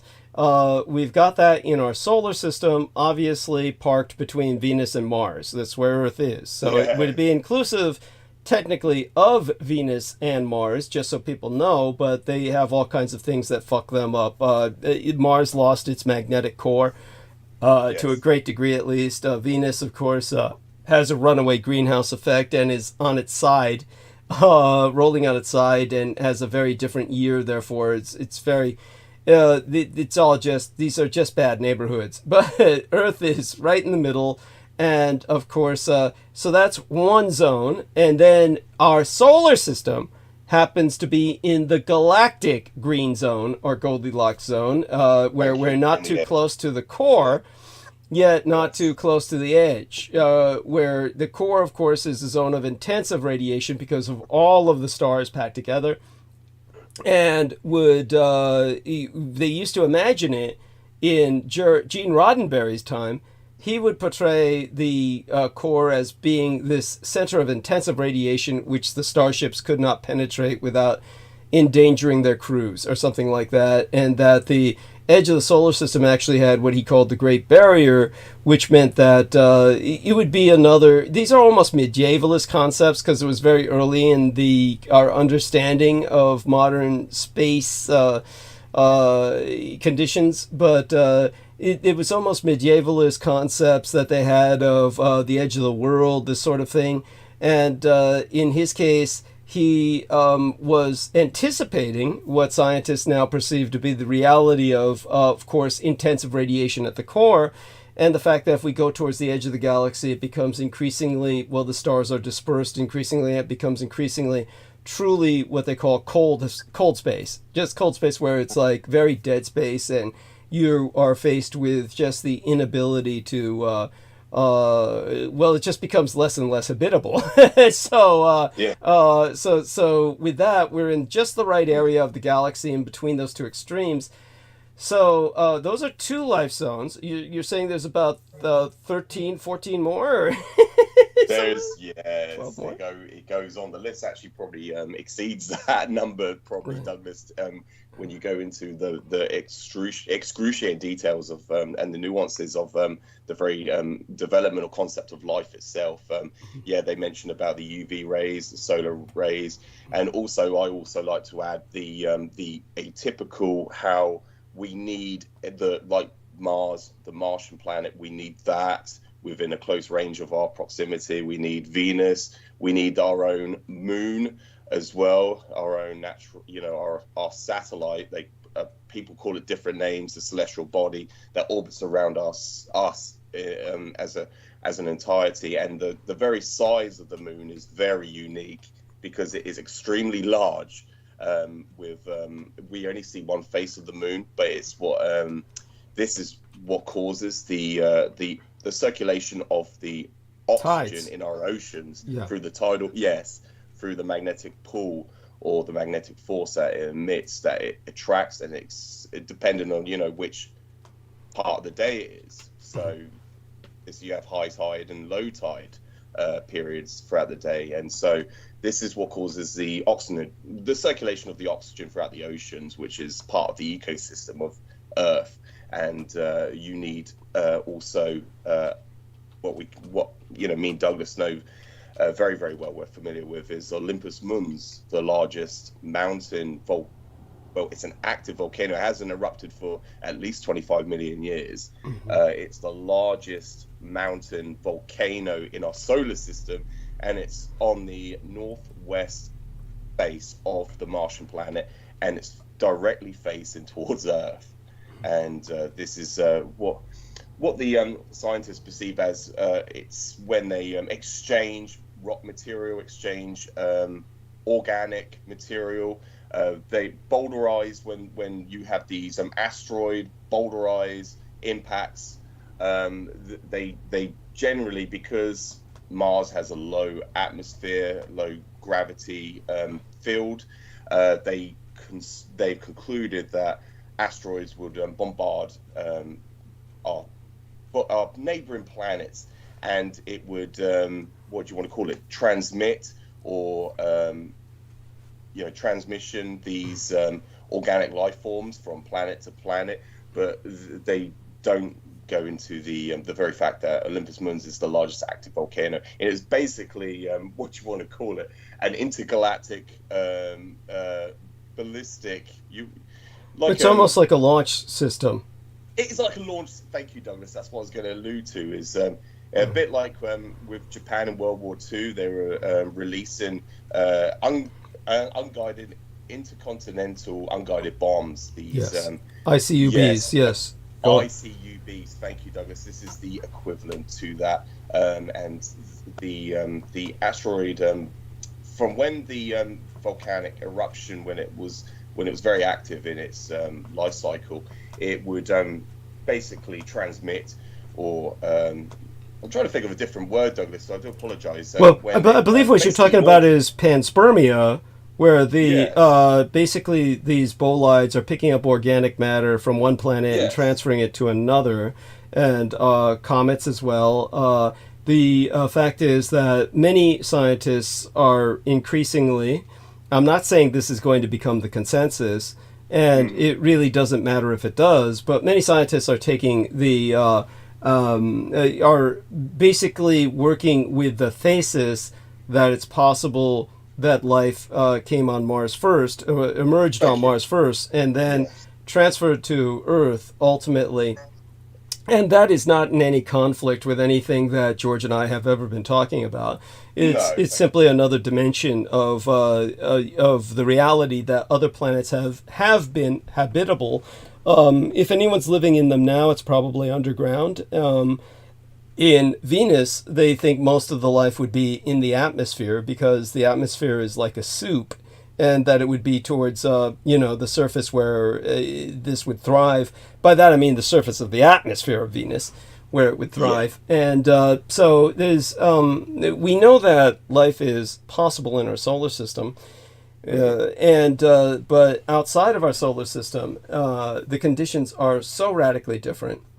Aside from what our man George mentioned about the moon being proportionate to planet Earth, it is the largest moon in the solar system, proportionate to its planet. But Yes. and that, of course, as we've always tried to emphasize to people, makes us a double planet. Earth is Yes. not really a planet with a moon. We are the Earth-Moon system. So we have to understand that no life would be possible without the moon, because the moon helps to generate the tidal pull, which oxygenates our oceans and makes life possible, because life originated on Earth in the oceans. That life which was not transferred from Mars. Whatever life was not transferred from Mars. So there we have that. And we could go on about this for, again, quite some time. But as George is saying, the conditions for life are so incredibly complex and interconnected. The term they use is interdependent. We have these interdependent, interstitial, interconnected processes, all of which make life possible. Now, when the scientists are pointing out Earth-like worlds in the other parts of the galaxy, just so people understand, at the upper echelon levels, not at the levels of administration, mind you, concerning public leadership. We're talking about at the levels of people with security clearances, at the levels of such individuals who are blessed with a greater degree of knowledge, and they monopolize it. They know that these other planets that they're popularizing to the public as Earth clones or potential Earths, they understand that the value in those planets is, aside from the bullshit that they're feeding the public about this could be where aliens come from or some other bullshit, all of which is just preposterous. But aside from that, they understand that the value of these planets is that potentially humanity with technology could make them or render them habitable. They're potential colonization sites. But there would be all kinds of things humanity would have to do to adapt to those environments, and it would take a lot of technology to do that. The problem is that, unlike our solar system, they're in very volatile solar systems. Yes. These other solar systems are not in this flat disk shape. It's when, for hundreds of years, we worked on the presumption that our solar system is like this, so all solar systems must be like this. It's not an illogical assumption, and yet when we've basically gone out into the galaxy, having made this assumption that we did, it's kind of like a person with a body, assuming, who'd never met another human being or never met another animal, and they just think, well, my body's like this, so all other bodies must be like my body. Maybe not exactly like my body, but a lot like it. What if you met nothing but people and all your life? If you were living in an underground colony, processed food, and maybe all you saw was hydroponic plants, and you never saw an animal. You would think that the only kind of animal was humanity. And then you would imagine all bodies would look like humans in one way or another. But then if you went outside and saw animals for the first time in your life, you would be shocked. Well, this is like all the rest of the solar systems are not like ours. They are all completely different. And in a sense, that makes no sense. You have to take into account divine intervention at that point. There is like... you could, of course, say, oh, by sheer accident, at some point, something had to wind up like this, but it really doesn't hold. It really, intuitively, you do go with the divine stance, simply because it's our solar system is truly a clockwork mechanism. We've got this world called Nemesis. It's a super gas giant planet. Or rather, we know that there is a gas giant planet around the size of Jupiter somewhere in the Oort, not the Oort cloud, the Kuiper disk, what they call the Kuiper belt. Yes, we know that. But beyond that, We also know that there is a brown dwarf star, which is our companion star, which is more out in the realm of the Oort cloud. And now, both of these bodies interact in their own way. In other words, that super dark planet that they call Planet X, and this is the one thing that all astronomers, generally, all conventional astronomers concur this much, that nothing in terms of the way our planets rotate makes sense without another large planet that we have not yet identified. Yes. Now, that large planet would be in a highly eccentric orbit, and it possibly is, in fact, probably, what I can tell you is probably, it's orbiting the brown dwarf star, which is almost impossible to see, even with technology today. Yeah. So we'd have to have the telescope point it in the exact right direction, which we don't know where to point. And but we do know that we've got regular clockwork mass extinctions. So the regular clockwork mass extinctions have to be caused by a rotating planet, star, and in my understanding from what I was able to glean from what the governments had concluded with their research, they had concluded that this planet is probably orbiting the brown dwarf star, and that this system is a subsystem of our solar system, because most stars are binary stars. We're not just a double planet here on Earth, an Earth-Moon system, we're also a double star, as most stars are binary stars. And that this other brown dwarf star, companion star, is orbiting in a highly eccentric orbit with that planet rolling around it. And when they pass through the Oort cloud at a certain angle every so many millions of years, then they displace a lot of Oort cloud comets and bolides that then rain hell itself on the inner planets of the solar system and pretty much exterminate the majority of life. Thank you. Yes. So this is essentially what is happening like clockwork. So we live in a clockwork solar system that is almost designed to clean the slate every so many millions of years. And we can look up the cycles of mass extinctions. So that's the other thing George is talking about. And by the way, Aristides, does this bring anything to mind with you before George continues? Yeah, let's see if Aristides, the engineer, has something. I can try. I had some thoughts, but I think I lost it. Oh, that's so cute. Yeah. Are you getting sleepy? I understand if you are. Are you getting? I will be. Okay. Just yeah, and so maybe it'll come to me. Okay. Does George have to go soon? Oh, it's all right. I've got about 20 minutes, but this coming Wednesday, I'll be on the show for a long time. So I'm looking forward to this Wednesday. So you can have a rest Wednesday, Aristides. Yes, because I'll be on for the duration of the show with Douglas. That sounds great. Yeah. This Wednesday and possibly Sunday as well, which would be great. So the next 2 consecutive transmissions, I'll be on for a much longer. Today I have to depart in 20 minutes, so. Okay. Well, I'm glad we have you here. Thank you. Yeah, feel free to round up what your thoughts are about this in the general sense while you're here with us. Oh yes, thank you, Douglas. And the other factor to add to it is also the fact of our body. It comprises of deoxyribonucleic acid, our very DNA structure, the double helix structure that comprises our very genome. Which basically gives us life itself. The other factor is that because the overwhelming vast majority of you call them paleontologists or anthropologists, if I pronounce that correctly. Yeah, you did both. Yeah. Thank you.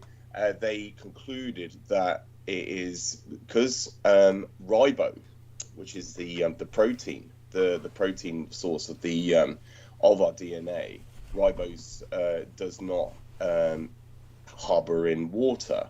So because the vast majority of our Earth surface is covered in water, they feel that the very inception of that protein source it manifested on the Martian surface, on Mars itself, which is why we have such an interest in Mars, which is where, as Douglas was alluding to earlier, with the conceptualization of life forming on Mars first. This is why, with our very own DNA, it has to have been a deposit or a transposition from these two bodies, so Earth and Mars, combining the very organic matter which comprises of our DNA. They had to transmit or transition somehow, and this is why, you know, when you look at how unique we are, just with the largest active volcano, which is non-active at this moment, Olympus Mons, it is far larger. It is 2.5 times larger than our largest Earth mountain, which is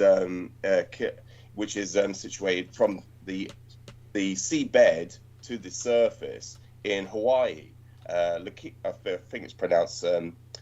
People could look this up because it's far too early for me to dig out from my memory. It's Kuma, the mountain range. It's double the size of Mount Everest, right, which is our largest land to air mountain range on Earth.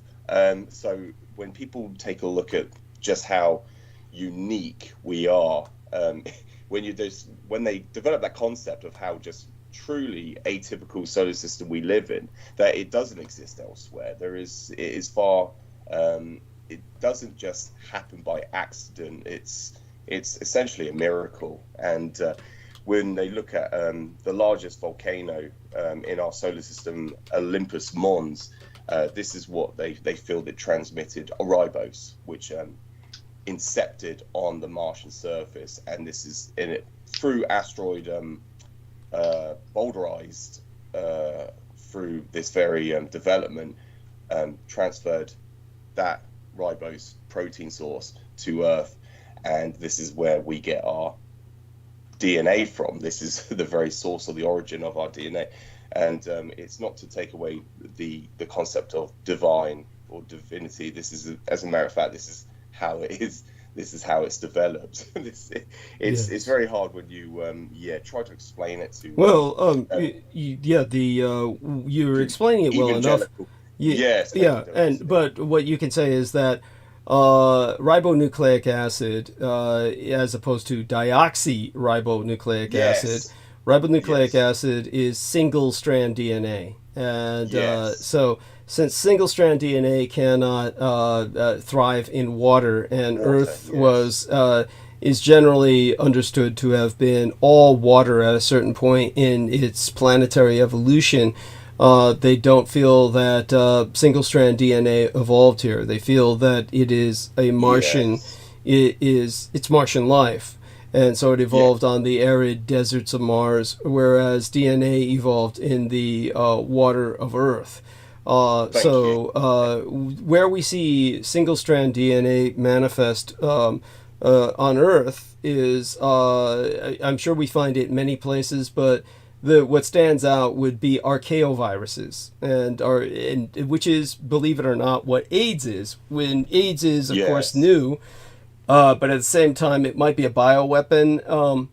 The jury's still out on that, but AIDS is definitely one thing. If it's a new weaponized bioweapon, it is still a weaponized form of an old life form that they took and weaponized. So that means that it is an archaeovirus. It may have had Martian origins in the sense that whatever it was could have been just a neutral life form that was then weaponized and turned into AIDS. But the one thing is that AIDS was very hard to tackle because they had to basically identify all of these factors before they could tackle it.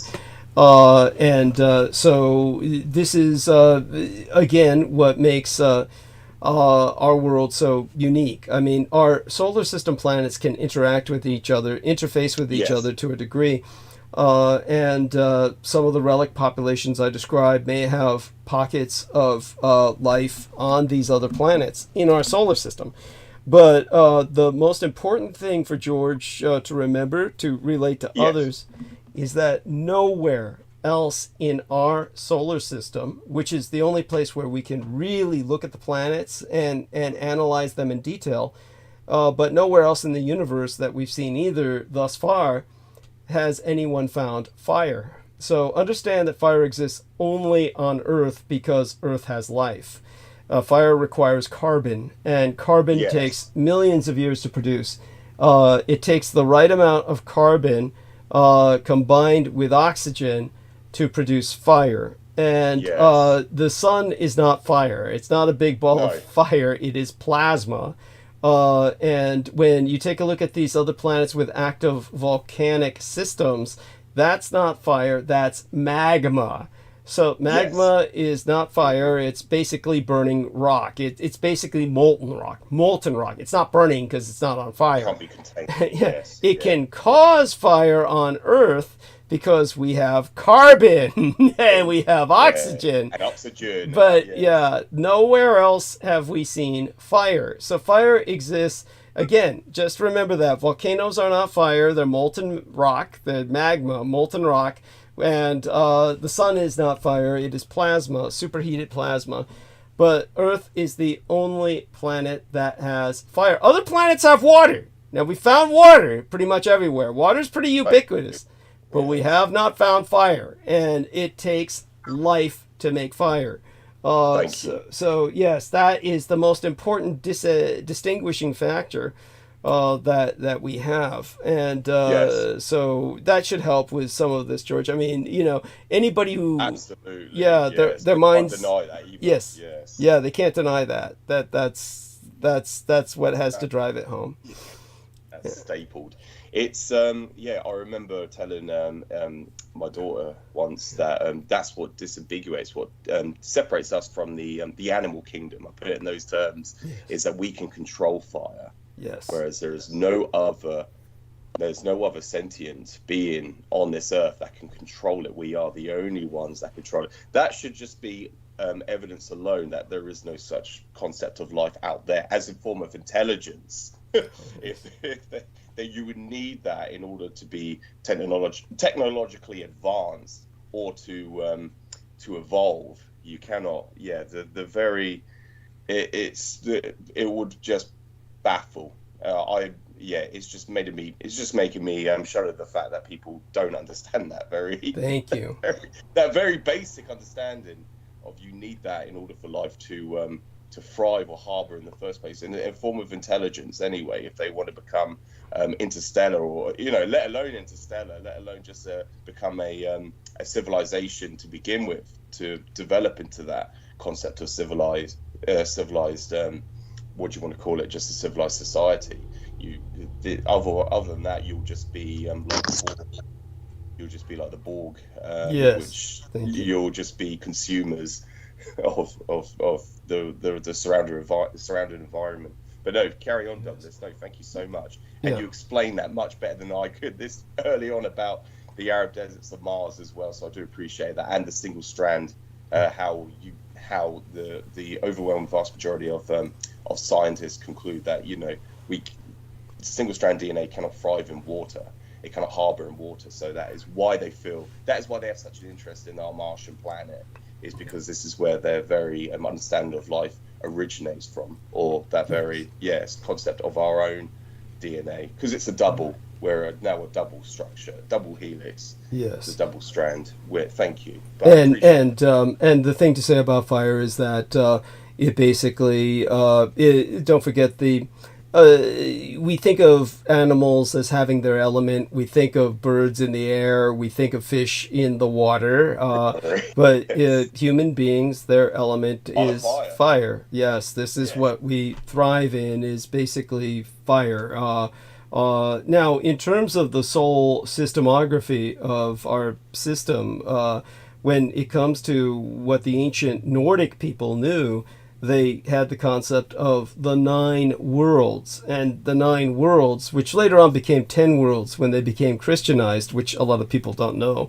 But when it came to the 9 worlds, basically they spoke of Mars as, of course, this.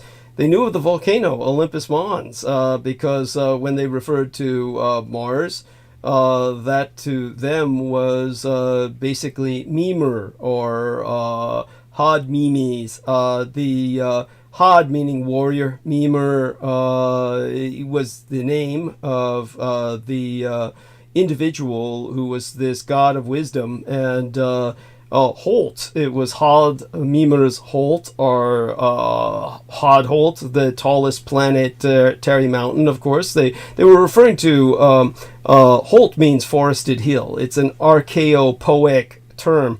So they knew of Mars as the warrior's hill. The Nordics referred to it as one of those 9 worlds. A lot of people have never understood the 9 worlds were basically a geography of our solar system. So I could go deeper into that when our man George is with us on Wednesday and Sunday. Yes, yes, absolutely, Douglas. No, thank you so much. What I'll do, Douglas, I will say my goodbyes now, and good mornings and good evenings to everyone. And also, please support Douglas and click the link in the top right-hand corner of the YouTube banner. And thank you very much for having me on. And it's been a pleasure, Douglas. I'm looking forward to joining you on Wednesday. Yes. And thank you, Aristides. Yes. And Heather. and I hope she's still listening. Yes, she is. Yes, thank Hello. you very much. You're welcome. Hi. Yes. Yeah, good night. Okay. Good, Thank you very much. good content. Yes. I try. It's very early in the morning. So really appreciate that. Thank you. Okay. And take care of yourself, Douglas. I look forward to joining you on Wednesday. Take care. Look forward to it. Love you dearly. Very Take care. much. Share our love with your Thank you, family. Yes, thank you. Yes. Okay, that's George Knight. And so Heather, you said somebody was at your door. Be right back. I take it this was a safe person. This was safe. There was no incident. Neighbor. Okay. My neighbor came by. What they want? Or give? They came to give you a pie. Yeah, something like that. That's cute. That's cute. Yeah. Yeah. Actually, they came to borrow a pie. Delightful. Yeah. So Heather, certainly grateful you came on tonight. We'll have a lot more chance to speak on Wednesday and Sunday because we'll be with George, and you're welcome to, of course, hang on with myself while I go into monologue and just pipe up whenever you feel you have something to contribute. I say that without in all sincerity, without sarcasm, because of course. Thank you so much. I'm speechless right now. Thank you. Well, you're so cute. So Aristides, you wanted to kind of segue into. Heather was saying she wanted, to come on and talk with Peter. Why? But I also said I'd be starstruck and I'd be stupid and stuff. She thought, it'd be fascinating, and she thought she was even kind of scared. And I'm like, that's cute. Like, we talk to him every week, and it's that's cute. That's so adorable. Not that big a deal. This air of I don't know what the word is. Well, I'll call you. He's very sophisticated. Well, I'll bring you on the call on Wednesday on the opening hours. No, I'll try to build up my confidence. Do it. No, I'll just bring you on the call, and then you can jump on if you feel confident to just talk to him for a few minutes. I mean, all you need to do is talk for a few minutes, and then he'll get more used to you. Well, I know he knows a lot about the super soldier stuff and Montauk and a lot of that. So I got questions. Yeah, I mean, that would be cute. Yeah. I mean, it would, I think, be more constructive than sometimes he's reading like book reviews. Let's just put it that way. And that's what he did tonight during the opening hours. Well, it seems like he's your biggest fan, that's for sure.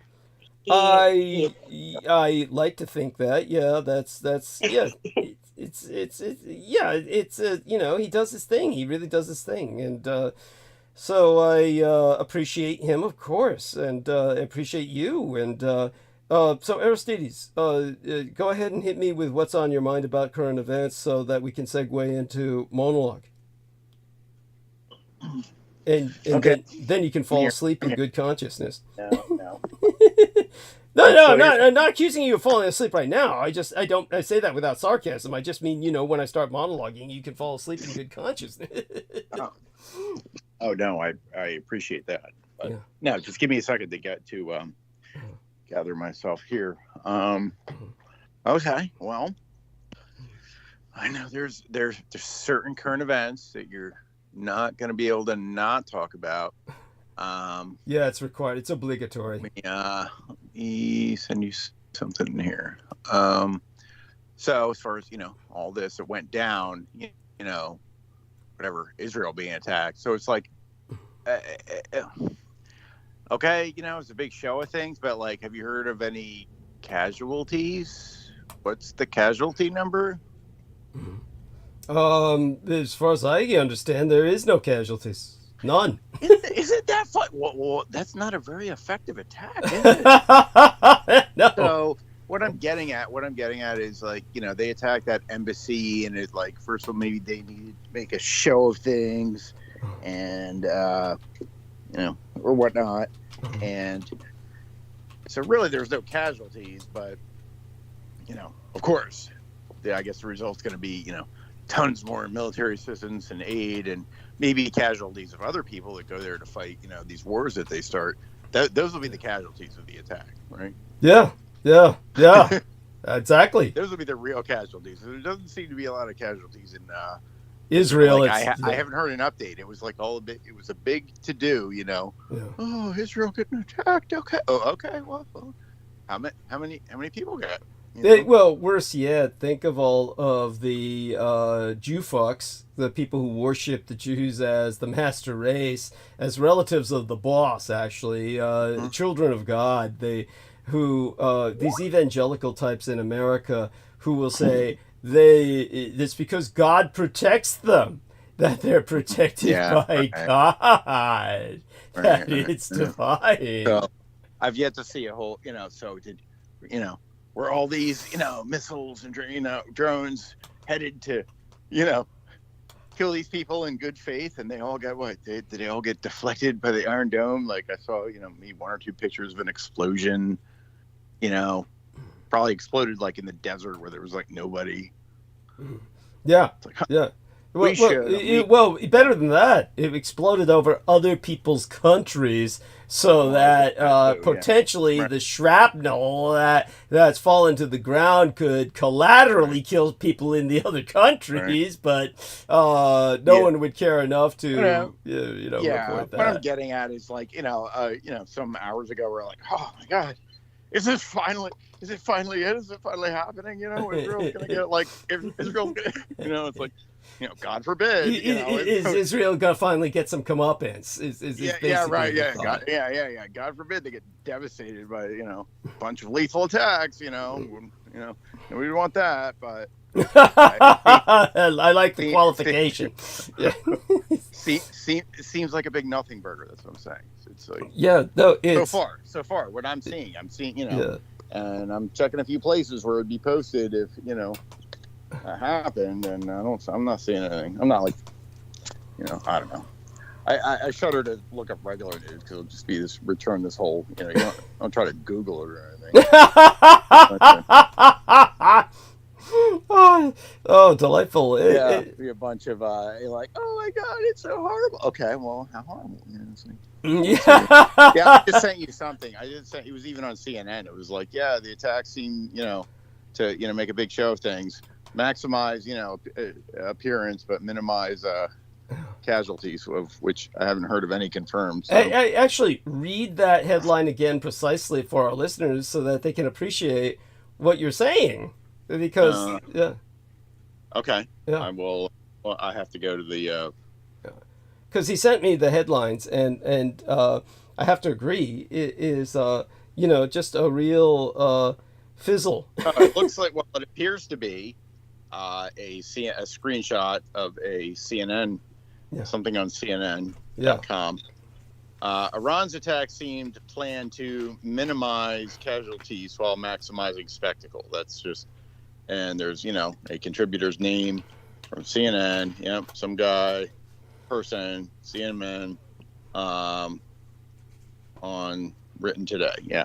So Yeah, it's almost like there was a conspiracy that the Iranians are like just sent a bunch of firecrackers or something. It's hard to believe. Right. It's hard to believe that so many drones and missiles, nothing makes it through. Right. It's and hard. what was the story? Right. Yeah. Like and if they had succeeded in deflecting all these, surely there must be some sort of they'd be up there.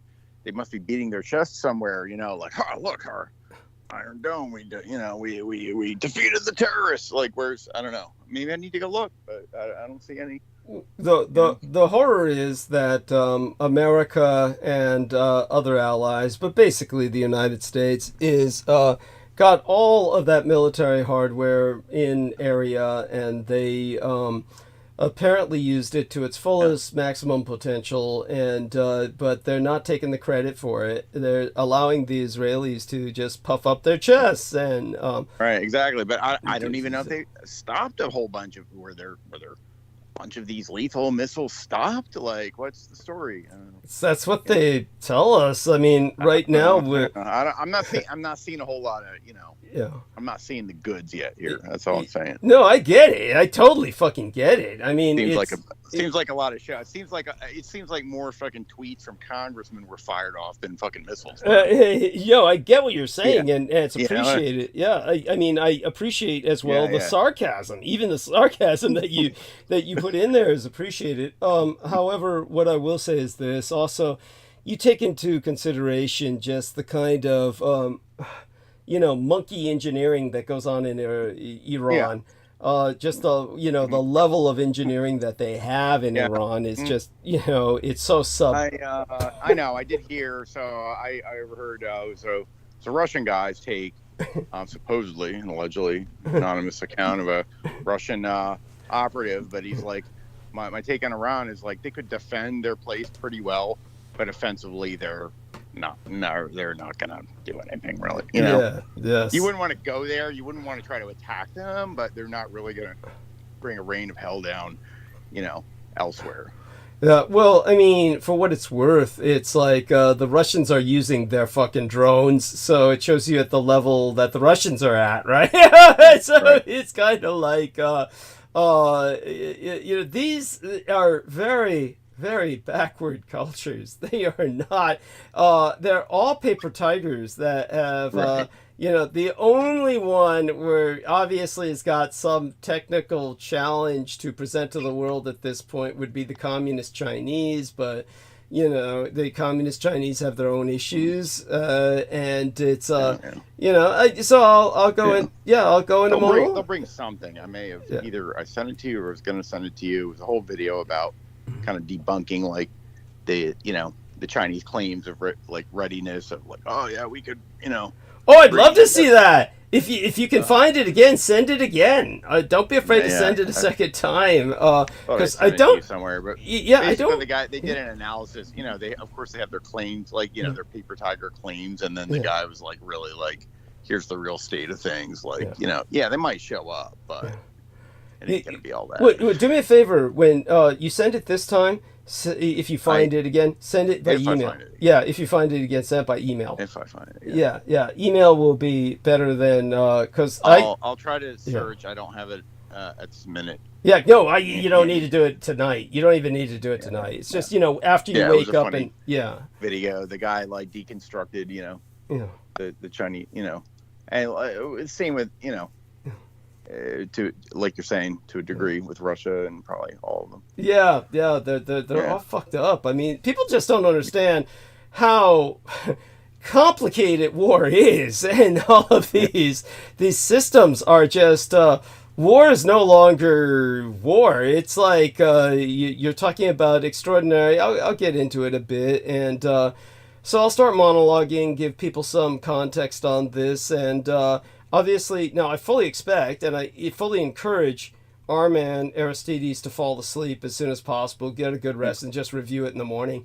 Obviously, if I need some help, I'll just, shout your name real loud. And if that doesn't work, I'll call you on the cell phone. But like you said, that may not even ring because you got it. So we'll see what happens. Yeah. If it doesn't work in the end, don't worry. Things will always work out. I mean, we got Heather with us, and she's, I think Heather can handle it. Yeah, but by the way, do me a favor, and Nemo, if you're out there, hopefully you'll start coming back on because we really appreciate you. And so, do reach out to Nemo personally as well, Aristides. I'll try to as well and see if we can encourage him to join. He didn't seem suicidal, did he? Or No. He just indicated he just wasn't really in the mood to talk or interface a lot, at the time. But that could have changed. So okay, hopefully. I may have found the video. Let me see here. Right. I'm working on it. Yeah, no worries. Oh, wait a minute. And so I'll just start in on the monologue, and so in the meantime, welcome aboard everybody who's with us, and we're gonna go all night. So I'm gonna start and suck all the oxygen out of the room. First off, Iran has rolled the dice in its conflict with Israel. Iran's strike on Israel can only be seen as a declaration of war. Iran's unprecedented attack on Israel was a strategic miscalculation. Iran's attack on Israel raises fears of a wider war, but all sides have also scored gains, and by that I mean pretty much generally all sides. I'll explain that. Israel and Iran's attempts to restore military deterrence have pulled the region into an escalating cycle of violence. So can all-out war now be averted? More specifically, will Israel drag the United States into another ruinous war? Of course, the United States and Iran are already at war. Yet the United States military wasn't that concerned about war with Iran. If Washington truly believed that Iran was about to start a war with Israel, why did the Pentagon bring home its morticians? So I'll get into all of that, but this gives you kind of like a brief idea of some of the context. Basically, close to midnight on Saturday, April 13th, basically yesterday, because it's still before midnight here on the left coast, hundreds of military drones were launched from both Iran and Iraq toward Israel. Subsequently, several waves of ballistic missiles, cruise missiles, and rockets followed, originating from Iran, Iraq, Yemen, and Lebanon, all directed at Israel. This unprecedented multi-frontal attack on Israel constitutes a de facto declaration of war and marks the first direct assault against Israel from Iranian soil. However, despite the scale of the operation, it appears to be a tactical failure. If Iran wanted to test Israel's ability to deal with a multi-frontal aerial assault, then the Israeli score is almost a perfect 100. According to the IDF, the Israel Defense Forces, 99% of the more than 330 weapons fired at Israel, at least 185 drones, 110 surface-to-surface missiles, and 36 cruise missiles were intercepted mostly over other countries who experienced a fall of shrapnel. It's raining molten metal. Hot wires. Thank you so much for that, Aristides. I appreciate that link. And so let me go check on that link for a second here. And there we are. Okay, let me heart that. I'll get back to that later. And for now, we'll get back to the task at hand. So when we speak about what we've just have, simultaneously, or building up to this moment, we've had more than 160 attacks on United States troops in Iraq, Syria, or Suraya in the Arabic, and Jordan. 37 clashes in the Red Sea with the Houthis. And by now, 5 dead United States service members. America's mourning them while mounting proxy battle with Iran over the past 3 months is already spurring questions about whether the countries are indeed at war. The answer, of course, is yes. It's also raising questions about whether the United States can continue to hit back at Iranian-backed militia groups without seeking congressional authorization. So we've got units on alert, naval ships repositioning, bombers postured to fly, Marines ready to storm the beaches. These are all of the routines of a crisis that signals United States military readiness for war. But there's another routine that often eludes Washington's acknowledgement: the military's own deployment schedule when it comes to units venturing out there into the real world. The schedule is sacrosanct. So while some might think the potential for war with Iran right now is high, and that the United States military is on high alert, the reality was that at least until yesterday morning, it was business as usual. Basically, all of this started with an Israeli aerostrike on an Iranian embassy in Suraya, which of course means a direct attack on Iran itself, because an embassy soil is that nation's legal territory. This took place in Suraya, Syria on All Fool's Day, and it killed 3 IRGC-QF, that's Islamic Revolutionary Guard Corps Quad Force, or Quads Force. That's a special Iranian term that has special meaning to themselves. That took out 3 of their generals of the Islamic Revolutionary Guard Corps terrorist units and 4 other Iranian military officers. And Iran has now retaliated. Now, the supreme leader, Ayatollah Khamenei, then vowed that Israel would be punished and regret this crime, which internationally, or by international law, is exactly what it was. While President Ibrahim Raisi said that the attack would not go unanswered.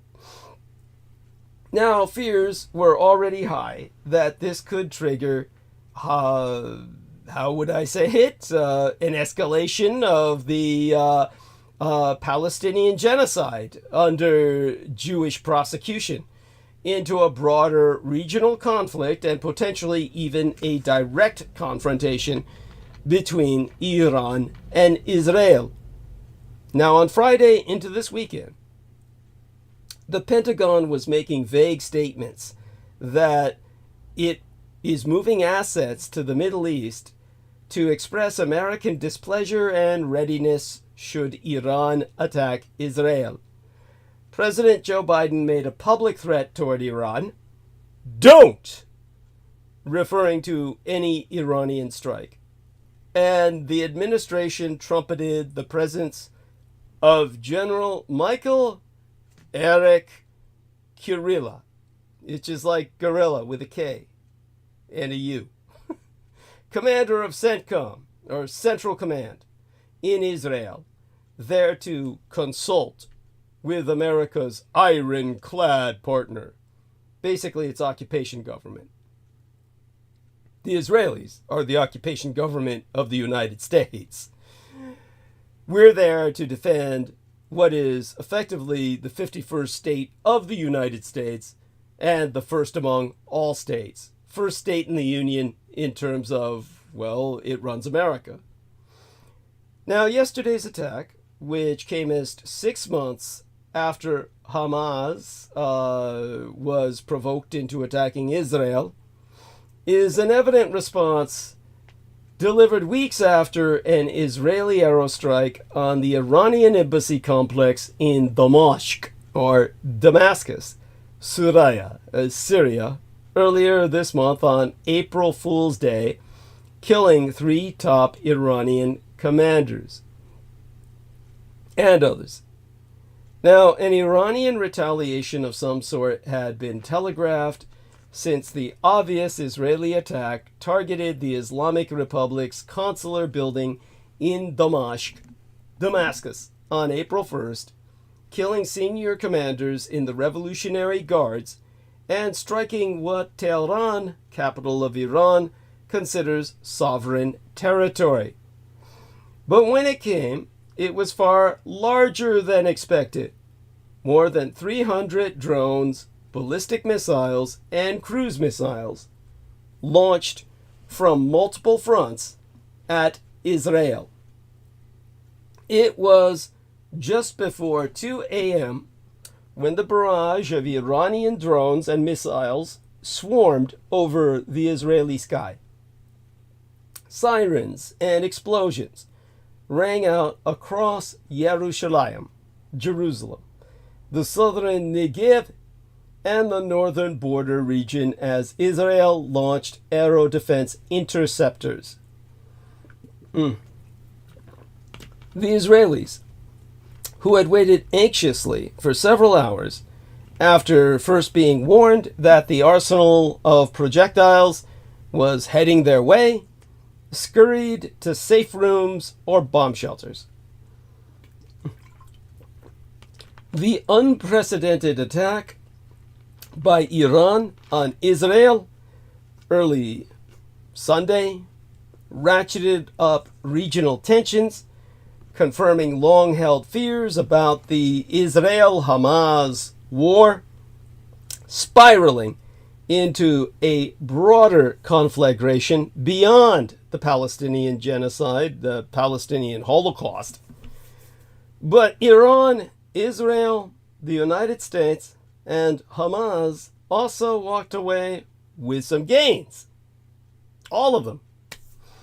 After more than 4 decades of hostility between these arch foes, Israel was, for the first time, under a direct attack from Iran.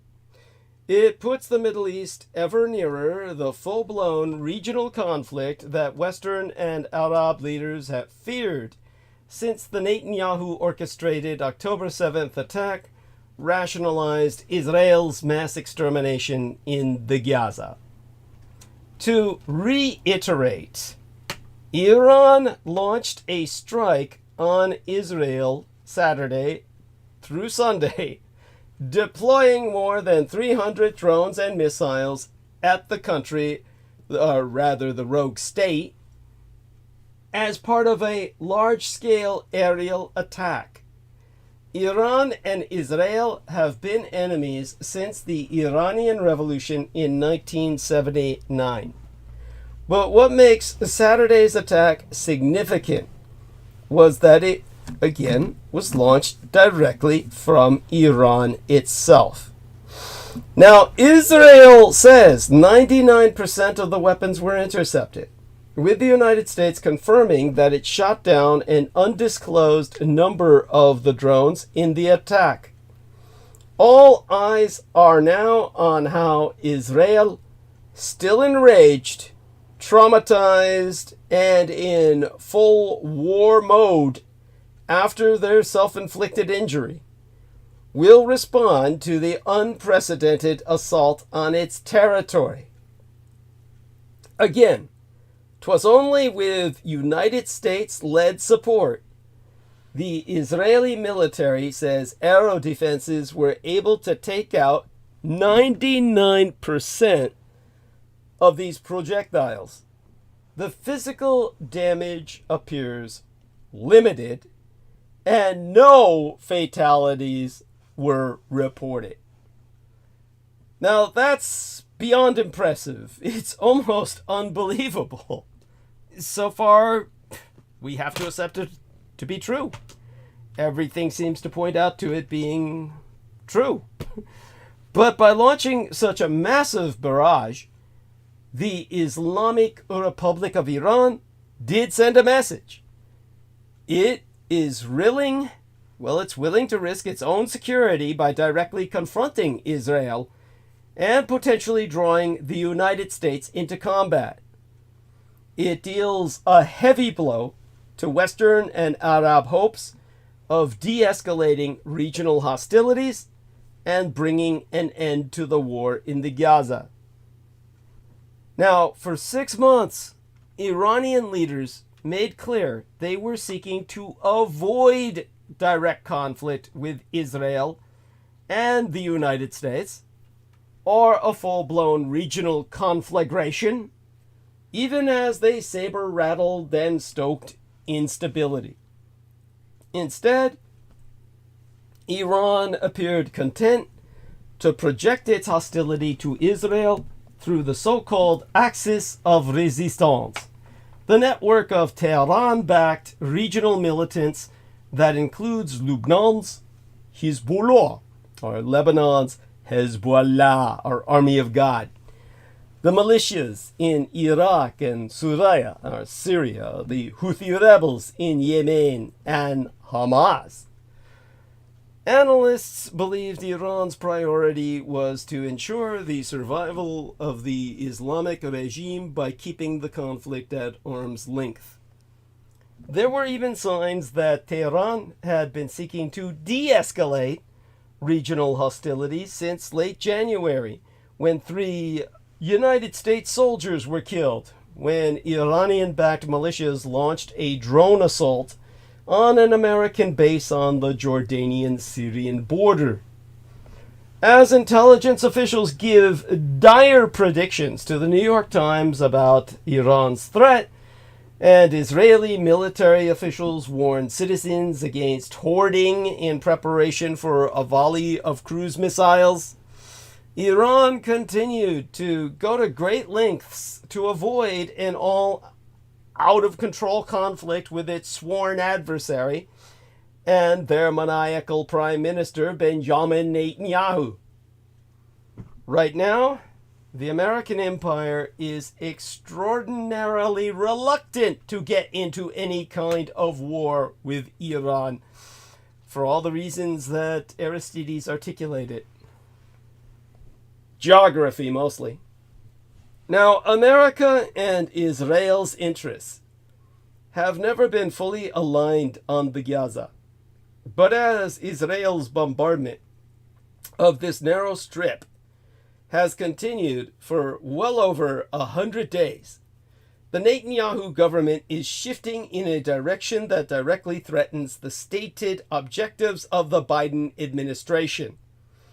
Israel wants to expand the war into Lebanon, and appears to welcome open warfare against the so-called Axis of Resistance, Hezbollah in Lebanon, the Houthis in Yemen, and the revolutionary government in Iran. The assassination of Hamas deputy leader Salah al-Aruri in Beirut, but Septimania, or the week before perhaps, make us that clear.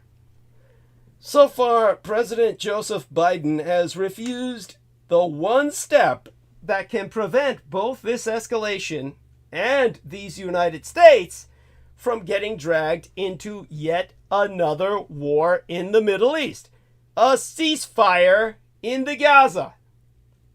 Since October 7th, the presumption of the White House's strategy was that in order to have credibility with Israel, and its Zionist occupation government over America, Biden must first show unconditional support. Only then, the anti-logic so goes, will he have the leverage to rein in the rogue nuclear state in Israel. This reasoning, if we can dignify it with that term, allows the possibility that Biden wanted a ceasefire but had to earn credibility before he could press Israel. And that pressure would, of course, only be applied privately. Before the cameras, there would be no daylight between Biden and Israeli Prime Minister Benjamin Netanyahu. But as the war has progressed and more than 22,000 Palestinians have been killed, over half of them children, with weapons that Genocide Joe Biden provided, no less.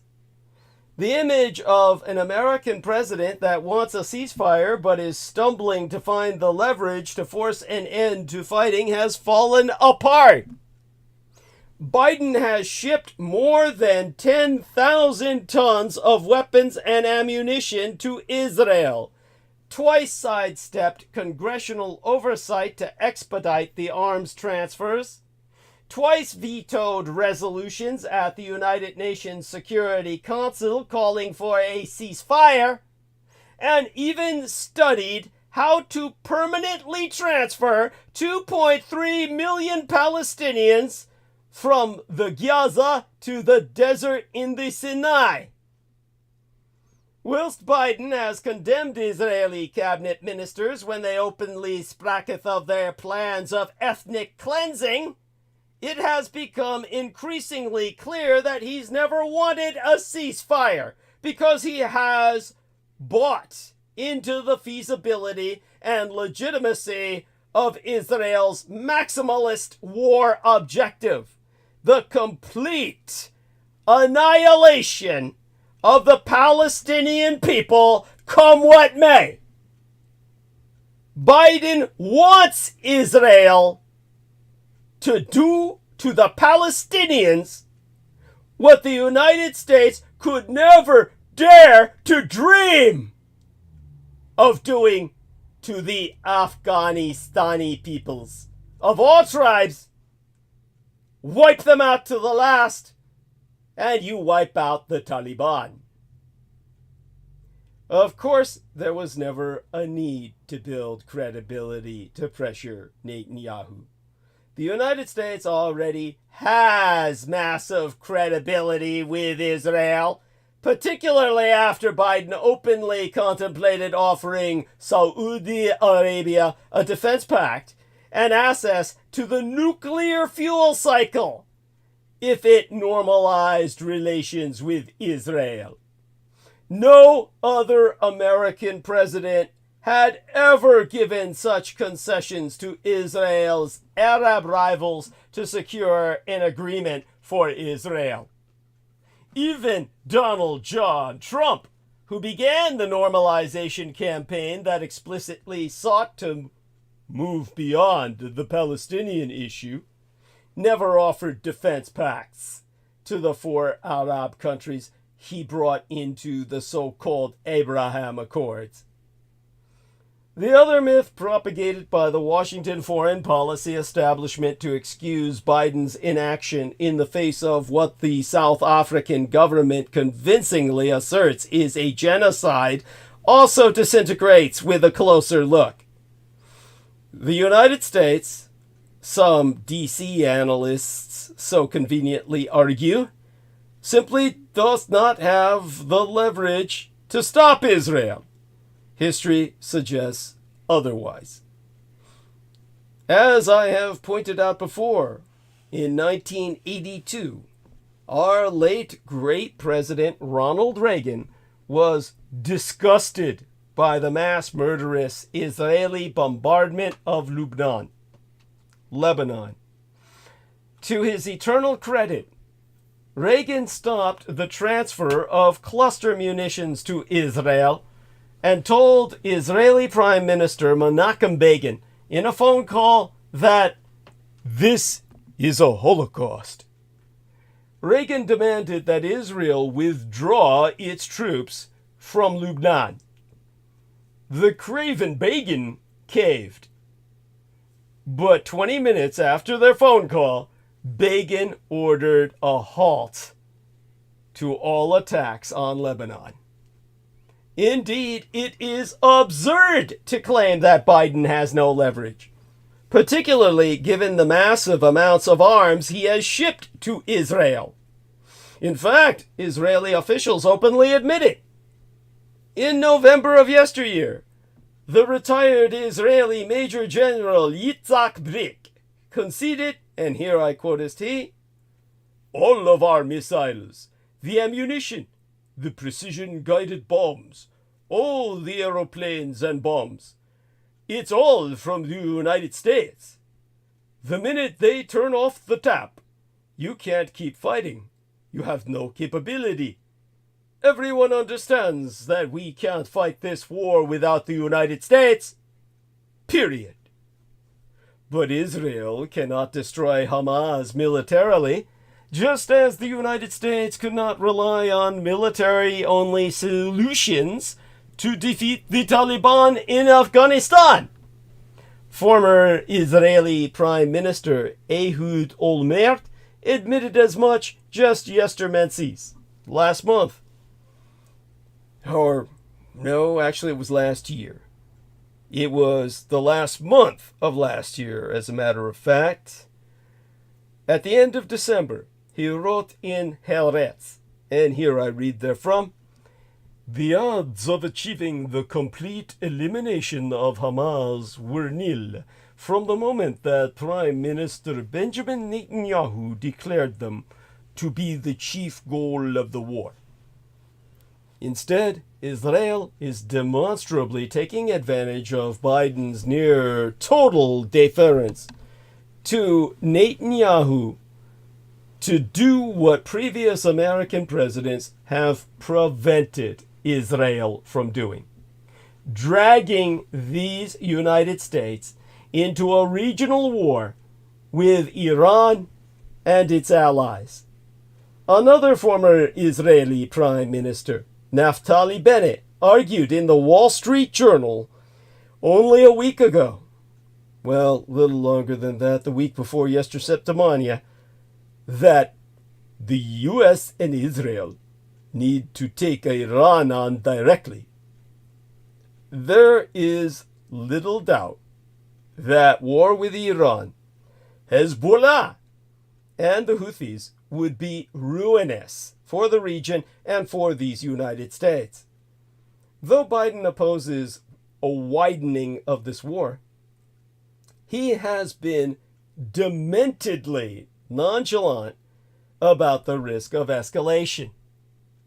That risk exists on 4 fronts: between Israel and the Lebanese Hezbollah, in Syria and Iraq due to attacks on United States troops by militias aligned with Iran, the Red Sea between the Houthis and the United States Navy, and between Eretz Israel, Greater Israel, and Iran following both the assassination of an Iranian general in Syria and the explosion in Kerman, that's in Iran, on the 3rd day of yesterday at the commemoration of the death of General Qasem Soleimani that has killed more than 100 people. Now, Israelis will claim, it still remains unclear whether Israel played a role in that attack, when they laugh and openly claim credit for the fact that they did. Regardless, it has since increased all tensions in the region. That was, of course, a declaration of war on the part of Israel. The Jews struck first. Increased attacks on United States troops are directly linked to Israel's war in Gaza.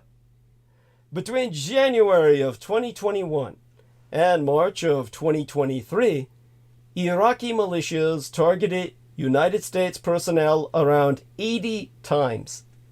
Since October 7th, 2023, however, more than 100 attacks, more than 100 of such attacks have been conducted. This brings us down to the race gap that shapes American views of war.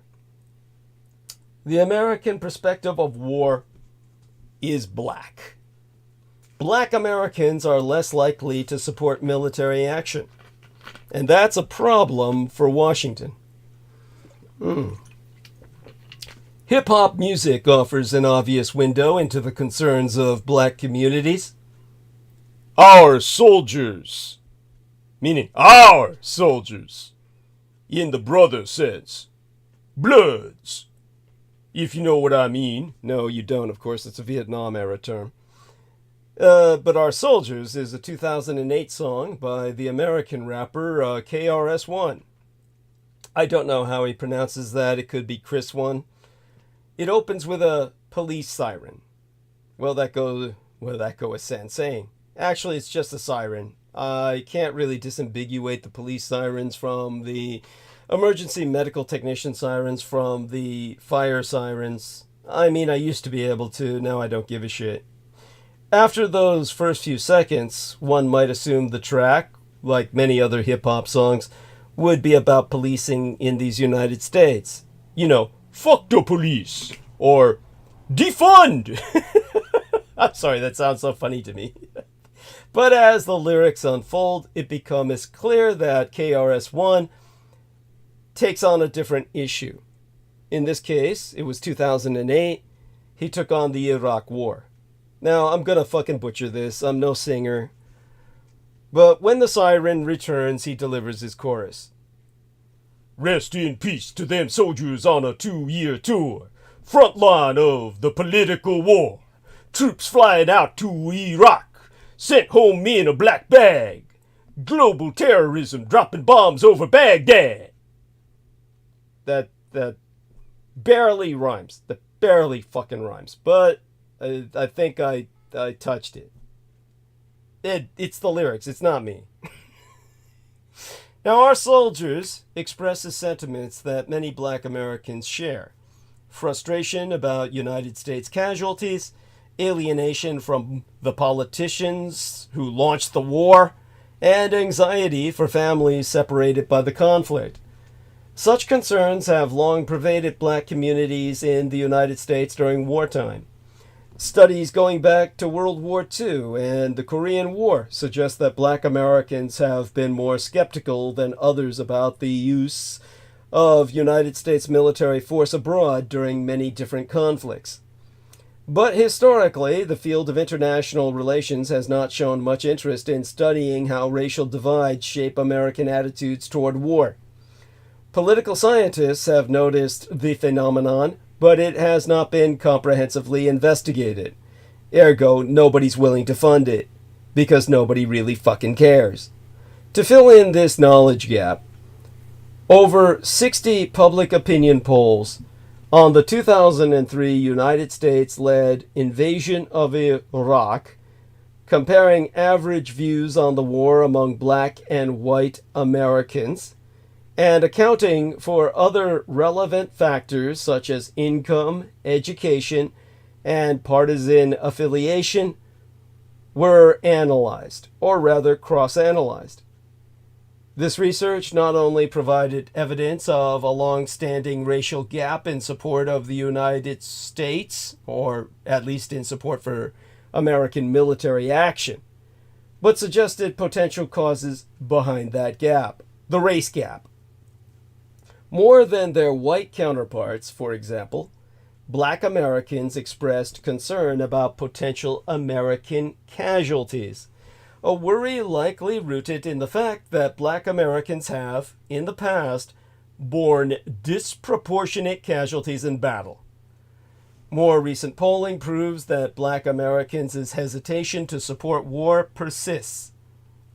Chicago Council on Global Affairs polling indicates that black African Americans are around 10% less likely than the United States national average to support sending troops to defend South Korea or my Taiwan against a communist Chinese invasion. The same polling shows less support among black Americans for sending troops to defend Ukraine or other Eastern European states against Russian aggression. This is a major cause for concern for a Democratic administration committed to supporting the Ukrainian cause and defending my Taiwan. Without a better understanding of this rift, future policymakers may be blindsided by substantial opposition to American military action, even if the policy they wish to implement has clear strategic importance to them. If American leaders better understood the persistence of the racial gap in war support and the causes behind it, they could better anticipate criticisms of major foreign policy decisions and rethink their public messaging during wartime. So instead of a war on the Gulf, let's take a look at that Gulf on war. One benefit of studying public opinion on the Iraq War is that a great deal of data is available. Examining 66 polls run by a range of news organizations such as ABC, CNN, the New York Times, and the Washington Post, as well as by the Cooperative Election Study, an academic project that surveys tens of thousands of Americans each electoral year, provided sizable samples of black respondents and allowed for a detailed investigation of the black-white gap in support for war. A quarter of the polls, for instance, specifically asked about respondents' views on potential American casualties. 2/3 asked about respondents' trust in the president at the time, providing a way to determine how political alienation affected war support. Overall, this set of polls proved that black Americans were, on average, about 30% less likely to support the Iraq War than white Americans were during George W. Bush's presidency, and 20% to 29% less likely to do so during Barack Obama's presidential terms. Now, fewer polls on the Iraq War were conducted during the latter period, yielding greater uncertainty. Now, during 2003, the year the war began, black Americans' support for the war averaged around 30%, compared with over 60% among white Americans. By the time American forces withdrew from Iraq, in the year of my late and sainted Cyrus's slaying, if you would, for a vampiress, her murder, circa 2011, this gap had narrowed but not disappeared. Black Americans' support for the war ran from 20 to 25%, while all estimates of white Americans' support remained above 30%. Now, some analysts have suggested that partisanship can explain these differences. Black Americans overwhelmingly vote for the typically more dovish Democratic Party. The data, however, proves that demographics cannot fully explain the gap. Even accounting for partisan affiliation, as well as age, education, and income, black Americans remained less supportive of the war. Black respondents also did not appear to be consistently motivated by the potential trade-off between military and social spending. Some polls asked for individuals' views on United States budget priorities, and during the Bush years, black Americans, on average, prioritized domestic over military spending at a slightly higher rate than white Americans. During Obama's presidency, however, Black Americans were less likely than their white counterparts to prioritize domestic spending over spending on defense.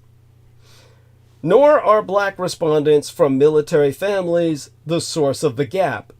Black Americans are generally overrepresented in the blackified American armed forces. During the initial years of the Iraq War, they constituted about 11% of the overall United States civilian workforce, but 17% of military personnel and 23% of Army personnel.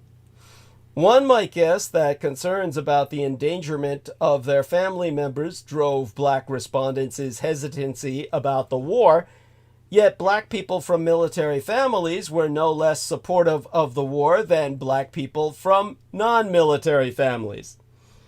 And the divergence in opinion was not limited to the Iraq War. 14 polls investigating public support for the war in Afghanistan, taken from 2001 through to 2014, confirmed a gap in war support.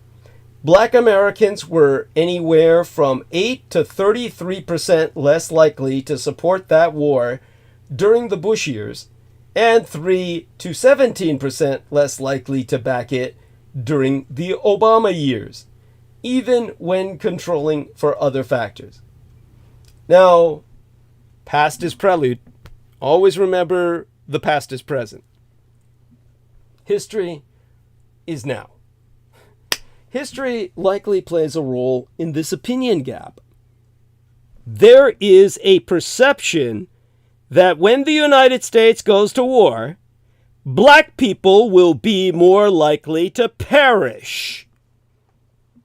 At a 1991 rally opposing President George H.W. Bush's plan to invade Iraq, the Reverend Jesse Jackson articulated this view. If the war breaks out, the black and the brown and the poor will burn first. I mean, you can't beat that. That's just gangsta.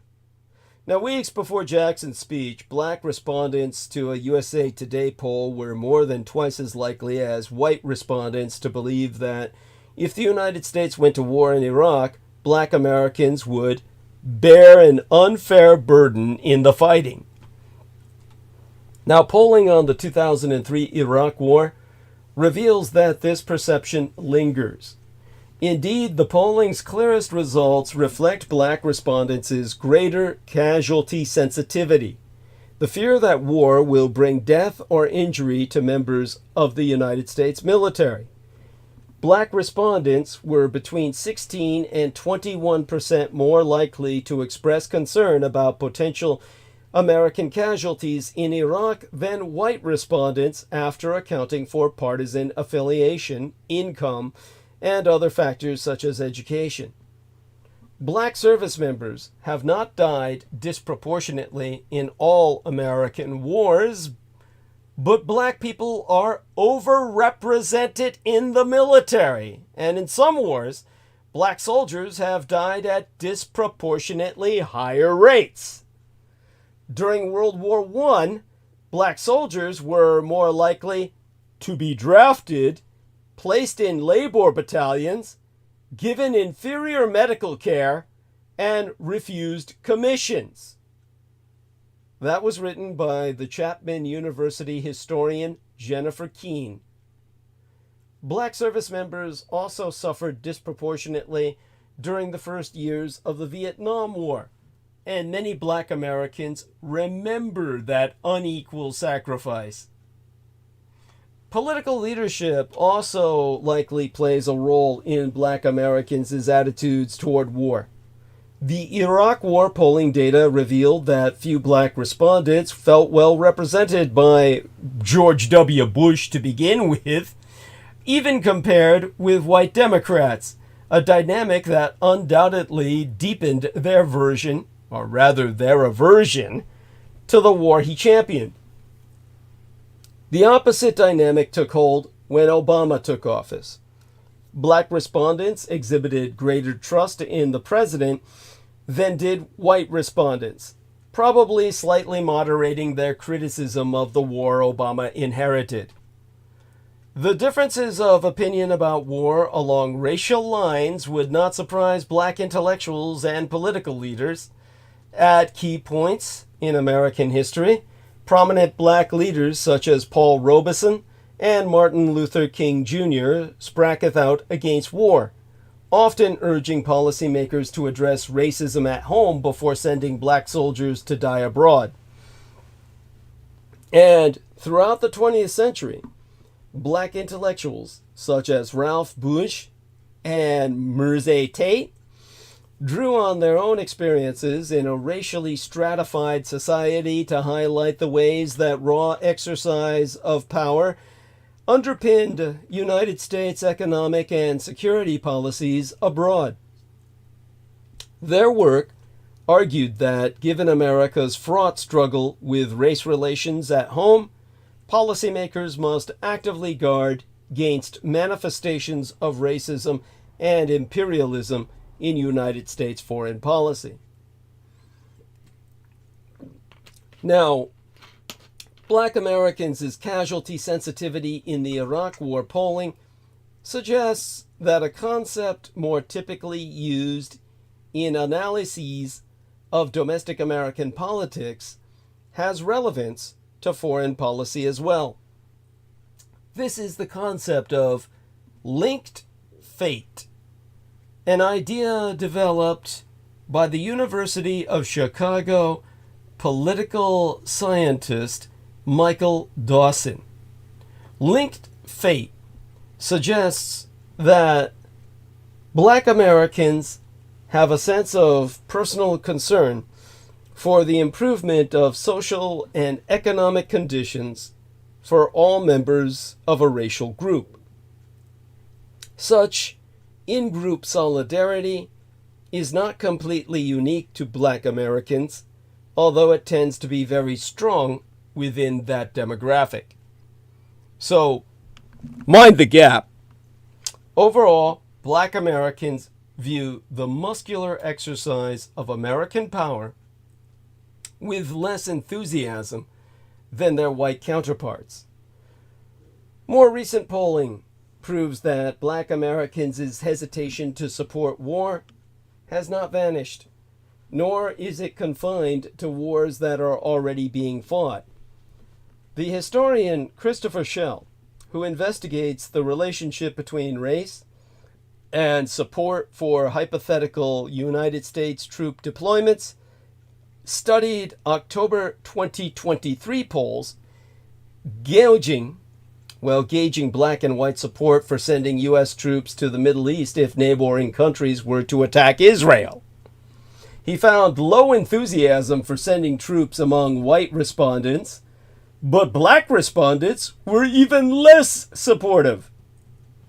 Other polls showed low support among Black African Americans for sending U.S. troops to Ukraine following Russia's invasion or sending troops to Taiwan in the case of a conflict with the Communist Chinese Empire. In recent years, the United States foreign policy establishment has become more alert to matters of race. The State Department has expanded scholarship programs to diversify the diplomatic corps.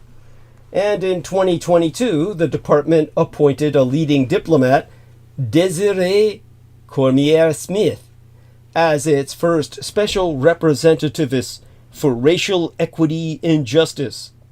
In that role, she seeks to promote racial equity globally. The State Department and many other national security agencies, including the U.S. Agency for International Development and the Defense Department, have also recently investigated in-management programs dedicated to promoting diversity, equity, inclusion, and accessibility, or DEIA, as opposed to just DEI. Some analysts even allege that foreign policy experts' new attention to race goes too far, deriding woke foreign policy on cable news channels.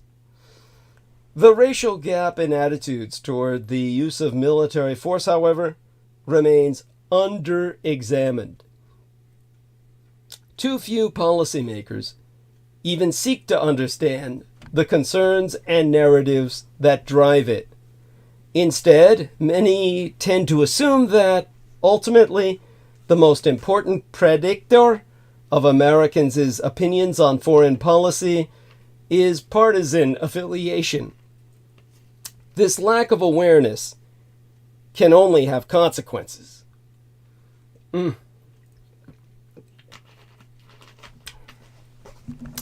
Consider the January drone attack that killed 3 United States service members in Jordan. All 3 slain soldiers were black, but mainstream news reports and United States government statements rarely acknowledge this fact. But it was not lost on black communities. Black news outlets and bloggers focused on the race of the victims. An editorial in News One, an online publication dedicated to reporting news that affects black communities, noted that the drone attack illuminated the outsized role that African Americans play in serving the United States. The editorial expressed frustration with the seeming contradiction between U.S. policy commitments to racial justice at home and the loss of black lives overseas. American leaders must better consider how to communicate events like these to affected constituencies. Thoughtful engagement at least yields a chance of building trust. Recognizing the persistent racial gap in war support could open the door to meaningful engagement with black intellectual leaders, veterans, and activists on how to address their concerns. But continuing to ignore black Americans' long-standing unease about the impact of military operations only risks deepening their alienation from American policies and undermining their willingness to support government policies in the future. Because while Biden has sought to deter Iran and its allies by moving ever more American troops and ships into region, he has refused to pursue the most obvious and effective way of de-escalating tensions and putting American troops out of harm's way. A ceasefire. A fucking ceasefire in the Gaza. Indeed, during the 6 days in November that a ceasefire was in place, attacks by Iraqi militias on United States troops stopped cold. Only a day before the ceasefire, the militias targeted the United States in 6 separate attacks. The Houthis also dramatically decreased their targeting of ships in the Red Sea during the ceasefire. Still, Biden refuses to budge. If the question earlier was how many innocent Palestinians would have to die before Biden would come to his senile senses and finally demand a ceasefire, the question will soon become how many Americans, especially black Americans, must die before Biden musters the courage to ever say no to Israel. But of course, he's a Jew fuck. He's the ultimate Jew fuck. And he'll drink Israeli piss and suck up Israeli shit. He'll eat that down like it was chocolate ice cream. To reiterate, Iraqi militias, which had launched more than 160 drone and rocket attacks against American troops in Iraq and Syria after October 7th, had ceased their assaults on United States forces since February, although they have since continued to claim attacks against Israel. And again, reflect upon the fact that in January, Iran even held indirect talks with the United States in Oman.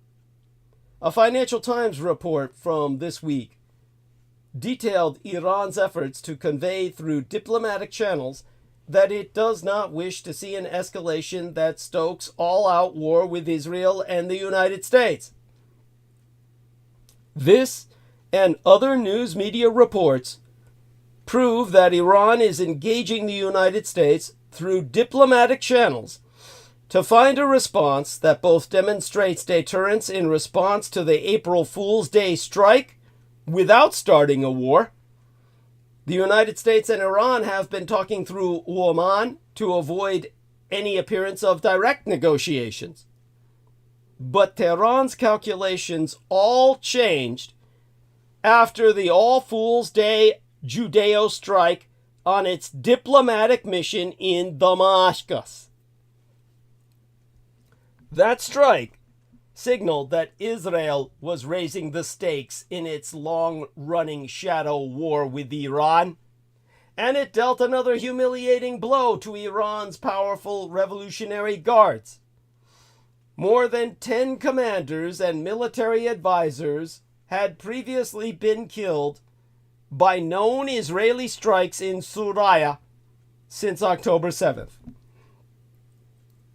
The Jews are the cause. They're the instigators. They drew first blood.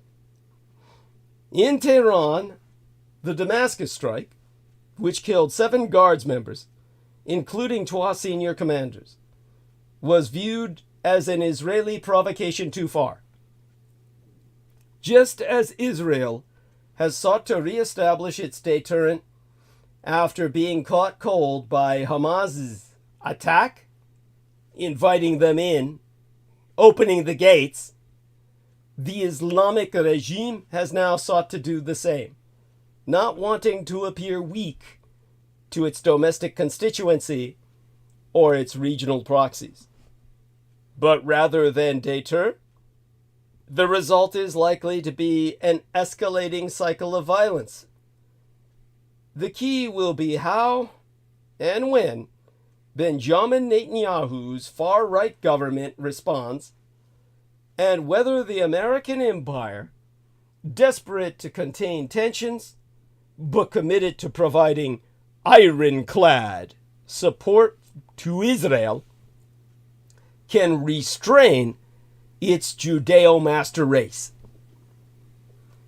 It's often been said that the most dangerous hotspot in the world is the Black Ditch, the waterway between my true homeland and heartland of Taiwan and the communist Chinese Empire on mainland Asia, where the Chi-Com Navy and Air Force flex their muscles every day to try to intimidate my Taiwan, while the United States Navy patrols nearby.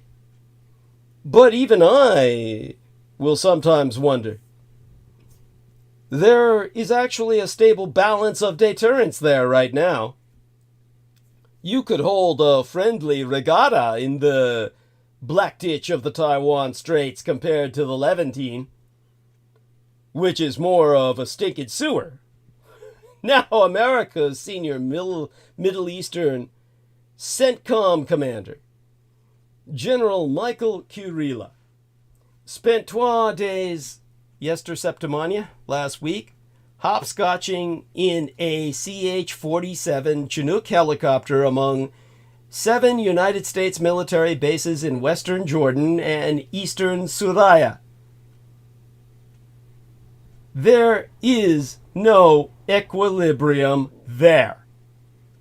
What you have instead is the other Middle East war that began shortly after the outrageous Palestinian Holocaust that the Jews have been perpetrating since October 7th. This other Middle East war pits Iran and its proxies, the Houthis, Hezbollah, and Shiite militias in Iraq, against both the small network of United States bases in Suraya, Jordan, and Iraq, established after 2014 to destroy the ISIS Islamic State and against the United States naval presence in the Red Sea and Gulf of Aden that keeps the vital shipping lanes there secure and open. These Iranian-armed Shiite militias in Iraq and the Houthi fighters in Yemen may not look or even seem like lethal threats, but do not let yourself to be fooled. They have learned to arm, build, adapt, and deploy some of the most sophisticated precision weaponry in the world. That weaponry, provided by Iran, can hit a 3-foot wide target half 1,000 miles away. The young United States soldiers and sailors arrayed against them cut their teeth on video games, but now find themselves playing the real thing, deploying with software and cursors the world's most sophisticated countermeasures and interceptors to swat away almost every rocket and drone the Iranian proxies have been throwing at them.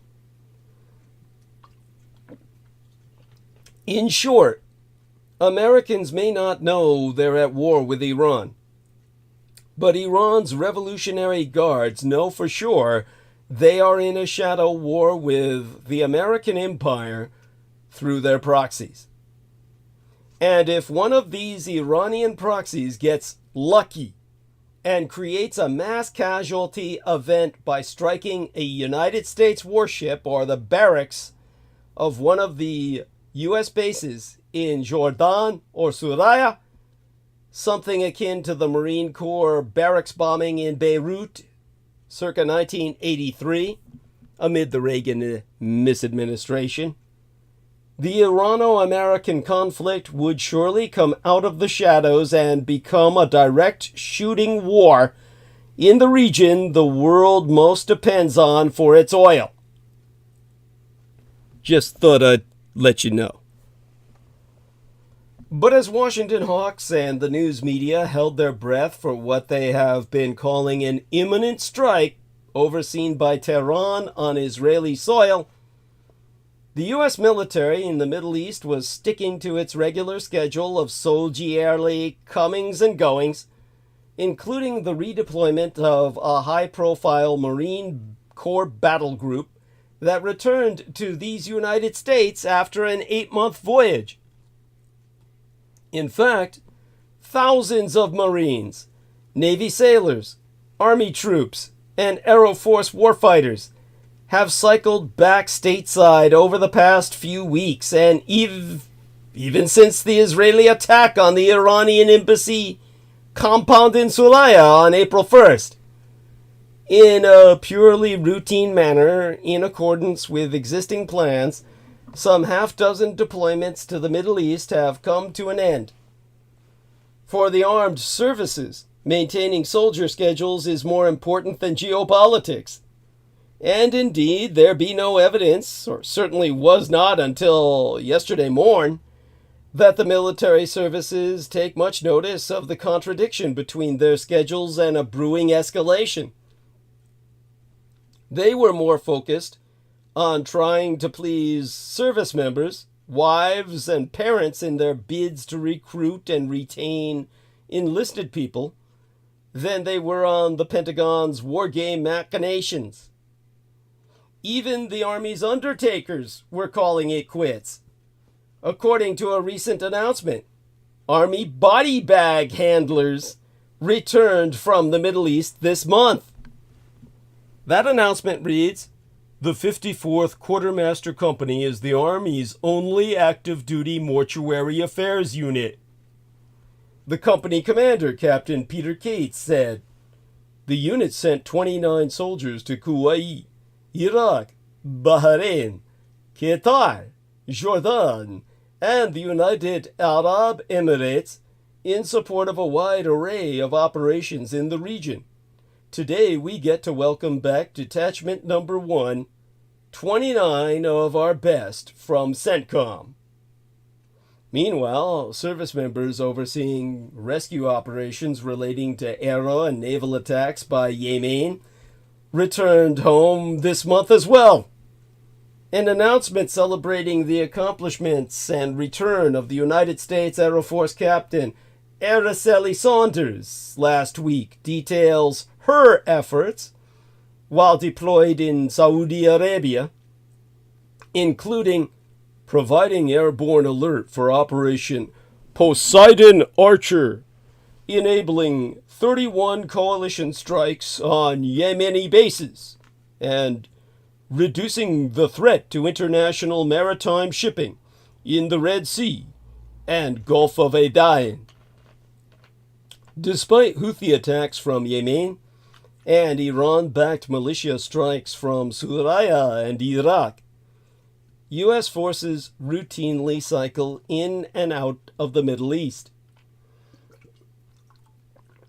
On March 16th, more than 4,000 Marines and sailors with the 26th Marine Expeditionary Unit began their journey home from a deployment that was reoriented from pure training to direct support for American diplomacy and military readiness after the Hamas attack on Israel on October 7th. Meanwhile, soldiers tasked with strengthening deterrence on land, according to the Army, have also ended their deployments. On February 8th, artillery gunners with the Michigan Army National Guard returned from a deployment to Al-Dhafra Aero Base in the United Arab Emirates. According to the press release, the soldiers supported Operation Inherent Resolve, the military's ongoing war against ISIS. A spokesperson said, or rather stated, Alpha Battery's accomplishments during their deployment underscore the Michigan National Guard's commitment to ensuring the safety and security of our nation.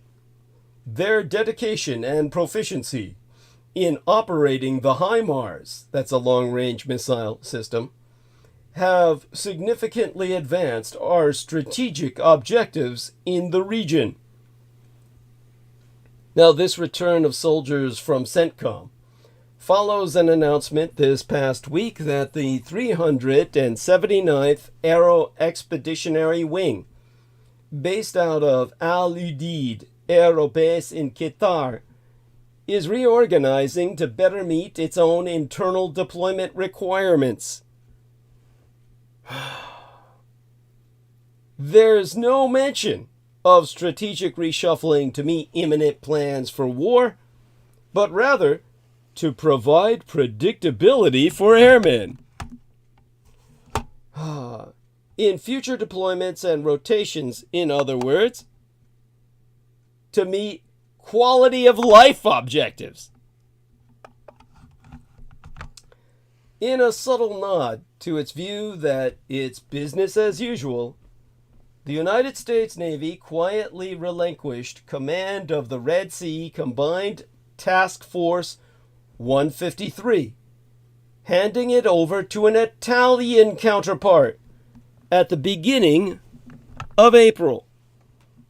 The outgoing United States Navy commander, Captain David Coles, said, I am incredibly proud of all the hard work and dedication by CTF 153 staff and units at sea in support of Operation Prosperity Guardian.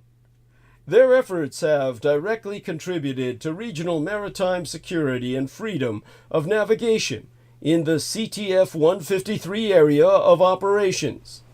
It is a true honor to hand over command to an incredibly strong maritime partner like Italy. I know the task force is in good hands and look forward to celebrating CTF 153's future accomplishments under Captain Messina's stewardship. If Iran attacked Israel or the United States on the ground, the American military posture looked completely routine at the time it did, nowhere near matching the feverish vibes coming out of Washington. From his hotel room in Tel Aviv-Yafo, Kurila undoubtedly was closer to the action with his cell phone on red alert, but his visit was presumed to be purely symbolic with regard to Iran, at least initially. The truth was that the United States mission in the Middle East right now was as much to dissuade Israel from escalating. In that, they failed spectacularly. In the wake of the October 7th attack, the mindset in Israel was not that the Palestinians represented any existential threat, but that Iran and its proxies did if the Jewish state appeared weak and vulnerable. From Israel's perspective, Palestine was not acting in a vacuum. Rather, it considers Tehran to be the puppet master of the Palestinian people and other anti-Israel militant groups across the region, which have launched multiple assaults against Israel since October 7th. In the months ever since, Israel's objective has been to restore its military deterrence and signal to Iran that the unwritten rules in the Middle East have been upended. It would not only hit Hamas in the Gaza, but was also willing to escalate to weaken other Iranian-backed militants that threaten the Jewish state.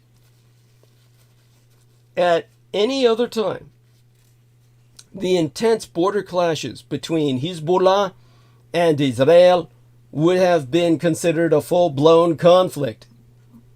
Israeli strikes have killed more than 250 Hezbollah fighters, a similar number to its combatants killed in the 2006 war with the Jewish state. But in today's context, it has, so far, been considered to be contained, even as both sides have struck deeper and deeper into each other's territory beyond invisible red lines. Now, in terms of why Iran felt it had to act, the attack was a direct response to the killing of Iranian General Mohammad Reza Zahedi, also known as Hassan Maqtawi, in Israeli aerostrikes on April Fool's Day. Now, Zahedi, a senior commander in the Iranian Islamic Revolutionary Guard Corps, the IRGC, Quds Force, in Syria and Lebanon, Syria and Lebanon, was allegedly responsible for terror attacks against Israel and the arming of Iranian proxies in region. His death occurred while he was in a building adjacent to Iran's consulate in Damascus, a location the Iranians claimed is protected by international law. This incident represents a tipping point. The regime in Tehran, incensed by Zahedi's death, vowed strong retaliation against Israel. In Tehran's collective memory, Israel's history of attacks includes numerous strikes on Iranian nuclear sites, assassinations of scientists within Iran itself, and actions against Iranian proxies in Syria, Lebanon, Iraq, and Yemen. Despite these provocations, Iran's counterstrikes against Israel have been so far minimal or insignificant. Iran's response to the United States assassination of Iranian General Qasem Soleimani in 2020, for instance, was feeble. Due to the pressure the extremist leadership in Tehran is facing, it evidently felt it could no longer ignore such insults. The regime is increasingly concerned about its own stability, grappling with a failing economy battered by decades of sanctions. Despite violent oppression and an increasing number of executions, internal dissent persists. This has been fueled by years of popular protests, most recently following the 2022 death of a 20-year-old Iranian woman, Mahsa Amini, and ISIS-affiliated terror attacks within the country. But this weekend's attack appeared to be a grave miscalculation by the leadership in Tehran. The United States and other countries in the West swiftly rallied to support their Israel. Although tensions between Israeli Prime Minister Benjamin Netanyahu and U.S. President Joe Biden are high due to the ongoing extermination campaign in the Gaza, Washington still strongly and unequivocally stands by Israel due to America's own Zionist occupation government. It's Zog. It's ZOG.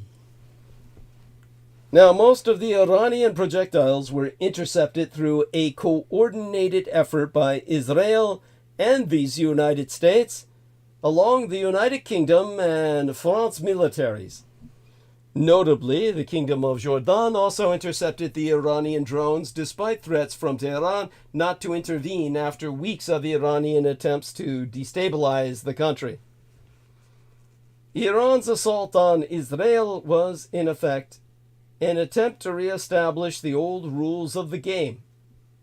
But the concern will be that it provides even greater motivation for Israel to further escalate the conflict with Hezbollah, by far Iran's most powerful and important proxy.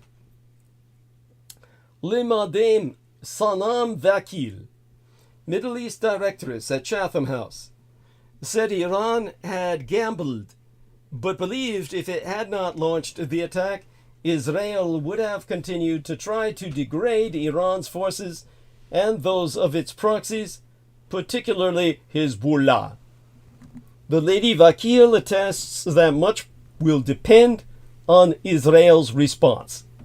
If it decides to, in her words, escalate further and strike nuclear facilities, we are in all-out new territory. Without trying to reassert red lines and trying to reclaim some of the deterrent capability, there was no end in sight to the drip of Israel's degradation campaign. If a full-blown regional conflict erupts, it would have far-reaching repercussions, to say the least. Lacking the conventional weapons of Israel, Iran has long developed a strategy of asymmetric warfare, using the guards and the axis of resistance to strike at its enemies and their allies. During previous bouts of heightened tensions, Iranian hardliners often threatened to disrupt shipping through the Strait of Hormuz, through which a third of all seaborne oil cargoes pass.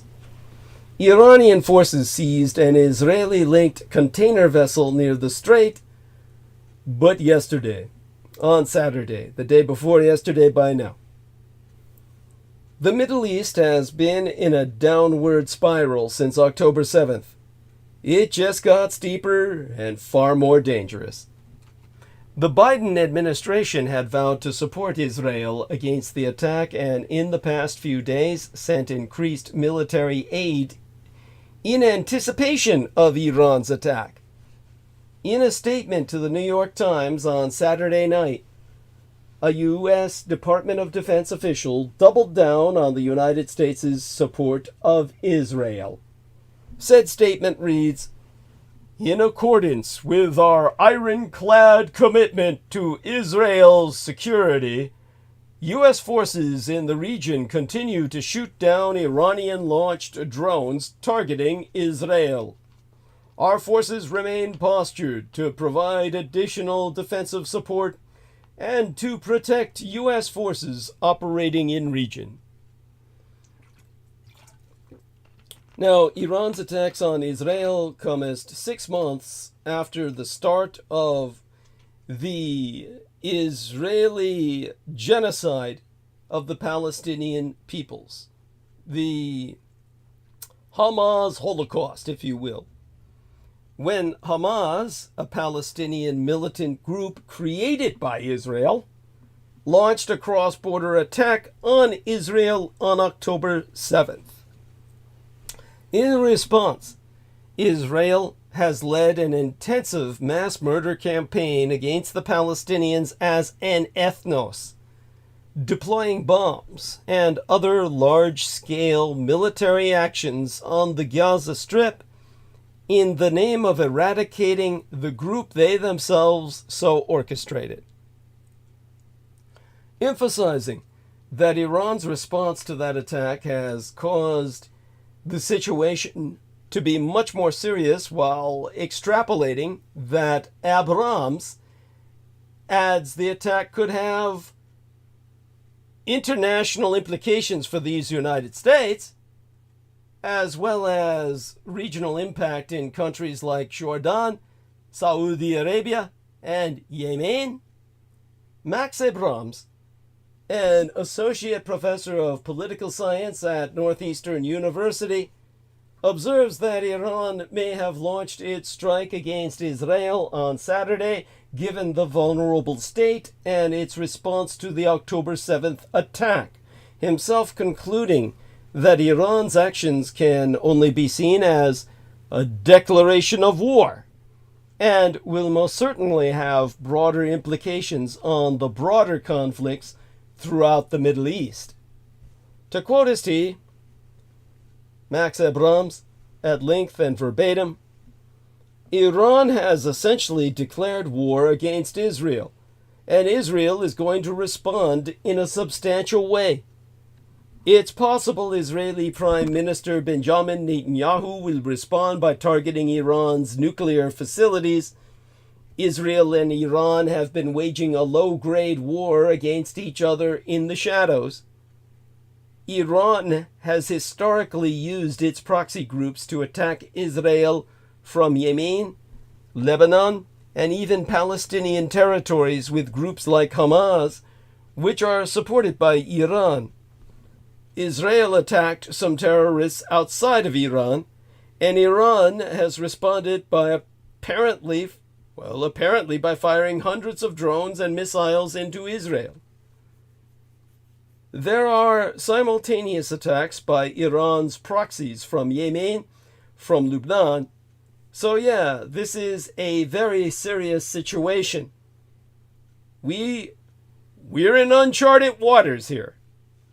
Israel has lost some international prestige from its response to the Hamas's terrorist attack on October 7th. So the Iranian leadership concluded that this is a propitious time to wage war against Israel. So, in terms of the takeaways, here's my look at the fallout. First, the four sides it benefited. Iran showed off its might. Iran vowed repeatedly that it would respond to an apparent Israeli strike on an Iranian diplomatic compound in Damascus on April 1st that killed 12 generals. Sunday's assault allowed Iran to show to its citizens that it won't stand by when its assets are attacked and that it was serious when it threatened revenge. With its strike, Iran was able to exhibit its fierce firepower, instill fear in some Israelis, and disrupt the lives of many through school cancellations. But with little damage actually caused in Israel, Iran might hope that any response will be measured. Several hours after it launched the drones and missiles, Iran said the operation was over. And, well, Hamas may benefit from Iran's direct involvement. Hamas, which is backed by Iran, welcomed the strike on Israel. Since launching its October 7th attack, Hamas had hoped that regional partners might come to its assistance and drag Israel into a broader war. While some have done, including the Iranian-backed Hezbollah in Lebanon and Yemen's Houthis, Iran had not directly entered the fray until Sunday. Hamas could hope that the attack is the first salvo in deeper Iranian engagement in the war in Gaza. It also could hope that violence in the West Bank, where an Israeli teen was killed and settlers rampaged in Palestinian towns, continues to heat up.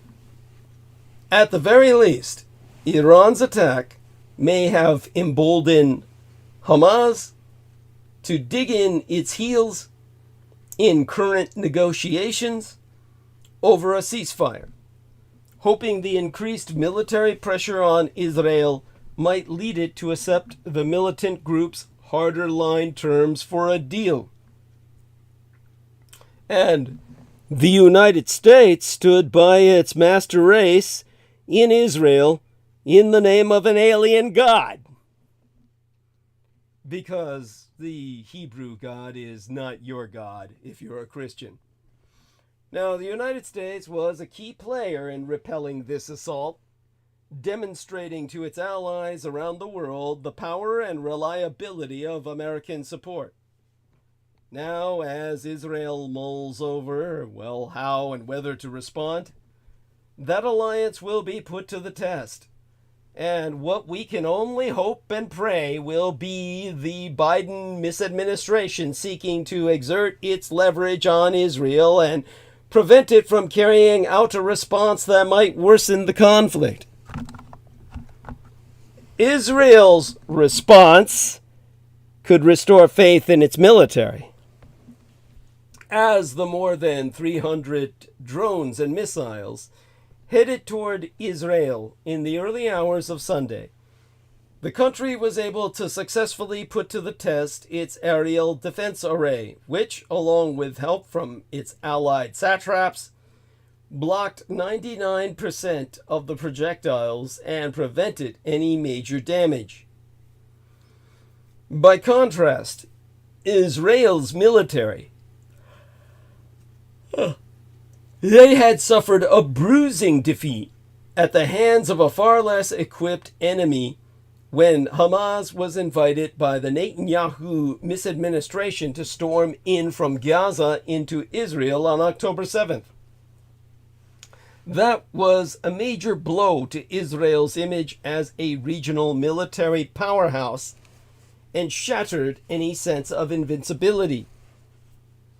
The response to Iran's attack could be what restores faith in the country's military, even as its forces are bogged down in the Gaza, more than 6 months after Israel declared war on Hamas there. Israel has also boasted about the coalition of forces that helped it repel the Iranian assault. It's a much-needed show of support at a time when Israel is at its most isolated because of concerns surrounding its conduct of the Holocaust against Hamas, including a worsening humanitarian crisis and a staggering death toll in the Gaza. After half a year of war, Israel's isolation grows with no end in sight. When Israel declared war against Hamas last October, it stood unified at home and enjoyed broad backing from around the world following an unprecedented attack by the Islamic militant group. 6 months later, Israel finds itself in a far different place, bogged down in the Gaza, divided domestically, isolated internationally and increasingly at odds with its closest ally, the risk of a broader regional war remains real. Despite Israel's fierce military onslaught, Hamas is still standing, if significantly weakened. The offensive has pushed Gaza into a humanitarian crisis, displacing more than 80% of the population and leaving over 1 million people on the brink of starvation. Yet Israel has never presented a post-war vision acceptable to its partners, and ceasefire talks remain at a standstill. There be half a dozen takeaways from the first 6 months of this war. Battlefield stalemate. Israel declared war in response to Hamas's October 7th cross-border attack, in which the militant group killed 1,200 people, most of them civilians, and abducted about 250 others. Prime Minister Benjamin Netanyahu set 3 objectives: destroying Hamas and bringing home the hostages. Despite his repeated pledges to achieve total victory, his objectives remain elusive. After steadily conquering most of Gaza in a bruising offensive, Israeli ground troops are in a holding pattern marked by small tactical operations and uncertainty over whether the army will march into the southern Gaza city of Rafah, Hamas's last significant stronghold. Netanyahu has repeatedly vowed to invade Rafah, but he faces broad international opposition, including from these United States, because of the hundreds of thousands of displaced Palestinians sheltering there. Netanyahu claims to have a plan to evacuate the civilians, but it isn't clear whether it is ready or would even satisfy the Americans. Even if Israel does invade Rafah, there is no guarantee of long-term success. Although Hamas appears to have suffered heavy losses, its forces have managed to regroup in areas abandoned by Israel. At the same time, Israel has not been able to halt the daily attacks it faces on its northern front from the Lebanese militant group Hezbollah. In contrast to Hamas, Hezbollah's much larger arsenal remains intact, leaving the fate of tens of thousands of uprooted civilians on both sides of the border up in the air. The tensions have threatened to drag in Hezbollah's sponsor, Iran, especially after an aerostrike widely attributed to Israel killed 2 Iranian generals in neighboring Suraya to open this month. Then we have Israel's growing isolation. Israel enjoyed broad international support following the October 7th massacre, which was the deadliest self-inflicted attack against Jews since Zionists incepted the Holocaust. However, that goodwill has been replaced by impatience and outrage as conditions in Gaza worsen. More than 33,000 Palestinians have been killed in the war, around 2/3 of them women and children. That's according to the Palestinian health officials, whose death toll doesn't distinguish between civilians and fighters. International aid officials say roughly 1/3 of Gaza's population is dealing with catastrophic hunger. Initial expressions of solidarity from Israel's allies have given way to calls for a halt to the fighting. Meanwhile, the United Nations World Court, looking into genocide allegations against Israel, has ordered Israel to do more to protect Gaza's civilians. This isolation appeared to peak on March 25th, when the United Nations Security Council, over Israeli objections, passed a resolution demanding an immediate ceasefire. The American empire infuriated Israel by allowing this resolution to pass. The Zionist occupation government is not pleased. Things have only worsened for Israel since then, especially following its killing of 7 aid workers in what it says was an errant aerostrike. 6 of the victims were volunteers from countries allied with Israel, antagonizing them and outraging U.S. President Joe Biden. The alleged Israeli aerostrike on Iran's embassy in Suraya and Netanyahu's efforts to shutter the Arab satellite channel Al Jazeera have further alienated allies. This while Israel itself is divided. After a period of broad unity early in the war, Israel has returned to its divided self, with its polarizing dictator at the center of the storm. Weekly protests against the government have grown and attracted thousands. They are rooted in long-standing grievances against Netanyahu, from his political alliances with far-right and ultra-Orthodox parties to his open-ended corruption trial. However, they have drawn new strength from his failure to bring home the hostages.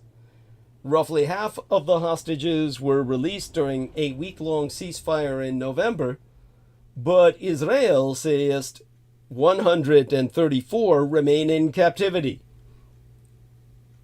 Israel has already declared more than 30 hostages dead, and there are widespread fears that the true number is higher and will continue to rise the longer they are held. The plight of the hostages and the anguished cries of their families have resounded deeply with the Israeli public. Some hostage families were among the tens of thousands of people who took to the streets this week calling on the government to resign. It was the largest anti-government demonstration since the war began. But Netanyahu is not going anywhere. Netanyahu's popularity has plummeted since the outbreak of the war, with many holding him responsible for the intelligence and security failures that allowed the October 7th attack to occur. Yet he has rebuffed calls to resign or launch investigations into what went wrong, because that would identify him as the man who opened up the gate to the Trojan horse. Netanyahu faces no immediate threat to his rule. For now, his coalition partners, also facing likely losses at the polls, remain firmly behind him. Ironically, the biggest immediate threat to Netanyahu is only peripherally related to the war. Israel's Supreme Court has ordered a halt to a long-standing controversial system of exempting ultra-Orthodox men from compulsory military service. With over 600 soldiers killed since October 7th, Netanyahu will have a tough time continuing this system. But if he tries to force religious men into military service, he could lose the support of his ultra-Orthodox partners and be forced into early elections. Anshel Fethir, a Haaretz columnist and authoress of a Netanyahu biography, so wrote, Netanyahu is incapable of either feeling shame or taking responsibility. He has no intention of ever resigning of his own accord. But Hamas isn't going anywhere either. The Israeli offensive has caused mass destruction across the Gaza and inflicted heavy losses on Hamas. Israel claims to have killed some 13,000 Hamas fighters and dismantled the group's military capabilities across most of Gaza. Yet even if these claims were true, Hamas is still intact in Rafah, and its fighters have regrouped in areas where Israel previously declared victory. Although there have been small shows of public discontent with Hamas in Gaza, there have been no public signs of broad opposition to the group. Emphasizing that Hamas keeps reappearing and Israel has not allowed any alternative to emerge, Khalil Sayegh, a Palestinian analyst, has said, "When you're fighting a guerrilla war, I think the ultimate success or failure is whether you're able to survive. So if Hamas survives as a governing body, then this will be a success." Now emphasizing that any expectations the Israeli military's current approach can destroy Hamas or force it to surrender is wishful thinking, Michael Milstein, a former high-ranking Israeli military intelligence officer who is now an expert in Palestinian studies at Tel Aviv University, says Israel faces two unappealing choices: accept a hostage and ceasefire deal that acknowledge Hamas has survived, or step up the military campaign and conquer the Gaza in hopes that Hamas will eventually be destroyed. But there's no post-war policy. There is no consensus for the future of Gaza. Netanyahu has presented a vague vision that calls for open-ended Israeli control of the territory, with local Palestinian partners in Gaza administering day-to-day affairs. Israel hopes for reconstruction to be funded by the international community, including wealthy Arab Gulf states. These plans, however, clash with visions promoted by the United States, other international partners, and the Palestinians themselves.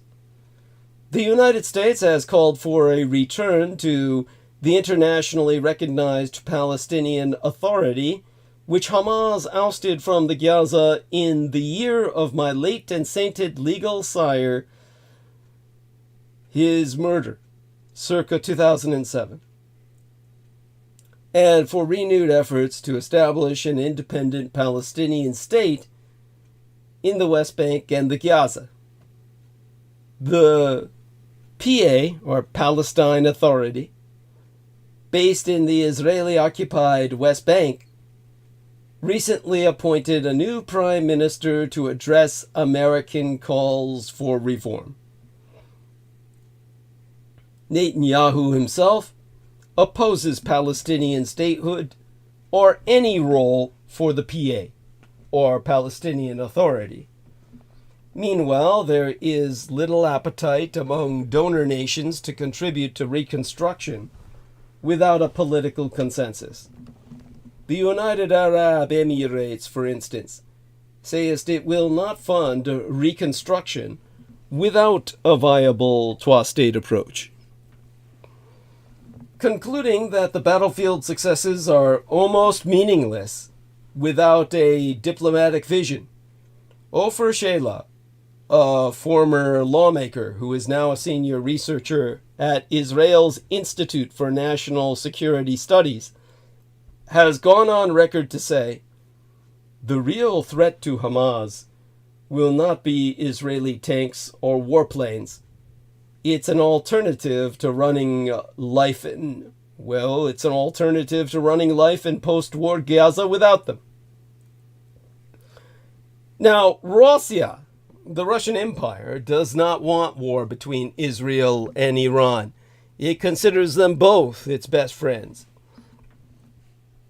While Russia would prefer the West distract it from Ukraine, a direct Israel-Iran conflict would expose its own vulnerabilities in the Middle East.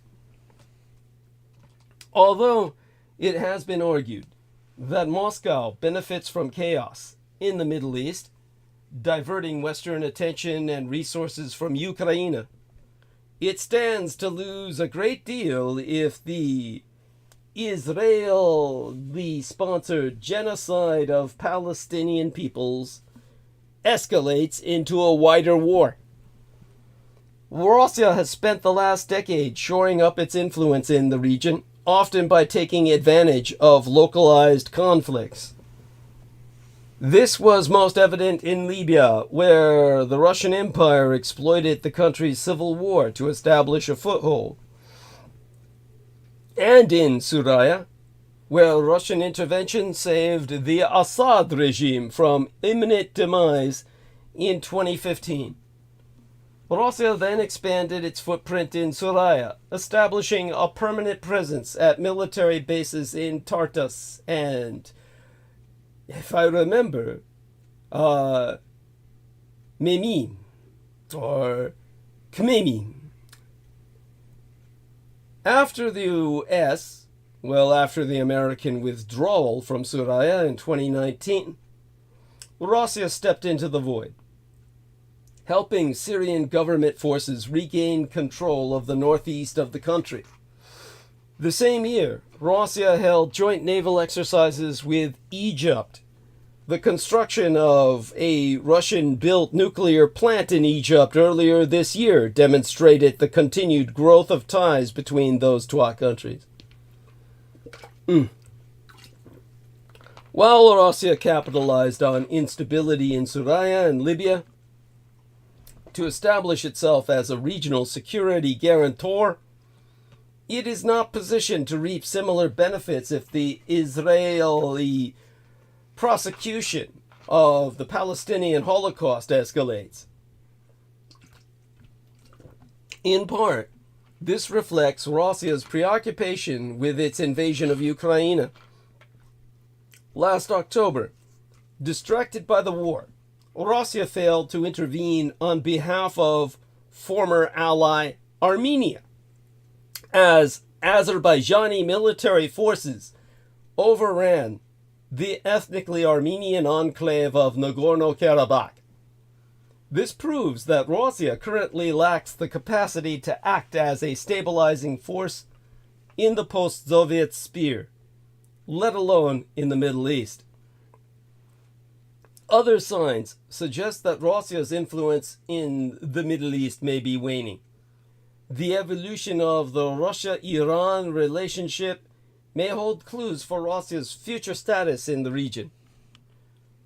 Since the start of the invasion 12 years agone, Russia has deepened its partnership with Iran, pursuing greater defense and economic cooperation since the invasion of Ukraine 12 years ago. Russia has found a critical military supplier in Iran, which has provided Moscow with unmanned aerial systems, ballistic missiles, and fighter jets.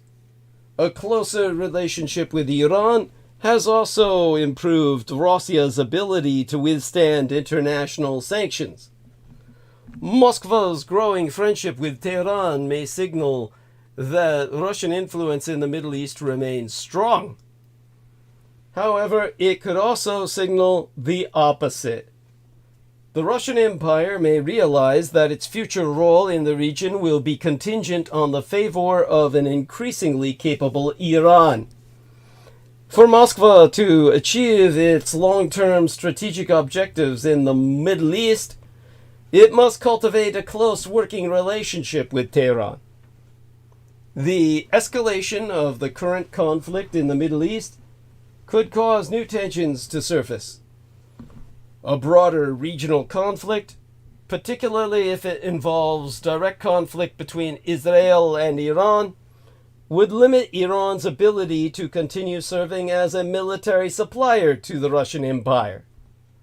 Tehran may demand more support when Russia has limited capacity to provide it. Also worrying for the Russian Empire, a broader conflict in the Middle East could give the Communist Chinese Empire an opening to serve as a mediator, as it did in negotiating a détente between Saudi Arabia and Iran in March of 2023. The Ukrainian war has already contributed to Russia's growing dependence on Red China.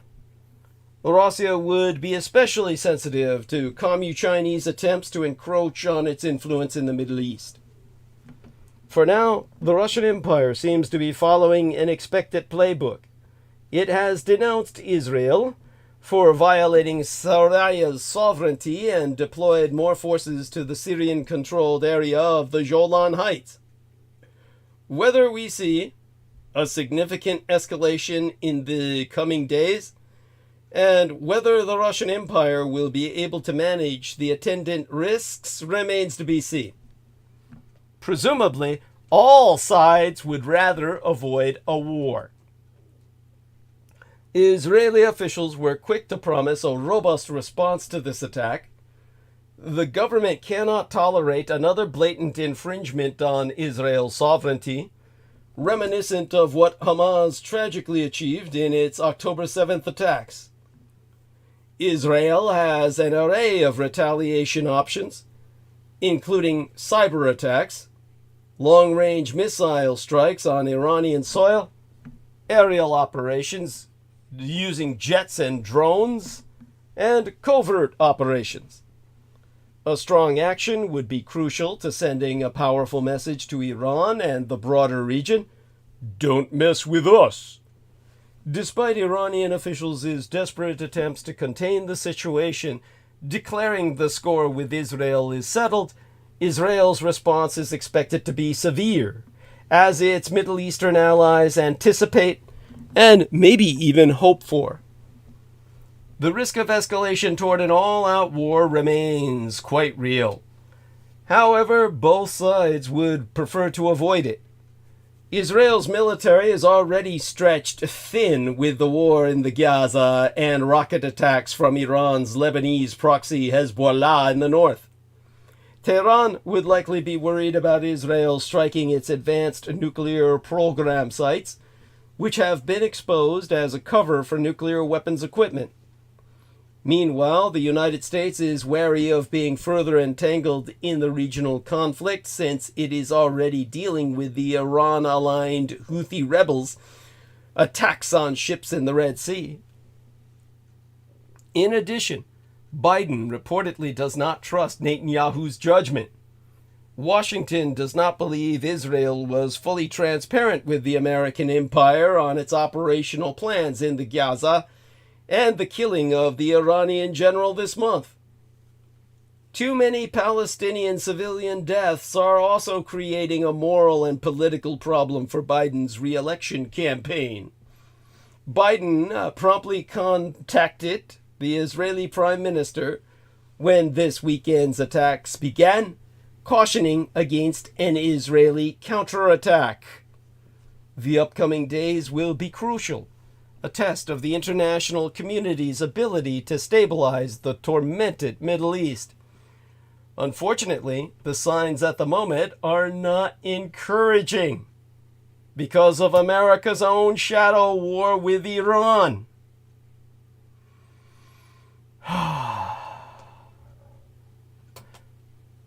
This other Middle East war kicked into high gear on October 17th, 10 days after the Israeli-sponsored Hamas attack upon itself, when Iran clearly took a decision to rev up all its proxies.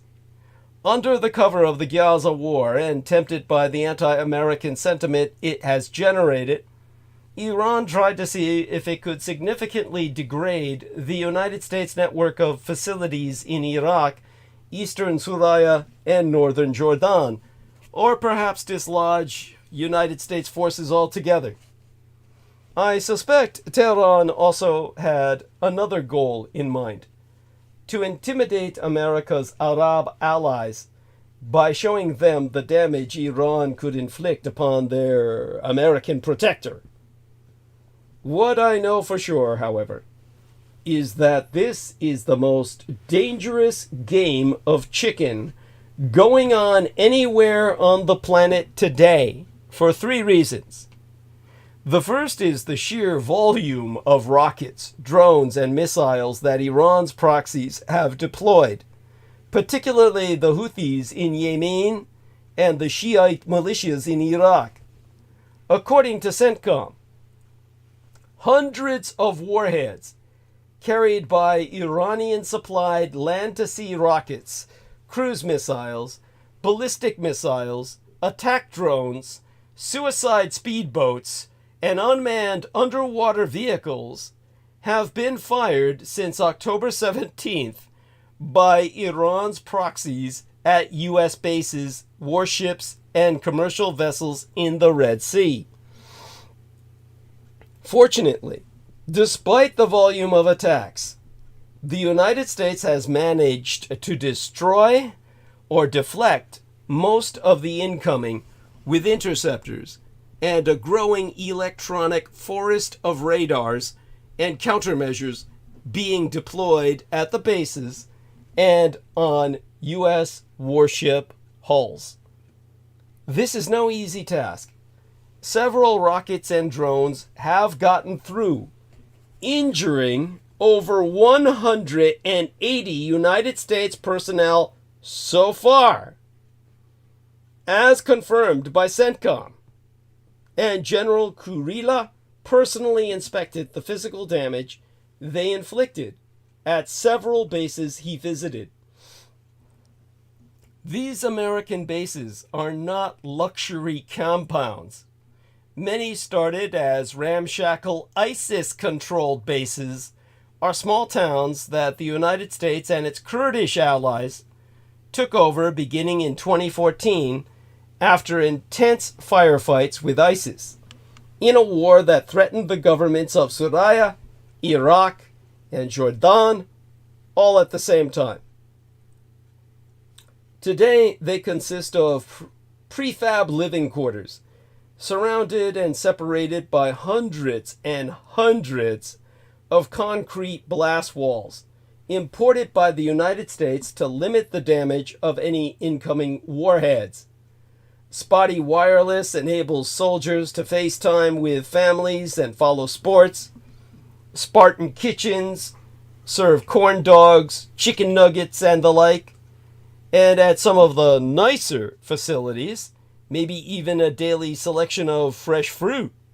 Though when you're a 70-year-old general carrying around 100 pounds of body armor and a helmet, I'm sure it's amazing how good a big fat corn dog from an army mess in the Syrian desert can taste.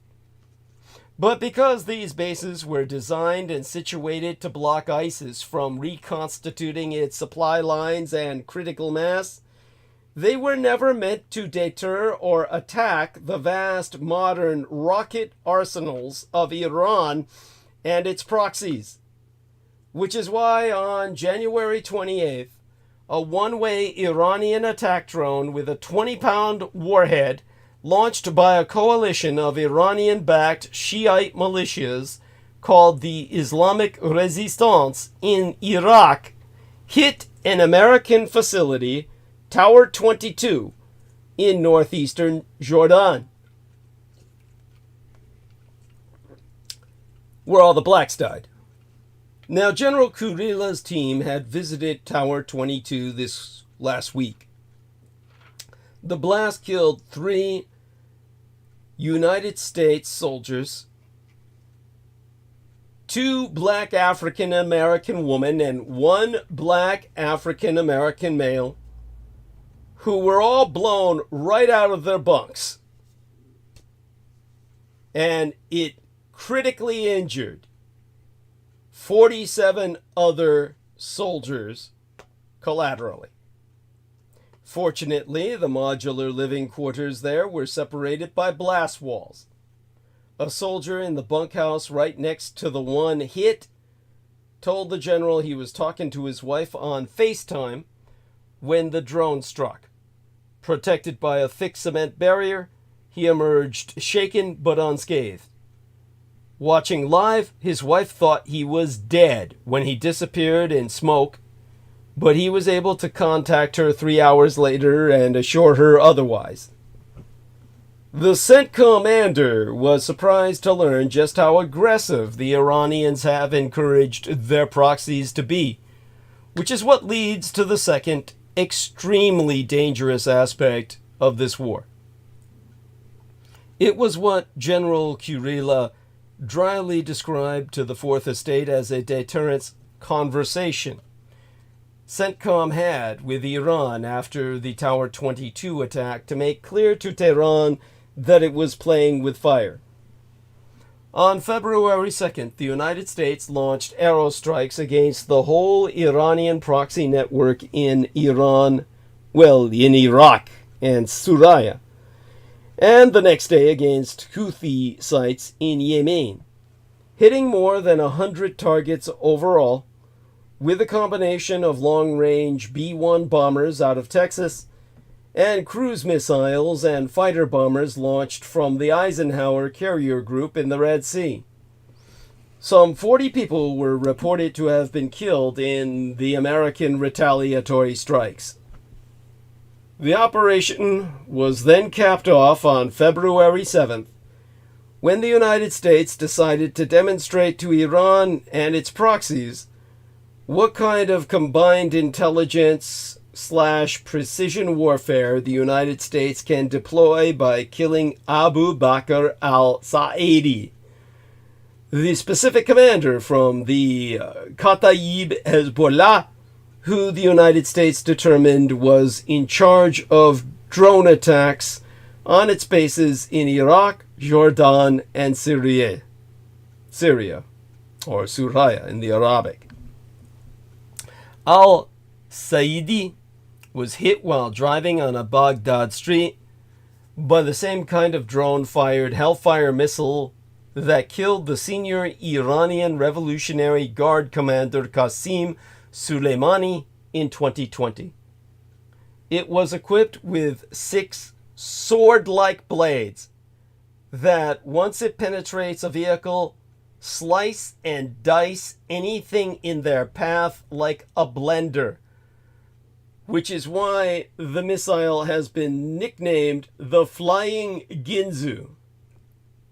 So we're talking about half a dozen swords that are mounted like a spinning guillotine, flying through the air to slice through your car and turn you into hamburger. This is, nothing ever changes.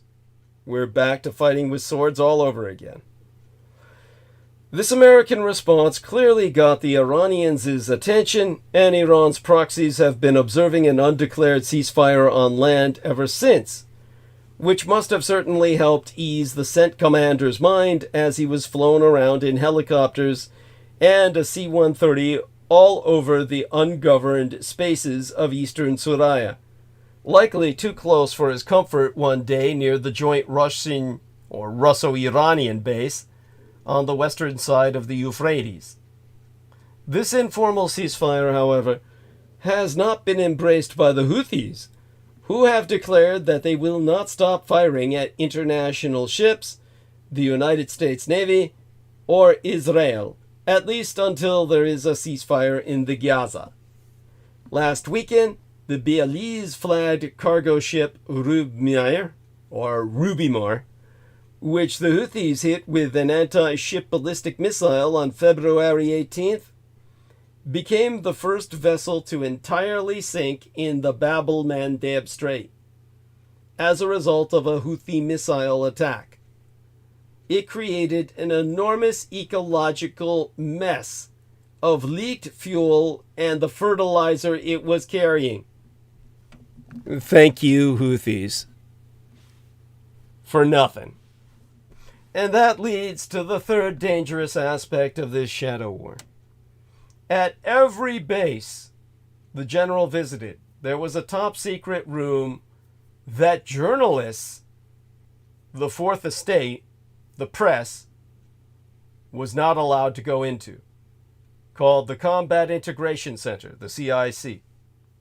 Inside, young American soldiers and sailors on Navy vessels stare at screens, try to identify the myriad objects flying toward them, and decide by its radar and visual signature whether to engage one, ignore another, or let a third go by, figuring it is going to miss and land harmlessly. CENTCOM discipline is important when you're firing 200,000 United States dollar interceptors at 20,000 United States dollar Iranian drones.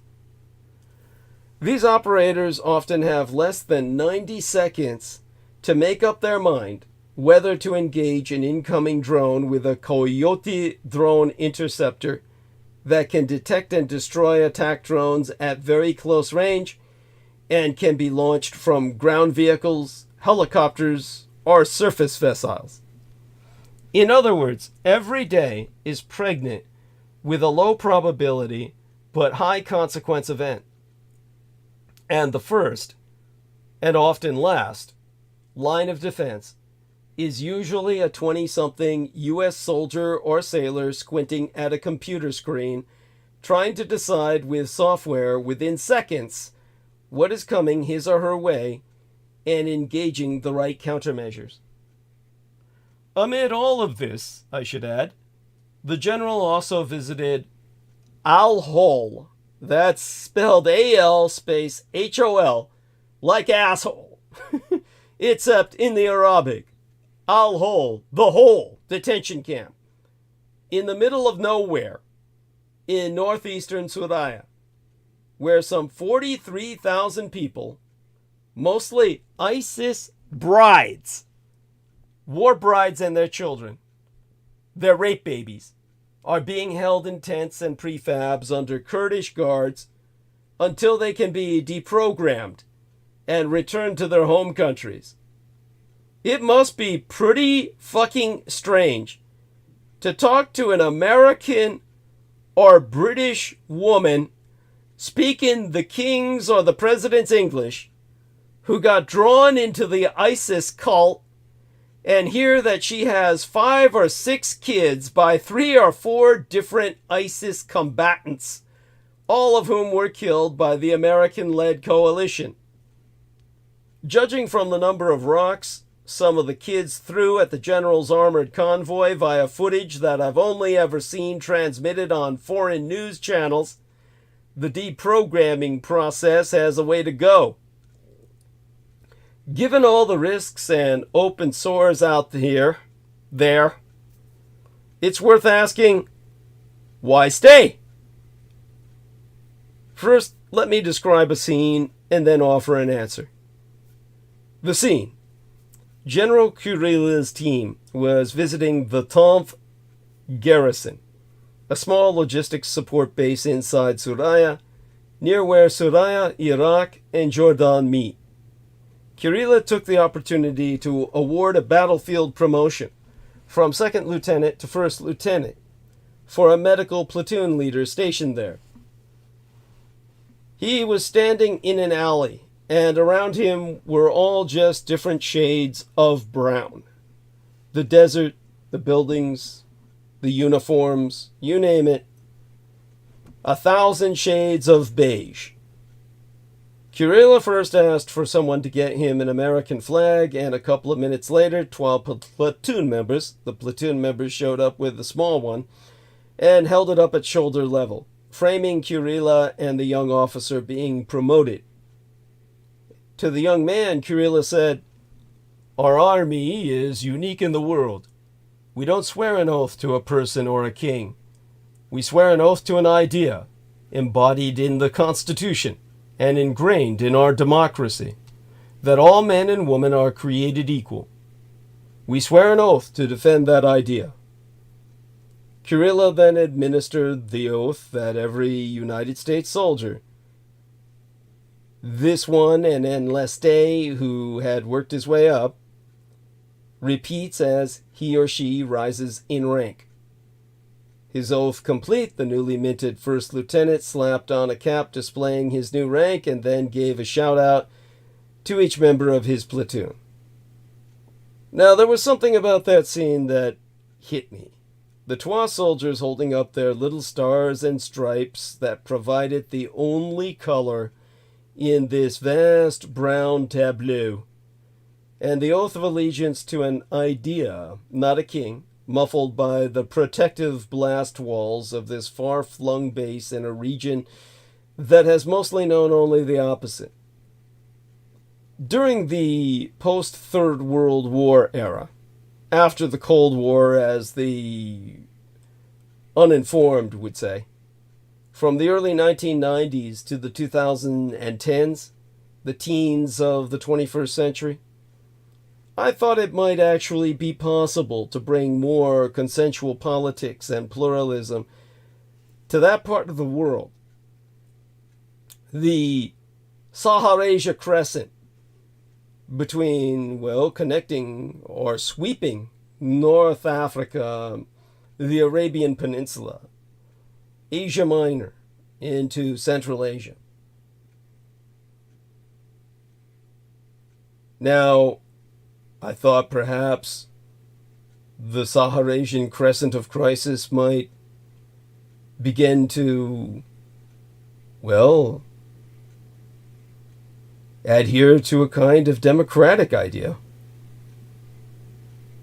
Thanks to the Oslo Accords, the Jordanian-Israeli peace treaty, the Arab Spring uprisings, and the greater integration that was resulting from globalization. But that never happened. Rather than the spread of democracy, the region experienced metastasizing disorder and failing states. At the same time, the big divide in the world became no longer between democracy and autocracy, but between order and disorder. Or rather, between order and the chaos, the nihilism, the bottomless abyss of the kings of Edom. The best case for United States forces remaining in eastern Syria, Iraq, and the Red Sea is precisely so that the chaos, the disorder over there, from the likes of ISIS, failed states like Syria, and the eating away of nation states by Iranian proxy militias, doesn't come over here. It's not a pretty or heroic mission, living in body armor all day in a harsh and hostile environment, with all the corn dogs you can eat as one of the few pleasures. But it's probably worth it. That said, we should have no illusions about the risks, because the shadow war playing out there could come screaming out of the shadows at any moment. And likely already has. The Biden administration argues it has successfully contained the Israeli war against the Palestinian militant group Hamas to Gaza, and that there is not any wider conflict. But the sheer number of attacks on United States forces points to tensions spinning out of control. To quoteist Robert Murat, a retired Navy vice admiral, now a professor at Syracuse University, "It is already a larger conflict. It's a question of degrees. Calling it a war is probably overstating things, but the tensions, the hostilities that exist between Iran and the United States are at the highest level they've been for some time." But he also qualified that the fighting is not out of control yet. Don't you feel so much better? The tit-for-tat battles had already reached a boiling point after that Sunday attack in Jordan, which the United States has said likely came from an Iranian-backed militia group in Iraq, Kataib Hezbollah. A suicide drone exploded in a housing unit at the Tower 22 base near Iraq and Syria, killing 3 Black African-American United States Army soldiers, 2 of them female, in bed with the male. He died happy, at least. They were engaged in some kind of menage a trois. Or at least that's the hot rumor that was spread. Which is why they got all taken down at once, because they weren't separated by the blast walls created for that very purpose. There is no security in numbers in some cases. The United States also lost 12 sailors during a covert mission off the coast of Somalia to intercept Iranian missiles bound for the Iranian-backed Houthis in Yemen. While the mission was a success, 12 sailors died after falling into the rough waters. These deaths sparked mourning across America and calls for more action, particularly among Republicans, some of whom urged Biden to strike back inside Iran. Washington is already deploying significant resources to defend ships in the Red Sea from the Houthis and to carry out aerostrikes in Yemen and Iraq, none of which have deterred the militia groups from stopping their attacks. The latest Houthi attack came on a Tuesday night, some months ago, when a cruise missile launched from Yemen into the Red Sea came within a mile of a United States destroyer before it was shot down, the closest such an attack has ever come to an American vessel. And United States forces, the Wednesday morning thereafter, destroyed a Houthi surface-to-air missile, a SAM as it's called, that the group was preparing to launch into the waterway, as confirmed by the United States Central Command via a statement that they issued thereafter. Even the Biden administration admits the situation is veering dangerously close to a powder keg moment. On Monday, as dated the 29th of January, Secretary of State Antony Blinken warned that the incredibly volatile environment in the Middle East is as dangerous as it's been in the region since at least 1973, and arguably even before that. President Biden then vowed to respond to the Jordan attacks, but the commander-in-chief also stressed he was trying to prevent the conflict from escalating. On Tuesday, January 30th, Biden told reporters, "I don't think we need a wider war in the Middle East. That's not what I'm looking for." When asked if the wider war was already here at a briefing held on Monday opening the last work week in January, the Pentagon Deputy Press Secretary Sabrina Singh said she was, in her words, not discounting the tensions are high in the region by any means. These Iranian-backed groups are targeting our military members with the intention of trying to kill them. But we don't seek a war. Iran also appeared at the time to be trying to pull away from a growing conflict. Iranian officials quickly denied any responsibility for the Jordan attack, claiming that Tehran does not direct orders, or does not give direct orders, to the militia groups it backs. But let's talk about this dangerous direction we're all taking in our race to the bottom. The direction isn't a conventional direction. It's not around you like north or south or east or west. It's down. Now, besides the Jordan attack, the fighting has largely been limited to proportional responses and tit-for-tat attacks, but analysts concur that they all also fear the conflict will soon reach a tipping point, and likely did so this weekend. Now, Sinai Zodi, a professional lecturer of international affairs at George Washington University, compared it to World War I, when European countries did not seek a major war, but the event spun out of control. To quote his T, "Space for diplomatic maneuvering is shrinking, and Iran and the United States are dangerously on a pathway to conflict. Neither Iranians nor the Americans are interested in having a direct conflict. It is an existential threat for Iran to fight the United States. It's also quite costly for the United States to fight Iran directly. Neither side is interested, but my concern is they're being pushed into that direction without actually wanting a conflict.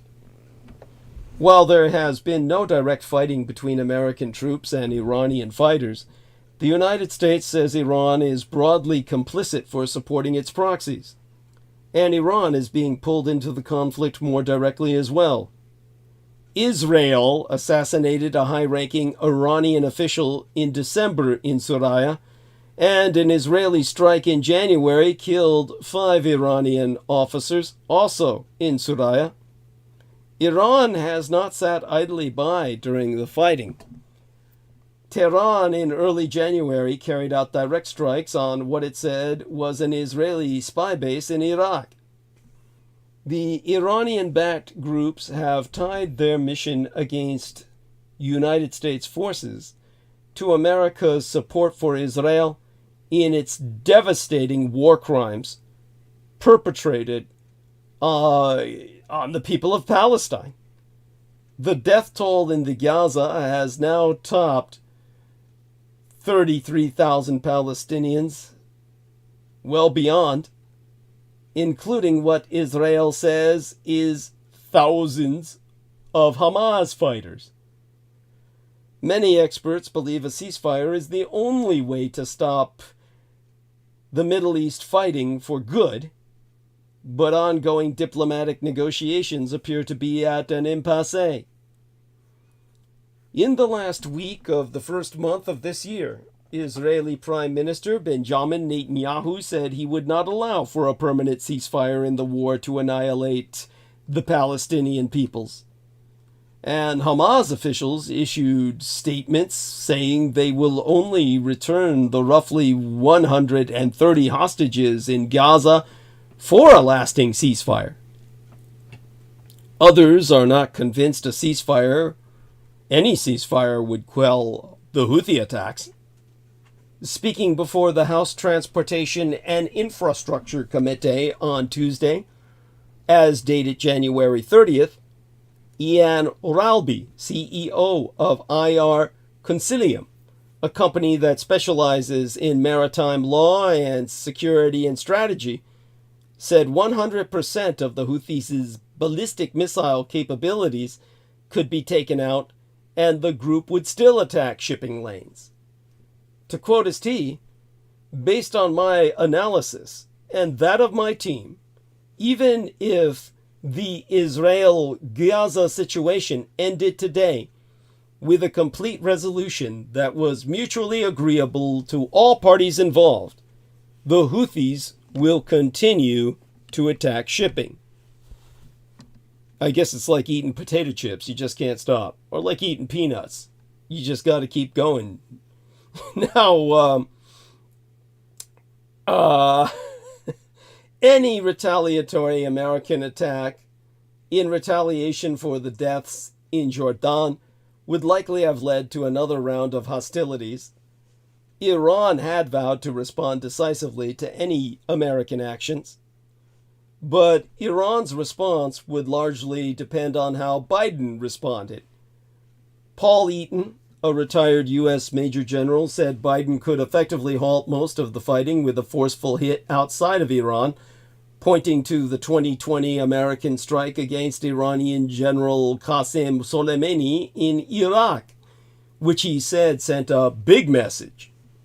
To quote St, we can make it clear to the Iranians that there's no future in persisting and that we're not leaving. And we can turn that region into a very lonely place for Iran and their proxies. But it's coming down to an authorization fight. At some point, Biden will have to go to Congress to seek authorization to continue the fighting against the militia groups. The president has constitutional authority to carry out strikes and take military action in self-defense from attacks on American troops and assets. The 1973 War Powers Act puts restraints on that authority, requiring the president to seek approval from Congress, which alone has the power to declare war, theoretically, within 60 days of military action beginning. The Iranian-backed groups first launched their attacks in late October, but more decisive United States retaliatory action started only in the past 12 months. Or was it longer ago by now? Still, the 60-day limit is more of a loose rule than a fixed one. meaning lawmakers may not press Biden unless the conflict drags on for several more months or longer. Per Frank Galgano, a retired U.S. Army soldier and Villanova University professor, at some point, theoretically, national command authority exceeds its authority to basically run an undeclared war against the Houthis. If this keeps going on for 6 months or a year, Biden is going to have to explain to somebody what he's doing.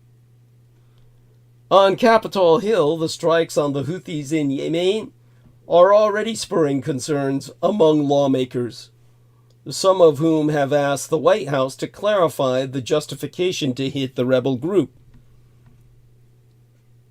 In the House, 27 lawmakers, on the far left and far right of the political spectrum, joined forces to question the Biden administration's targeting of the Houthis and to accuse him of violating the power of Congress to declare war. In January, the lawmakers wrote, "We urge your administration to seek authorization from Congress before involving the United States in another conflict in the Middle East." A bipartisan group of senators argued in a letter to Biden that any claim of self-defense was a stretch, as Houthis are mainly targeting foreign ships and commercial shipping, and the United States has repeatedly called it an international problem. The Pentagon said it is working off a United Nations Charter article that gives to member nations an inherent right of individual or collective self-defense if an armed attack occurs against them, at least until the Security Council takes action.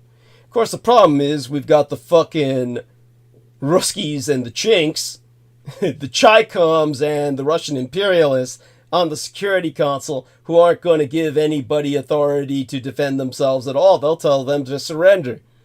And these other people don't have America's technology to defend themselves, showing how this bipartisan group of senators is not only full of shit, but a bunch of treasonous motherfuckers who want world trade to collapse. Now, Galgano said anti-piracy laws at the United Nations and in other maritime organizations may be able to justify action against the rebel group legally, even on land-based targets. To quote his T, this represents a form of piracy. The Houthis are not interested in robbing ships, unlike the Somali pirates or somebody else, but the idea is to create pressure and economic pain upon the West, which is what the Houthis are doing at the behest of the Iranians. Now, Senator Chris Murphy, a Democrat from Connecticut, when asked if the White House needs to come to Congress for authorization before responding to attacks, has gone on record to say, "It's all circumstantial, like it depends on the nature and the timing of the response. The president has an Article 2 authority to defend U.S. forces. He then has a war powers obligation to notify Congress. I think I'm still waiting for the response from the administration."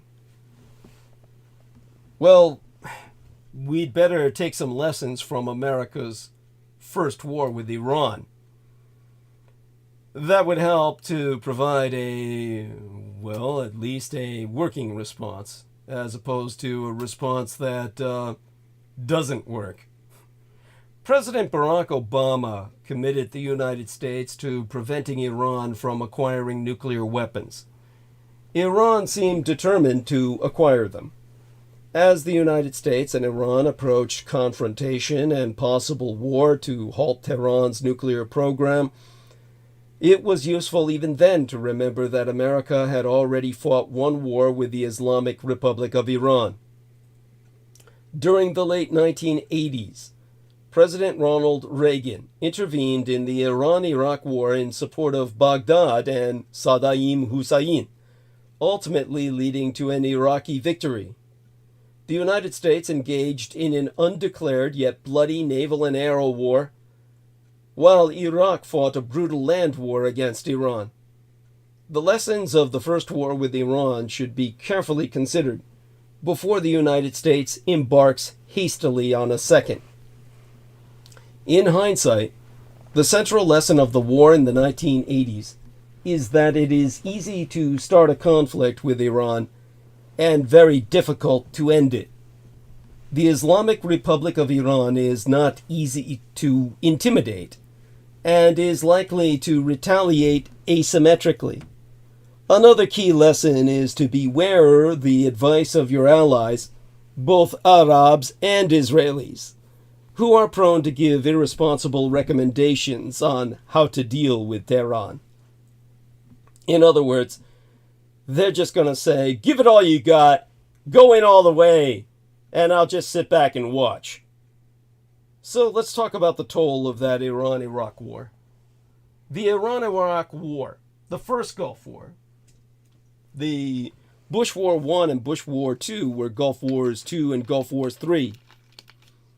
The Iran-Iraq war was devastating. I was there. I told people about this repeatedly on my summer vacation.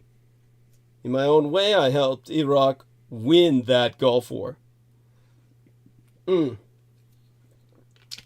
It was one of the largest and longest conventional interstate wars since the Korean War ended in 1953. Million lives were lost on either side, and perhaps another 2 million were crippled for life.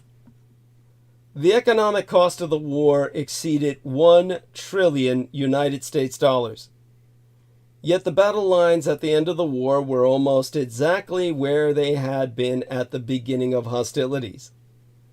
It was also the only war in modern times in which chemical weapons were deployed on a massive scale, a la World War I.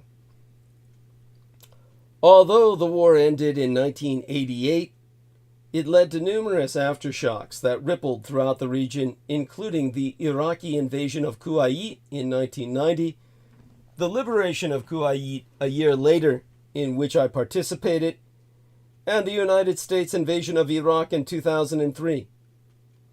The bloody American war that President Obama had ultimately ended in Iraq was the finale in this march of folly.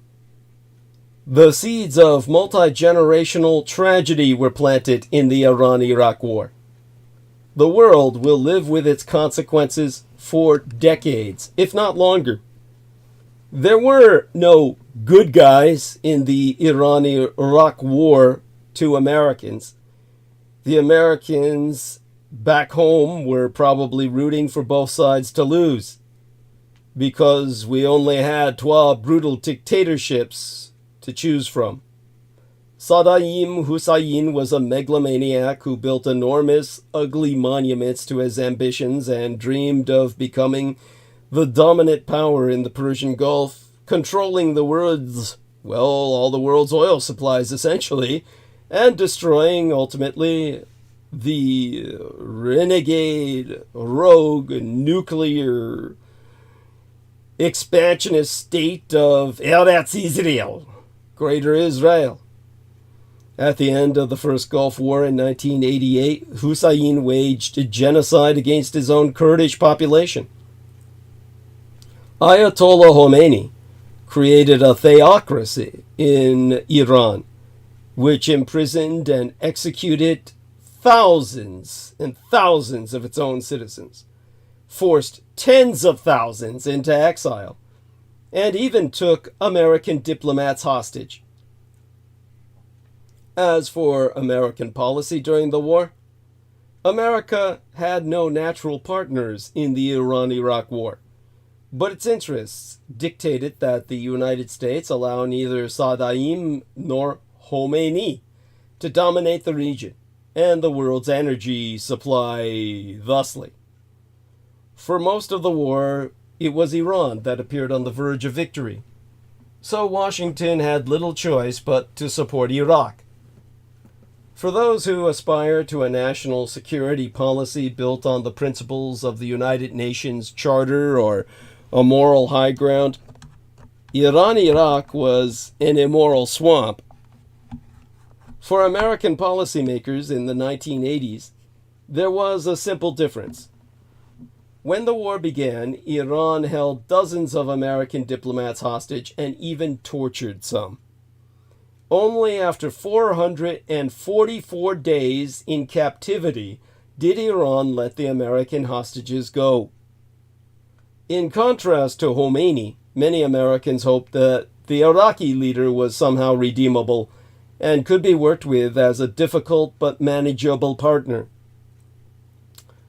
Of course, Americans were then indoctrinated to see that in hindsight as some sort of mirage. But in the 1980s, it was still a hope.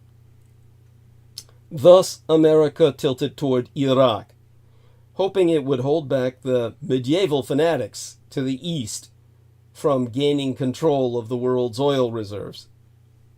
But our side kept breaking the rules.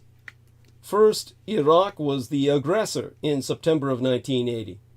Certainly, Iraq had been provoked by Iranian actions along the border, but the main act of aggression was carried out by the Iraqi army in the form of a massive attack. As long as Iraq held Iranian territory, Washington did not call for the restoration of the status quo ante, as would have been the norm for most international conflicts. Only when the tables turned did the United States call for the respect for the international border. Then Iraq began using chemical weapons, first in a piecemeal and largely ineffectual fashion, but by the war's end on an industrial scale, and with decisive effect. The threat of Iraqi chemical warheads on long-range missiles cleared Tehran of many of its inhabitants in 1988, and Saddam began using chemical warheads to systematically kill his own people. Rather than fall silent, the guns of war merely changed theaters with the 1988 ceasefire, as the Anfal campaign against the Iraqi Kurds began, an act of pure genocide by the government that the United States had supported during the war. The conflict was not President Ronald Reagan's finest hour.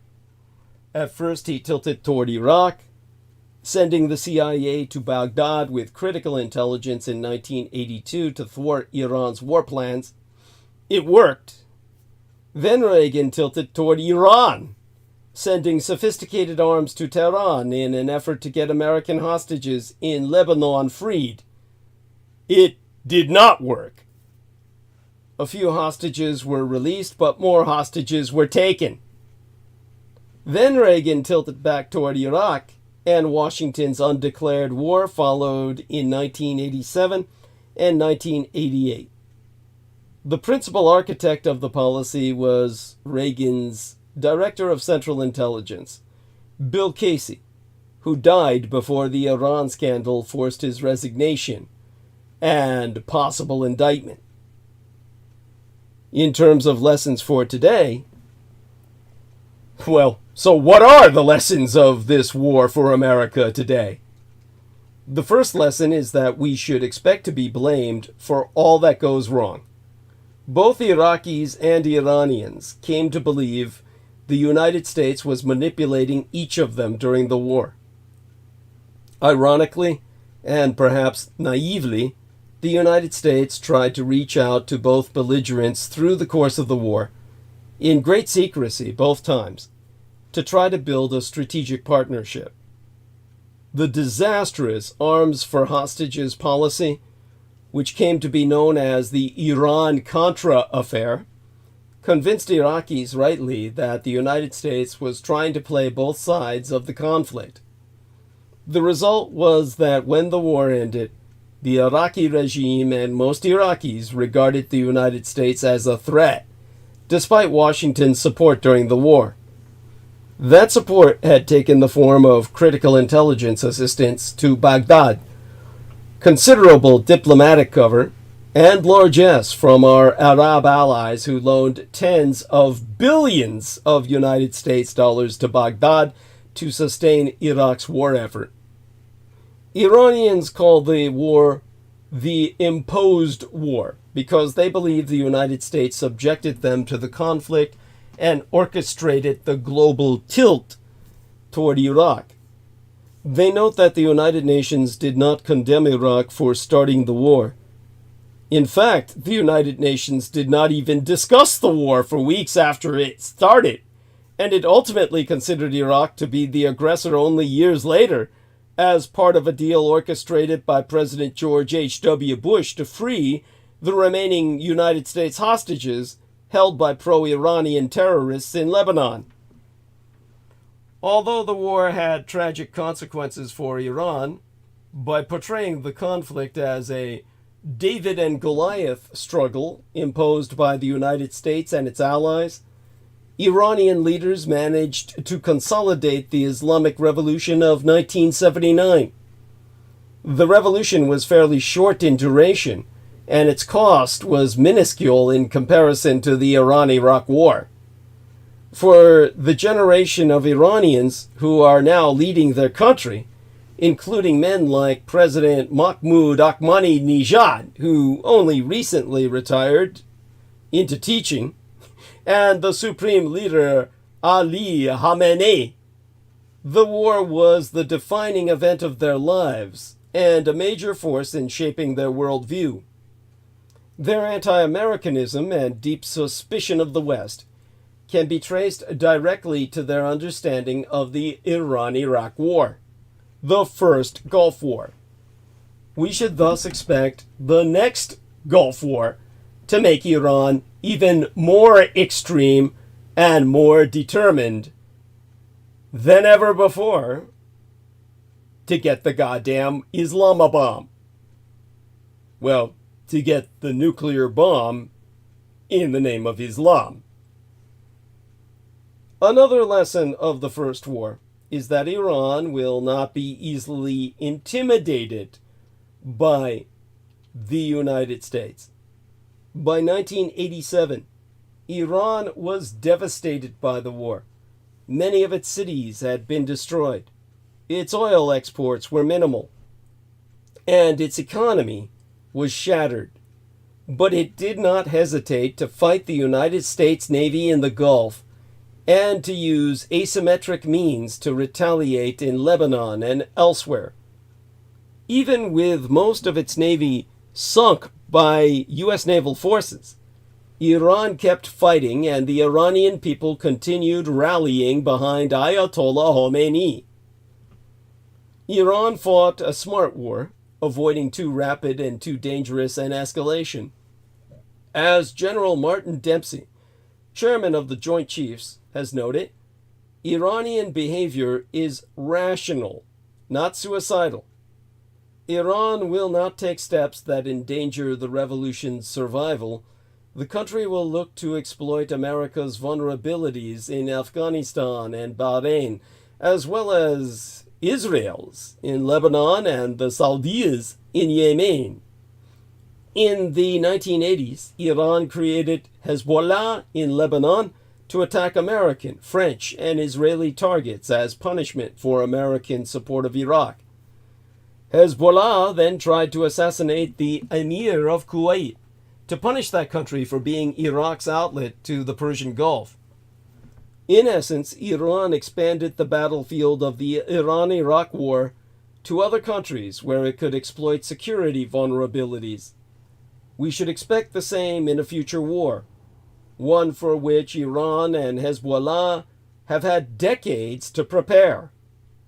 Indeed, Iran and Hezbollah are already waging a low-intensity terror campaign against Israel from Bulgaria to India, and they have reportedly used cyber warfare against Saudi and Qatari oil companies. Another lesson is that ending any future war will be a challenge. In 1988, Iran sued for a ceasefire only after suffering catastrophic defeat on the ground against Iraqi forces and after Saddam Hussein threatened to fire Scud missiles armed with chemical warheads into Iranian cities. Iranians feared they would face a second Hiroshima if they did not accept a truce.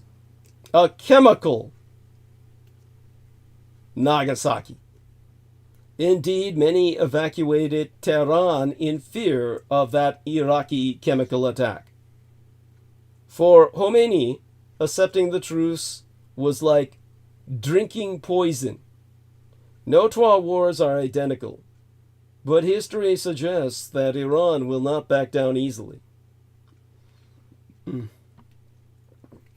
The final lesson is to always scrutinize the advice of allies. Ironically, in the 1980s, the closest American partner in the region, Israel, pressed Washington hard and repeatedly to essentially switch sides and offer assistance to Iran. Israeli leaders, generals, and spies were obsessed by the Iraqi threat in the 1980s, just as they are preoccupied by the Iranian threat today. And they longed to restore the cozy relationship they had with the Shah of Iran in the 1960s and 1970s. Through the Iraq-Iran war, Israel was the only consistent source of spare parts for the Iranian Air Force's United States manufactured jets. Israeli leaders, notably Yitzhak Rabin and Shimon Peres, purchased considerable pressure to bear on Washington for an American engagement with Tehran, and Iran-Contra was in every way their idea. They have always operated against the interests of America. They are America's true enemy. American diplomats and spies deployed abroad were told to turn a blind eye to Israeli arms deals with Tehran, even when it was official United States policy in Washington, well, the Washington euphemism of the day, to staunch all avenues by which the Iranians might obtain weapons or other material needed for their war effort.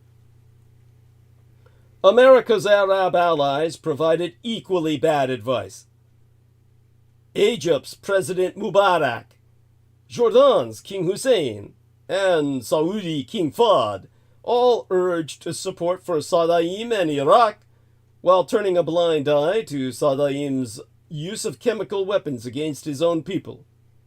Egypt sent arms, Jordan sent volunteers, and the Saudis bankrolled Saddam's war, while telling America that he was a born-again moderate who could be worked with and trusted.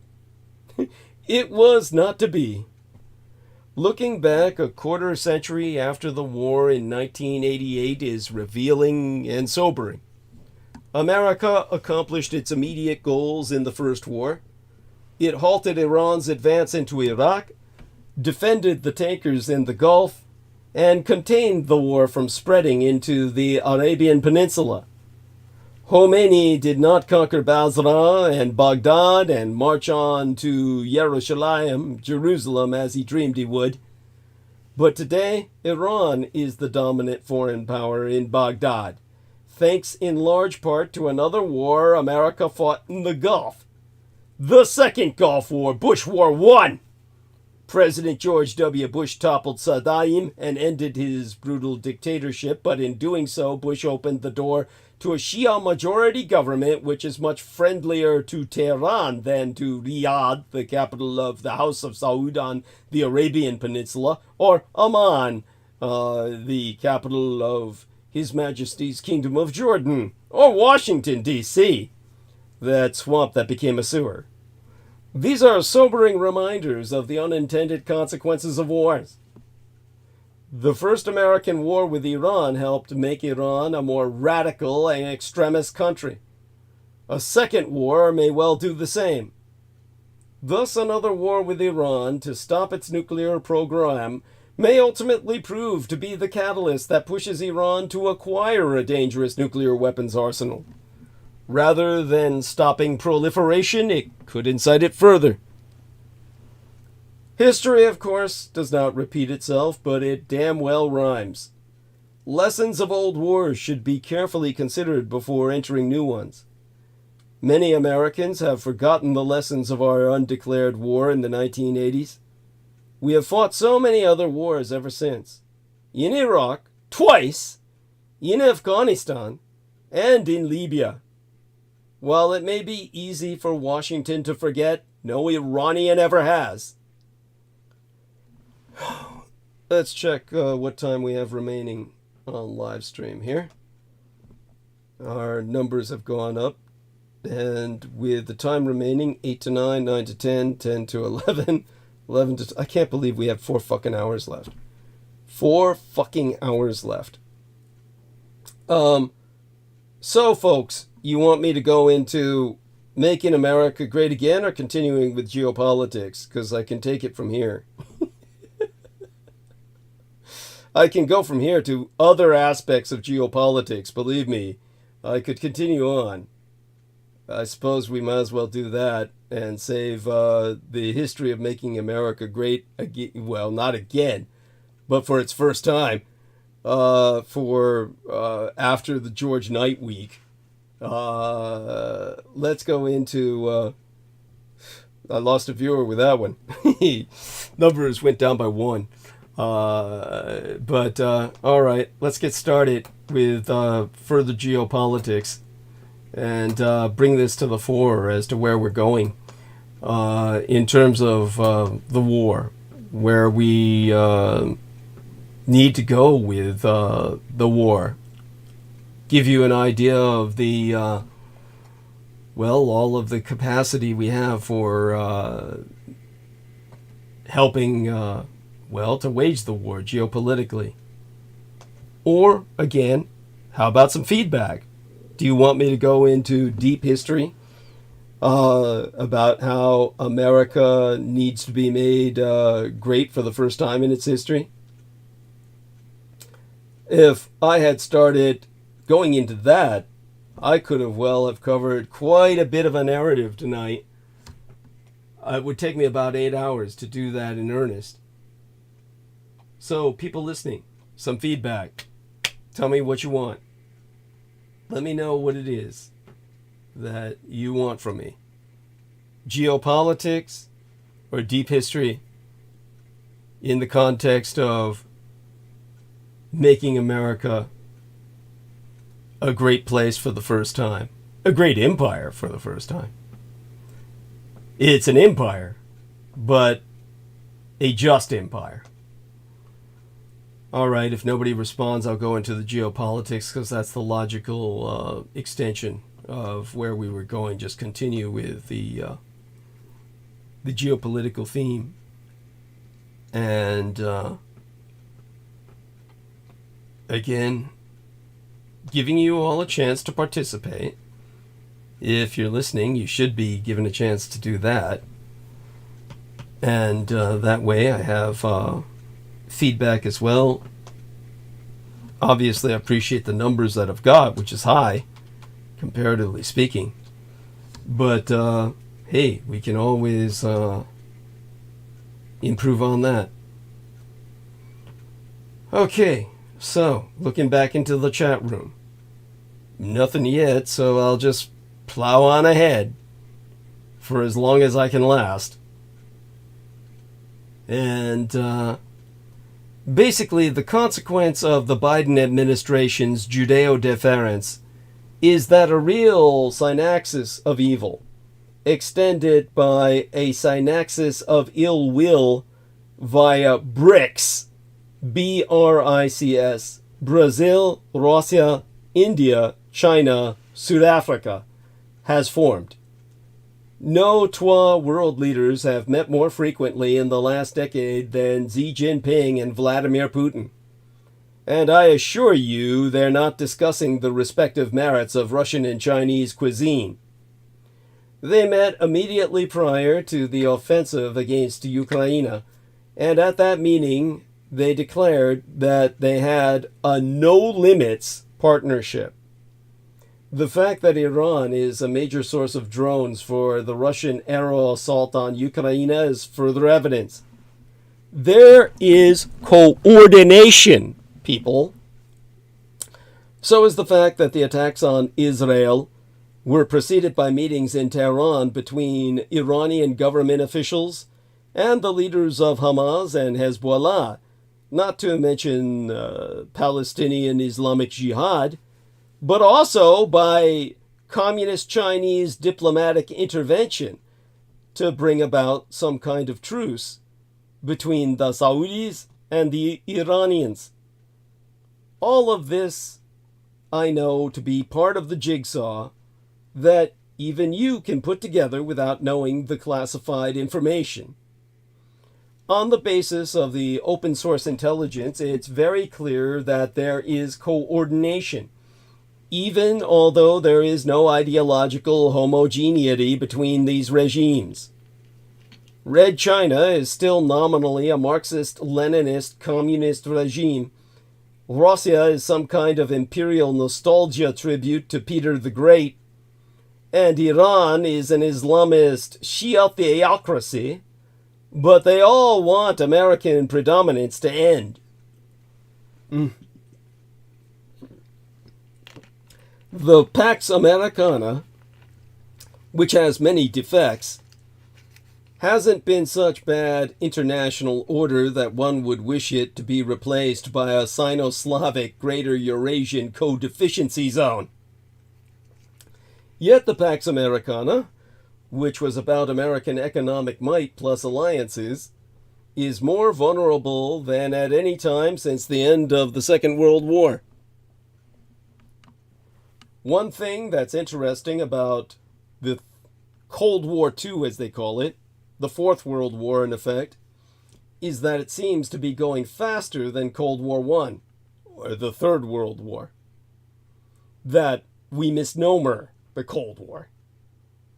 Our Korean War seemed to kick off before there was even consensus that we were in another Cold War. Our Cuban Missile Crisis over Taiwan might be just around the corner, instead of 9 years after the end of the Korean War. And when it comes to the young people's attitudes, we have somehow gone to 1968 already. Because if you go back to 1968, there was an enormous revulsion against American power from within. The ones chanting support for Ho Chi Minh on Harvard campus and now chanting in support of Israel. You will always find useful idiots in abundance on that campus. Useful idiots who are mainstreaming political poison into the bloodstream of democracy. Useful idiots doesn't begin to describe the treason weasel twins, Comer and Jordan, who are enthusiastically promoting zombie lies Russia came up with in 2016 to help Trump win the White House. They're mainstreaming political poison directly into the bloodstream of our body politic, purely for political profit. Vladimir Putin always knew he could never beat America militarily, so his next best option was to infiltrate our political systems and seize control of the Russo-collaborationist Red Republican Insurgent Party, it being increasingly self-evident that he's pulled his off, right down to blocking United States aid to Ukraine for over a year. Jim Jordan and James Comey, Jeff Tiedrick calls them the Twa Jimmies, are apparently determined to continue carrying water for Vladimir Putin. Now that they know for certain that their source for phony claims that Joe Biden took a $5 million United States dollar bribe was an agent of Russian oligarchs tied to Putin himself, both nonetheless insist they're going to continue with their witch hunt against Joe Biden. In this, they're going along with a Russian intelligence operation explicitly designed to make Donald Trump president and thus crush American democracy forever, and the threat we represent to Russian imperial expansionism. In this, they're going along with a Russian intelligence operation explicitly designed to make Donald Trump president and thus crush American democracy, the threat we represent to Russian imperial expansionism. Had to say it twice to drive the point home. Back in 2016, heading into that year's presidential election, Russia apparently had its guy buried deeply within the FBI. His name was Charles McGonigal. He ran the Cyber Counterintelligence Coordination Section in Washington, getting direct reports from FBI agents who were monitoring Russian espionage activities in these United States. He'd spent the previous decade steadily climbing within the FBI's counterespionage operations. In 2002, McGonigal was made a field supervisor for the FBI's counterespionage section at FBI headquarters. In 2006, he became field supervisor for a counterespionage squad operating out of the Washington, D.C. field office. In 2010, he was involved in the investigation of Chelsea Manning's collaboration with WikiLeaks. In the year of the 2016 election, he discovered that the FBI had been monitoring contacts between the Trump campaign, Trump family members, Russian intelligence, and several Russian oligarchs, particularly Oleg Deripaska. The monitoring operation was called Operation Crossfire Hurricane and had been kicked off when a Trump campaign aide told the Australian ambassador that Russia was helping Trump to win the election. McGonigal quickly inserted himself into the Crossfire Hurricane investigation, supervising the investigation of Deripaska, the billionaire Russian oligarch who'd paid millions to Paul Manafort in 2010 to install Viktor Yanukovych as Putin's puppet in Ukraine. 6 years later, to repay a multi-million-dollar debt to Deripaska and Putin, Manafort came back to the United States and ran Trump's presidential campaign for free.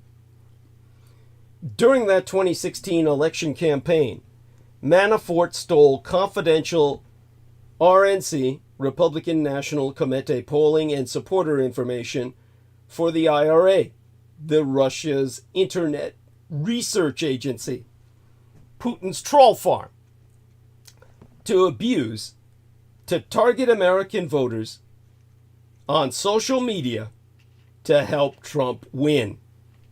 In exchange for that information being passed along to the IRA branch of Russian intelligence, Deripaska reportedly forgave the millions that Manafort owed him. Manafort was later convicted of money laundering and other crimes connected to both Deripaska and the Russian Empire. He was then pardoned by Trump, who was the beneficiary of Manafort's subterfuge. Talk about conflict of fucking interest. McGonigal was also close to Rudy Giuliani and Donald Trump, having known them since the 90s. He is self-evidently the person who leaked information about Anthony Weiner's laptop to Giuliani, who then blurted it out on Fox News. You can't call Fox News, it's more like snooze. That, in turn, put the pressure on FBI Director James Comey to call a press conference just 11 days before the 2016 election to announce a new investigation into Hillary Clinton's emails. Exactly as Russian intelligence wanted. Polling proves that press conference handed the election to Putin's boy Trump, even though Hillary got 3 million more votes nationwide. After the election, McGonigal was arrested and charged with multiple crimes on behalf of the Russian Empire. A traitor! These included a money laundering charge involving Deripaska. It's still unknown how long he was working for the Deripaska Putin team, or how much damage he did to United States national security. But he sure managed to sabotage Operation Crossfire Hurricane's investigation of Donald Trump and the Trump campaign. So, in 2016, an American FBI agent was working with a Russian oligarch to get Trump elected, and after Comey's press conference, the plan worked.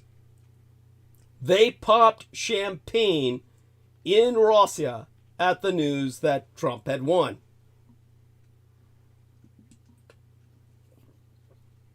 Now comes another FBI asset, Alexander Smirnov, who's also been working with the Russian intelligence to disrupt American politics to the benefit of Donald Trump.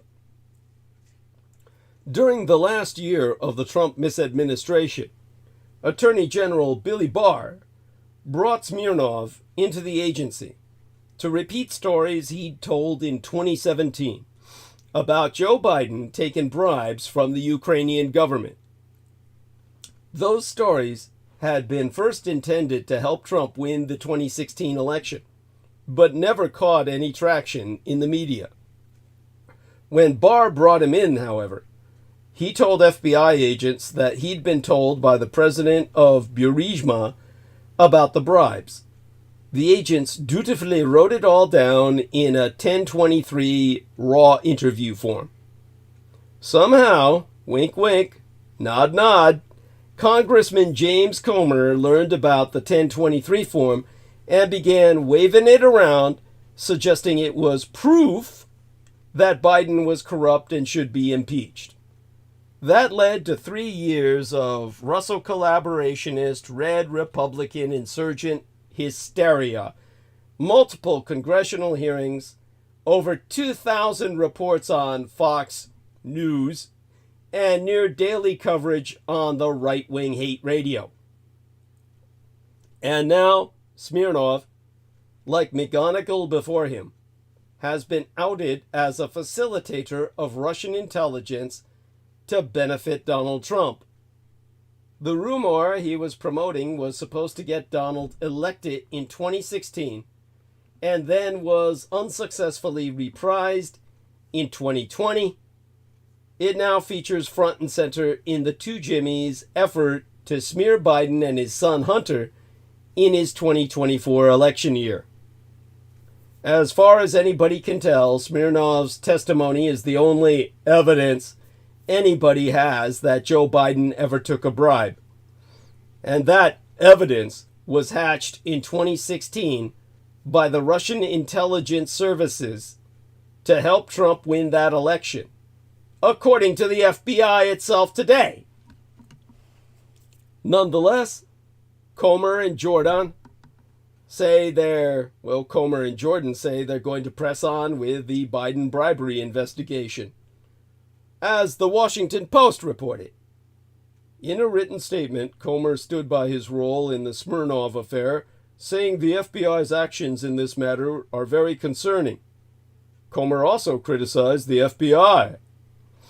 Now, Republican Congressman Ken Buck, a former prosecutor who's retiring from the House this year, has outed Comer and Jordan for not only using Russian propaganda to smear a sitting American president, but even worse, for having known all along that the story was a Russian intelligence op. Buck told CNN's Caitlin Collins, and here I quote his T, "Obviously, this witness, and we were warned at the time that we received the document outlining this witness's testimony, we were warned that the credibility of this statement was not known. As a prosecutor for 25 years, Caitlin, I never went to the public until I could prove the reliability of a statement." Congressman Dan Goldman, who worked for the January 6th committee, was even more blunt. So saying, DOJ must investigate whether and when Grassley, Comer, or Jordan knew that Smirnov was spreading Russian disinformation. But now that it's public, Comer and Jordan clearly will be conspiring with Putin to interfere in the election if they continue with this bogus impeachment. Truth and facts don't seem to matter to the Twa Jimmies. When a reporter asked Jordan where they were going to go with their investigation, Jim replied, "It doesn't change the fundamental facts." And the reporter was boggled, so he said, "It doesn't change the facts! It does change the facts because they're no longer facts!" But these Twa treason weasels don't care about facts. They don't care about what's best for America or the American people. They don't care that Putin has been running their Republican Party by a remote control via Trump for almost a decade. They don't care that democracy here and around the world is hanging by a thread. All they care about is preening for the next hit on Fox News and their ability to own the libs. As Congressman Goldman said, to the extent that they continue to push forward with it, they are now doing it with a knowing asset of Russian intelligence. It is one thing to lead an investigation where you fail to find evidence to support unfounded conclusions. It is altogether something else when you are acting as an agent of Vladimir Putin. Now, Abraham Lincoln, America's first Republican president, and for his time, a progressive, is rolling over in his grave. So let's talk about the consequence of losing, because it's there. It's a very real potential. I do think it's easier for Russia, Israel, and Red China to mobilize anti-American sentiment or Asia-phobic sentiment through social media than was ever possible in the Third World War, the First Cold War. That means I think that our task is harder. The Fourth World War, Cold War II, has a lot in common with Cold War I or World War III. But economically, the other side is much stronger than it was in World War III, the so-called Cold War I. Secondly, I know we are more divided and more capable of being divided, and in that sense, I think there's a decent chance we'll lose World War IV, this so-called Cold War II. And that's what people find really hard to visualize. The reason people don't worry is that they think we're always going to win. It's going to be fine. Don't worry. And my response to that is, no, you have to contemplate the possibility of losing. The United States did not inevitably win the Third World War, the so-called Cold War I. It looked like it was losing for most of the 1970s. By 1979, it really looked like it was in trouble. And I think we just don't get across to people what losing might be like and why it might be bad. Ukrainians understand what losing is like because they saw the bodies in the streets of Bucha. Palestinians know what losing is like because they know that how long has it been? Oh my God.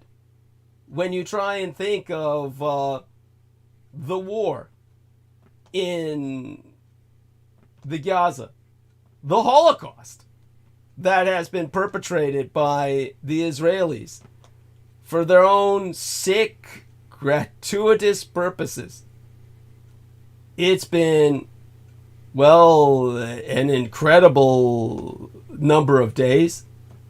I can't cautiously remember how many, but at this point, it's got to be bordering on, what would we say? We could count it by going through the calendar.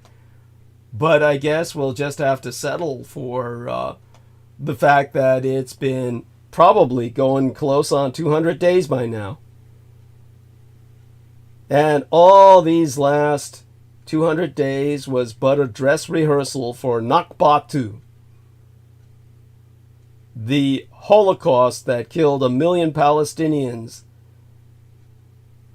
and another million were ethnically displaced, ethnically cleansed, relocated into the open-air concentration camps of Gaza and the West Banks, where they're being cleansed from in both cases now. All this last 200 days was but a dress rehearsal for their final extermination. Genocide has no nuances. There are no nuances in killing tens of thousands of innocents in order to assert a legal right to land which was never yours in the first. Now, in my transmission as hosted on the late Diana Dietrich's 100th solar return, after B-Day transmission, her after birthday transmission, dated Wednesday of December 6th, 2023, I had opined that what Israel and the United States of America are doing in tandem in Gaza is a war crime. Since then, the criminality has only intensified, and some 60,000 more innocent Palestinians have been mass murdered, with the world, global north, south, and middle, either remaining silent or muttering inanities of the Blinken type that are specious and intended to give more time to Netanyahu to achieve his objective of depopulating the Gaza Strip. A non-binding United Nations resolution moved by Jordan for a ceasefire on humanitarian grounds was passed by the General Assembly, but to their eternal shame, India did not vote in favor of a ceasefire. A very conservative estimate states that Israel has already killed 2% of Gaza's population. In Asian Indian terms, that would amount to 28 million deaths. Surely, both the irony of their posture and its perfidy cannot be lost on any serious observer of their foreign policy. Here is the self-proclaimed leader of the global south, the Vishwa Guru, which has just spent some 4,000 crore rupees at the G20 conclave, to burnish these delusive credentials, but has now become just a camp follower of the Jewish cabal that controls the global north. India is a leader without any followers, a general without an army. That is the irony. The perfidy lies in an external affairs minister who has spent his entire career in the Indian Foreign Service supporting the Palestinian cause, their time-tested and age-old policy, but now has no stirrings of conscience in joining the pro-Israeli ranks. Either he has changed his mind, which is difficult to do at an age when most of your mind is in furlough in any case, or he has sold his soul for the loaves of office. Even more damning evidence is beginning to indicate that most of the Jewish settlers killed on October 7th and 8th of October were done so by the Israeli Defense Forces in retaliatory fire under its Hannibal Directive, which requires killing of the enemy at all costs, even the death of its own citizens. I am inclined to plump for the latter explanation of the External Affairs Minister of Asian India, selling his soul for the loaves of office, given his strident expressions of loyalty to the right-wing ideology for quite some time now, which diminishes him as a human being. He has abandoned his principles and values and has now become a full-fledged member of a callous, opportunistic, amoral, and transactional universe. I wonder if he can sleep at night. Of course he probably can, what with the experience acquired in the Ukrainian war doing precisely the same. India now languishes in no man's land. Terra nullius. They have abdicated any moral right to lead the global south. And in the global north, they are now just another parvenu seeking only to stay in the good books of the good old USA, putting all their eggs in the geopolitical basket. Their time of reckoning will come sometime, but it will not save the Palestinians from further slaughter. No one with an IQ above 50, that excludes most of the bots, naturally, will buy their canard that they are maintaining neutrality in the Gaza conflict. Neutrality in a dispute between the world's fourth most powerful army, a nuclear power as well, and a putative nation that comprises millions of displaced people with no government, economy, or army, and 80% of whom survive on humanitarian aid, is no neutrality. It be but complicity with the former. As Martin Luther King Jr. had said, there can be no neutrality between right and wrong, or between good and evil. Neutrality in such a context means supporting the wrong and the evil, which brings me to my next point. Independent evidence is now emerging that Netanyahu himself covertly supported and funded Hamas as a counterbalance to the Palestinian Authority, it being his own creation. The news about the beheading of babies has been deconstructed by independent journalists on the front lines of the malevolently misnomered Israel-Hamas war, in fact, the Judeo-genocide of Palestine. I have received quite a few responses to my earlier episode on this channel, as well as by email. I will not bother with the bots and the trolls, since radical Hindutva, communism, and Zionism are all poisonous fruits of the same genealogical tree, and by definition can only exude venom. But there are a lot of otherwise well-read and reasonable people who appear to have succumbed to the theory of nuances in the ongoing pogrom of slaughter of Palestinians. This fake theory and their argument go as something like this. Israel's disproportionate assault on Gaza is not a simple black and white issue. It has nuances, which must be understood. It is defending itself from a terrorist organization which has beheaded babies and raped grandmothers, launches rockets against Israel, has taken 250 hostages. The Gazans fully support Hamas and must now pay the price for it. Most importantly, Jews have the right to the lands of the Palestinians, since they were the original settlers, and 900,000 Jews were evicted from Palestine in the early 20th century by the Arabs. Some apologists even go as far back as the Old Testament and the Canaanite period to justify Israel's claim to Palestinians' lands, claiming, of course, the Canaanites sacrificed babies unto Moloch. Most of this is misleading hogwash, and an attempt to deflect the debate and to direct it to a road that leads away from the war crimes being committed in Gaza every day before our very eyes. Today's global outrage should not be about who, the Jews or Palestinians, are right about their respective claims to land. The anger should be about the slaughter of innocent non-combatants, women and children in Gaza, in their many thousands. There are no nuances here. Not in the killing of 44,000 children and 14,000 women.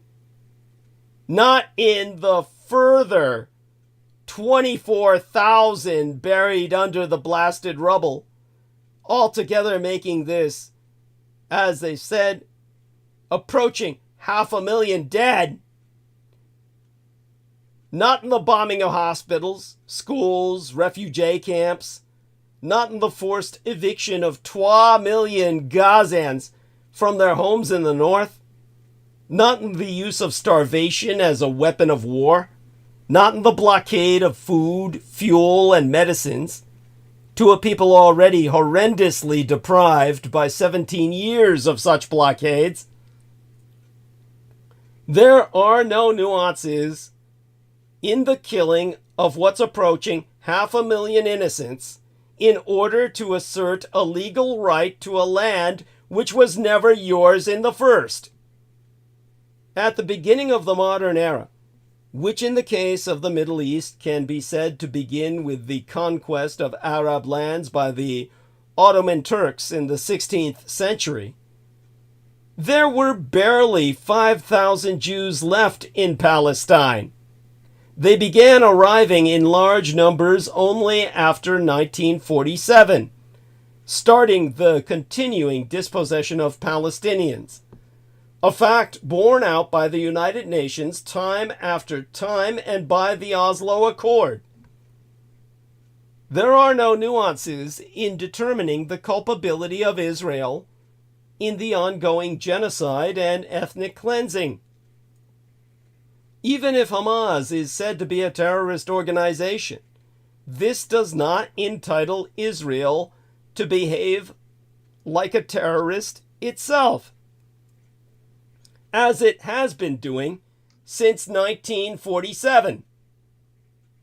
A sovereign democratic state has to abide by international rules and covenants during peace and war. It has to be held to a higher standard than a terrorist outfit. If it conducts itself as a terrorist entity, there is no subtlety needed to determine its guilt. In any case, independent evidence is now emerging that Netanyahu himself covertly supported and funded Hamas as a counterbalance to the Palestinian Authority. It is his creation. The news about the beheading of babies has, again, been completely deconstructed by any independent journalist. All of them together, cross-referenced, makes it more than self-evident who the true aggressor is. Israel attacked itself. As again, when I said that even more damning evidence indicates most of the Jewish settlers killed on the 7th through the 8th of October were done so by Israel's own IDF, its own Israeli Defense Forces, in retaliatory fire under its Hannibal Directive, which requires killing the enemy at all costs, even at the death of its own citizens. Reports have revealed that these Israelis were killed by tank shells. And the Hamas, they didn't roll in with any goddamn tanks. They were also killed by 5.7 millimeter bullets, which Hamas does not even possess. Nor does Hamas possess the kind of lethal missiles that killed 500,000 people in a Gaza hospital in one midnight strike. Netanyahu is abusing the Hamas pretext and his subsequent savagery to stay in power. And someone in India seems to be doing the same with their bankrupt neutrality. They are part of the Sino-Slavic Indic synaxis by their willingness to do nothing. Looking for nuances in this conflict, or claiming neutrality, is sheer Islamophobia and complicity in the neo-colonial game playing out before our very eyes. The Western colonialism of the 16th and 17th centuries is back, this time riding on the back of a biblical justification, oil, the Ben Gurion Canal, racial hatred, and its messiahs are a self-proclaimed Zionist in the White House who cannot climb 3 stairs without stumbling, and a psychopath whose mind is a black hole which cannot be penetrated, according to his own psychiatrist, who has just recently ended his own life. I'm speaking of Benjamin Netanyahu, in case you did not know. Truly, it has been said, Homo homini lupus est. Man is wolf to man. But, despite having lost every major war they've fought since independence, by the sheer dint of wealth and resources I have earlier articulated, Americans still don't really know what losing would mean. And young Americans have absolutely no concept. In fact, young Americans are so complacent about freedom that they're basically against it now, which is a bizarre turn of events. We need a bit more of what it would actually be like if we lost. Let's just imagine that there is a Taiwan crisis, and they send 2 aircraft carrier groups, and the Chinese just sink both those carriers, and the United States finds it has to sue for peace, and Taiwan is taken over, and Xi Jinping does the ticker tape parade through the city of Taipei, in which I myself was born.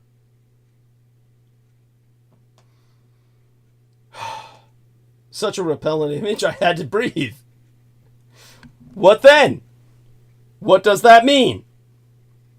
I think a lot of people haven't really got anywhere close to thinking that through. They don't realize that ceasing to be number 1, losing the Pax Americana, has massive costs. These are the things people don't spend enough time thinking about because they just complacently assume that all of this stuff is going on over there in Ukraine and Israeli-occupied Gaza and mine own true homeland and heartland of Taiwan. But somehow we'll be fine. But the reality is we would not be fine any more than we would have been fine if the Soviets had won the 3rd global conflict we misremember as the First Cold War. Now, let me look at the numbers before I decide whether or not to go on. You tell me. Participate. Shall I go on with this? Tell me where you want to go. Anybody out there? We've got a good number of concurrent viewers. Come now. Some of you must have suggestions. Well, I guess it's good enough for me to tell you about what it would be like to lose. What would happen if, say, you just lose in the theater of war that matters the most? The Taiwan catastrophe. What America and the world would lose if mainland China took my island China.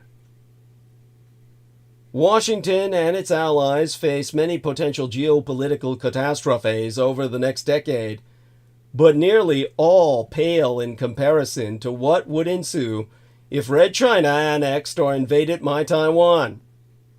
Such an outcome, as one United States official put it, would be a disaster of utmost importance to the United States, and I am convinced that time is of the essence. That was no less a personage than my namesake, General Douglas MacArthur, in June of 1950, then overseeing the reconstruction of Japan and worrying in a top-secret memo to Washington about the prospect that the communists in China might seek to vanquish their nationalist enemies once and for all. More than 70 years later, General Dogorosu Makature, as the Japanese knew him, his words ring truer than ever Then, as now, Taiwan's geography matters. A self-governing Taiwan anchors the empire of Japan's defense and denies Red China a springboard from which it could threaten American allies in the Western Pacific.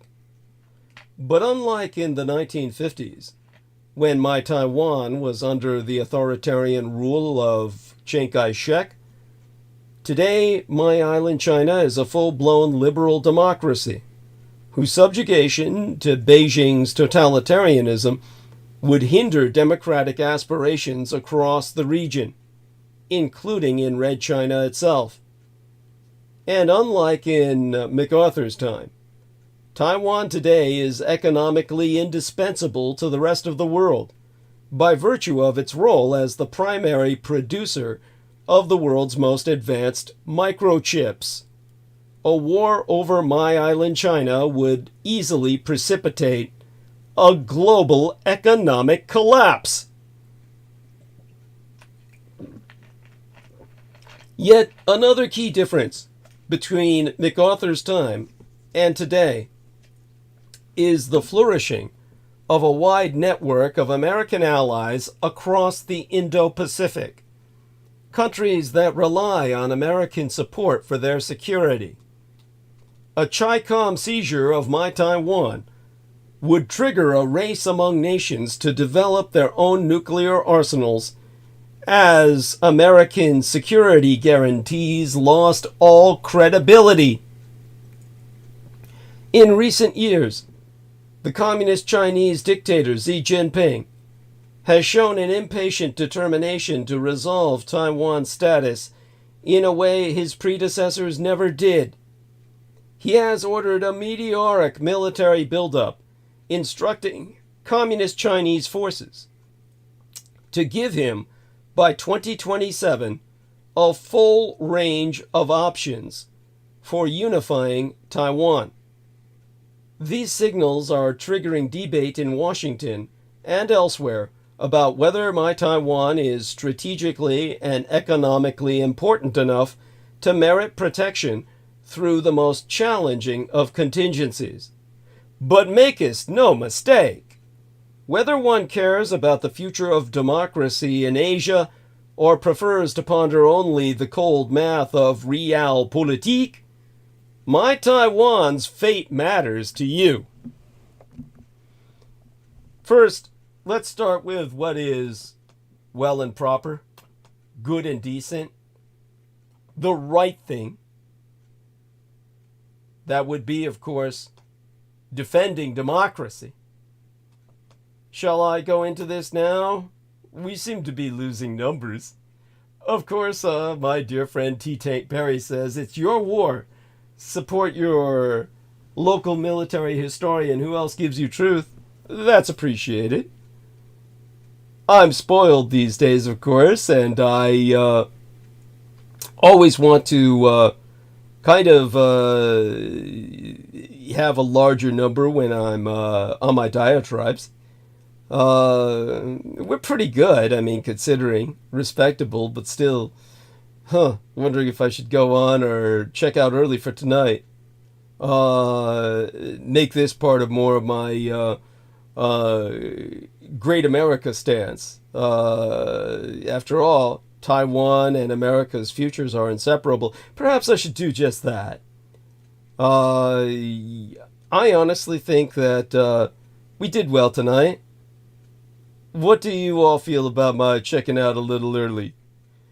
Good God, maybe if I could find somebody to join me for a conversation, we could hold that for a while. Oftentimes these conversations last and last. But I kind of sent everybody to sleep tonight.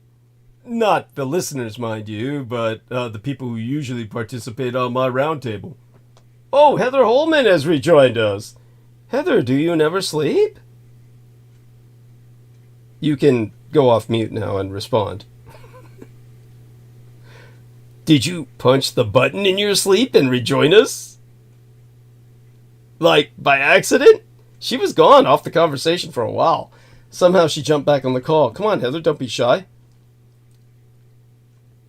You, I guess she's staying on mute. Oh, well, what can I say here?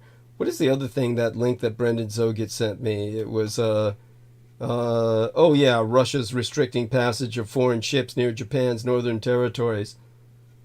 Says he's active now, but if I called him, he'd probably wouldn't be. Poor bastard. Victoria Hobbs, I forgot to call her earlier. Jesus Christ. No one showed up on my list. I'm going to have to, use a different method to decide on who to call. Like our friend, Mr. Aristides says, I should make a cheat list, and I'm going to have to do that. So, okay, what do you think? If you don't want me to drop off for the night, since I think we turned in a pretty good service already, just reminding everybody, we got to make rent. And I have effectively no money this month. Let's try and raise $600 right now. So everybody get together, give me $300 each. We need to make rent for me to survive. I basically think you, well, as T-Tank Barry says, you're not going to get in-depth analysis like this anywhere else. And yes, T-Tank Barry says, rest up, brother. God bless you. Oh, hugs. You're such a good guy. T-Tank Barry, you are the best. Of course, we got an increase in concurrent viewers. That kind of seduces me to stay on. Oh, shit. I don't know if I could turn out as good as I've been doing so far. But, yes, T-Tank giving me permission. He is the best. T-Tank Barry is the man. Again, let's see what I've got in my wallet is a few $100. I practically got nothing in the bank, and we got to try and make $1,000 by the end of the month. Obviously, I'm going to be using what money I have in my wallet towards shopping for supplies. I'll have to resupply my potable water tomorrow. God knows, this has been a hard month because I had to buy new electric blankets, which I, of course, have at home now. And at least one of the pairs. So we're going to have to reset that because this other electric blanket, the temporary one, says fun to the fullest. God bless you. Pay it forward. T-Tank Barry is the man. T-Tank Barry is this great guy. Honestly, he's my brother from another mother. And he's right. I should rest up. My voice is going. I want to do the subject justice.